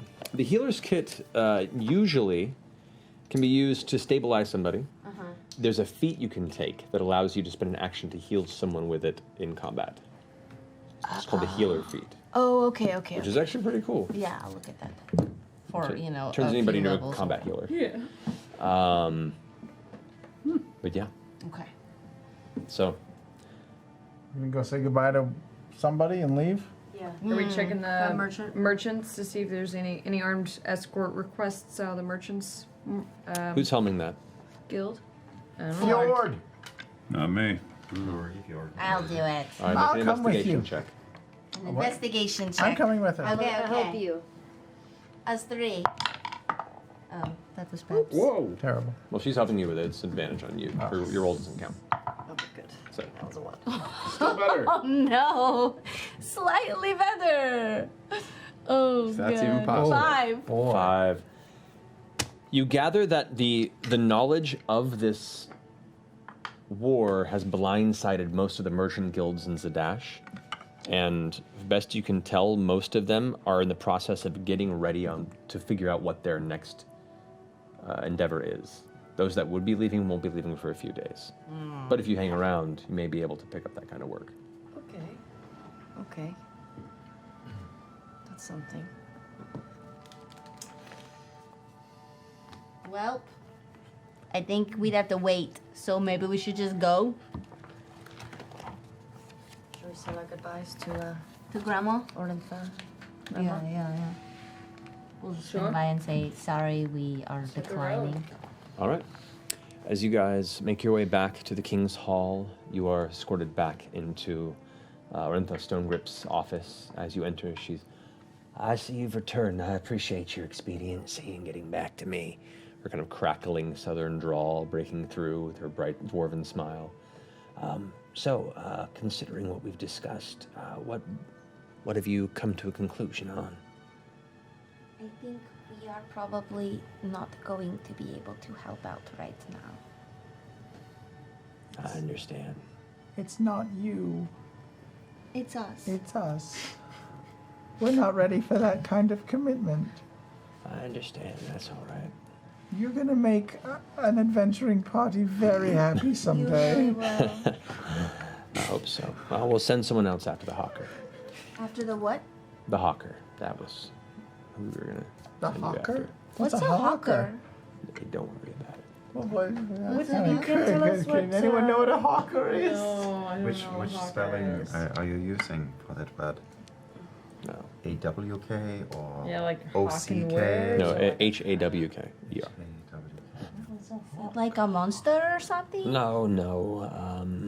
He actually was a legionnaire for us about 5 years back, but then went rogue and we believe had ties with the Myriad and became a powerful tentpole here in the Marrow Valley. We had him cornered in Diastock about 3 months ago by a team of Crownsguard under the leadership of Carlos Ventuga. But this hawker slew Carlos and fled south of the Wuyun Gorge and disappeared into the Menagerie Coast. And we're having to send whoever we can to try and retrieve and bring him back alive. From the Menagerie Coast? Yes. The opposite direction. The Menagerie Coast is really freaking cool, you guys. So many choices! Oh shit, that sounds really cool! If you need more time, that's fine. What do you guys think? Hold up, can we talk about this? Quick huddle, quick huddle. Quick huddle up. Pros and cons, pros and cons. I'm happy just to leave the city. This isn't. We'd get to visit the city. Menagerie Coast, which is always really cool. Pro 10,000 Pro gold. 10,000 gold. Do we have a time limit on when we'd be able to get him? No, but the longer it takes, the easier he probably has vanishing into the south. Makes sense. I mean, we sent a troop after him about 8 weeks ago, and I fear they may not be coming back at this point. So we intended to send some of our top investigators from the capital after this bounty, but Investigators. Why? That's what our job is. Really good at it. An unsupervised trip to the Menagerie Coast. it's 10,000 gold alive, 5,000 dead. How many Okay. days travel is that from What here? if we just were like, let's go after this guy, and then after that, we'll talk about being under contract. Like this can be a tester sort of situation. Unfortunately, for these to happen, I need you under contract. Do you need some tea or something? I'm good. I appreciate your conscientiousness. A lozenge? I'm all right, but thank you. I have a appreciate lotion? that. I don't. I Shouldn't be feel offering bad for things that this you don't person. have. It's fine. What does the contract entail? Retrieving this man, bringing him back here for justice. So how long are we in contract with you, just for this, or? Oh, the contract has you as a legionnaire, and as part of that, you just, well, until we decide to mutually end your service. Mutually. Well, if you wish out of it, we can discuss it. That's fine. But I mean, as opposed to deserting is a problem. Yeah. So you want to hire more legionnaires to go kill an ex-legionnaire who wasn't legionary enough for you? No, he ran away when he was a legionnaire. He ran away and then allied himself, we believe, with the Myriad, and then has since, upon attempting to bring him in, has murdered some of our finest men. Right. The myriad is some scary stuff, you And if guys. we happen to bring him in, even if we weren't under contract, Part of the bounty would still apply, I'm sure. How much of the bounty? Probably half. That's an option.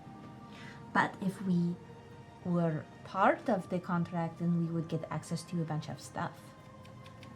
That's true. Think about it. Think about it. Can we decide? Can we talk about Huddle up again. You guys can discuss this over the next we week if you sleep? want. Yeah, You don't need to decide this right now. Let's do it. Yeah. All right. too tired to make proper decisions. Yeah, That's fine. exactly. Return when you have an idea. And as you're led outside and kind of start making your way back to the leaky tap to discuss your plan of action,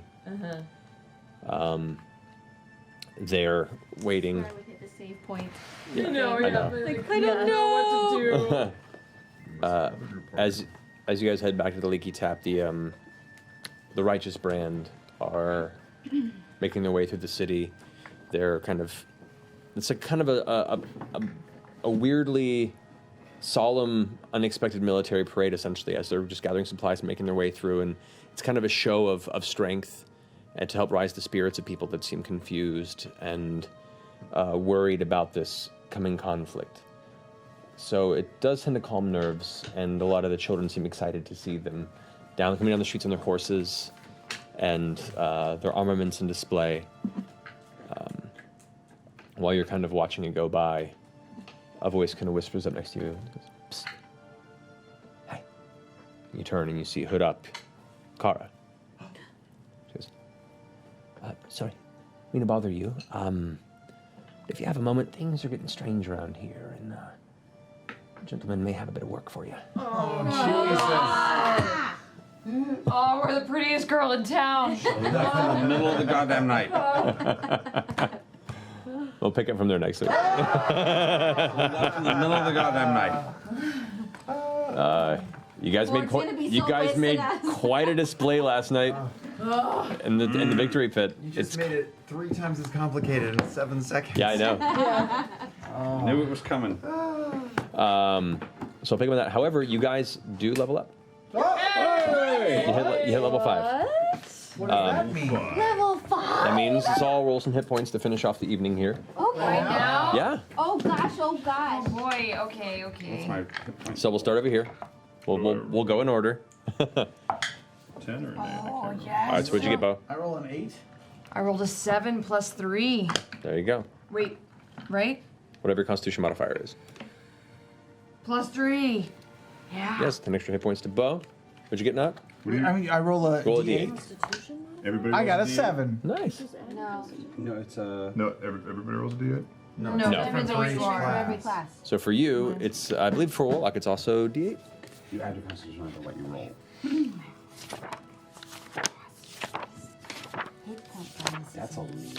That's like 2. Caleb rolls a D6. He's the only kid that gets the It should automatically do it. Warlock is D8. I rolled a 4. It adds the plus. Already. What'd you get? No, 4 plus 4? I have a There you go. constitution modifier. What's the D8? D8, yeah. 6 plus 4, I do it 10. now. Nice. Extra hit points. Oh, I'm rolling an 8 as well. You are as a cleric, yes. 5. 5. I Okay. rolled. D10 for you. D10 for me. 6. You guys are all rolling above average. Nice. D12? D12 for you. Nice. 11 Whoa. Shit, you guys rolled really good this time. Well done. plus 2. It'll add whatever. You'll add it? It'll be your Constitution modifier, so it'll be a plus 2 to that. So an extra 13 hit points. So add Manage 11, damage and it should levels. give you. Oh, it'll go here. Let me over on this side. You can do your yeah. You can manage your levels. That's right. So for D&D Beyond. for Molly, Bo, and Yasha, that means your attack action now does 2 attacks. Oh, that's cool. You get an extra key point. Casters all get level 3 spells. Oh my god. That's pretty great. Oh my god. And your proficiency bonus goes up by 1. Oh. So all of your proficient skills and your proficient attacks and your spell DCs and spell attack modifiers all go up by 1. I think it's all going to be included in there already. in the app. Oh shit! Amazing. Oh, my It's a stuff good just level. went up a lot. So I add 6 to the rolled HP. Correct. All right. What's everybody's hit points at? What are the new totals? And then it'll go up. Bo I'm at also gets 38 stunning now. strike. 44. My hit points are super low, you guys. What's uncanny dodge?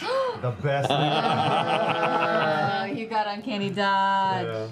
Whoa. Oh my god, we're level 5. Sneak attack bonus 3d6. So our proficiency bonus Oh is shit! Oh, the dice. This is my favorite part. Watching people realize what they get when they level up. Uncanny dodge, starting at 5th level, an attacker that you can Oh wait, see. I get a bunch of weird shit. We're gonna have to have a talk. You can use your reaction to have the attacks damage against you? Yep. Holy shit! Yeah. I'm unstoppable!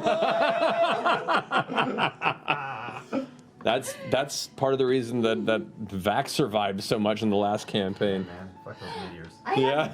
I think I get Revivify now. Oh shit! Yes. What? Can I use that once a day? Once a round? No, it's just your reaction. Once around. Once a round? Yeah.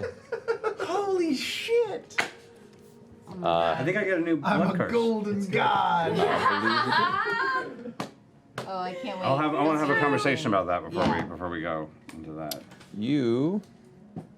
Yes, you do. You get another blood curse. You get to choose. Oh dear God. I have to spell magic, you guys. So does Yasha. No big deal. No, that's a big deal. And then you get, of course, 3rd level spells, and you get another invocation. You'll mess with it later. And where we're leaving off, are we going to come back, because it's the end of the day, are we going to come back at the end of the day, or are we going to come back next morning? No, we're gonna come back. end of the It's day like yet. it's like late afternoon at this point. Okay, cool. Yeah, and you guys are coming back right as you met with Kara there. Great, so you can go back to the library next time. Level 5. That'll be super fun. Level 5. Level 5. And Yasha, your speed increases by 10, which is My nice. book obsessed character. Got some fun stuff. Alrighty. We'll leave it there and we'll pick up next week in the middle of this pre-war chaos. All right, guys. Thank you so much for hanging with us. I hope you had a good time. We had a good time. We'll be back next Thursday. See where this goes. As choices, paths, avenues, and possibilities all begin to arise. Many options. Look at this. Look, they're So many engrossed in options. leveling up. This is so joy of Dungeons and Dragons. I love it. I'm like, oh man, I'm so excited to see what insane shit I can Oh, do. fast movement. Yeah, My proficiency bonus. Oh, did it automatically? Yeah, it automatically puts it up. Holy shit, you have so many hit points. Yeah. I want to every go talk time you about do the it- last 45 minutes of my birthday. Okay, let's do it. Happy birthday. 45 minutes. Gotta do it. I love you. 45 We're gonna get Taco Bell. That is the best birthday meal. I think so. it totally is. All right, guys. Thank you so much. We'll see you next week. We love you. And is it Thursday yet? Good night.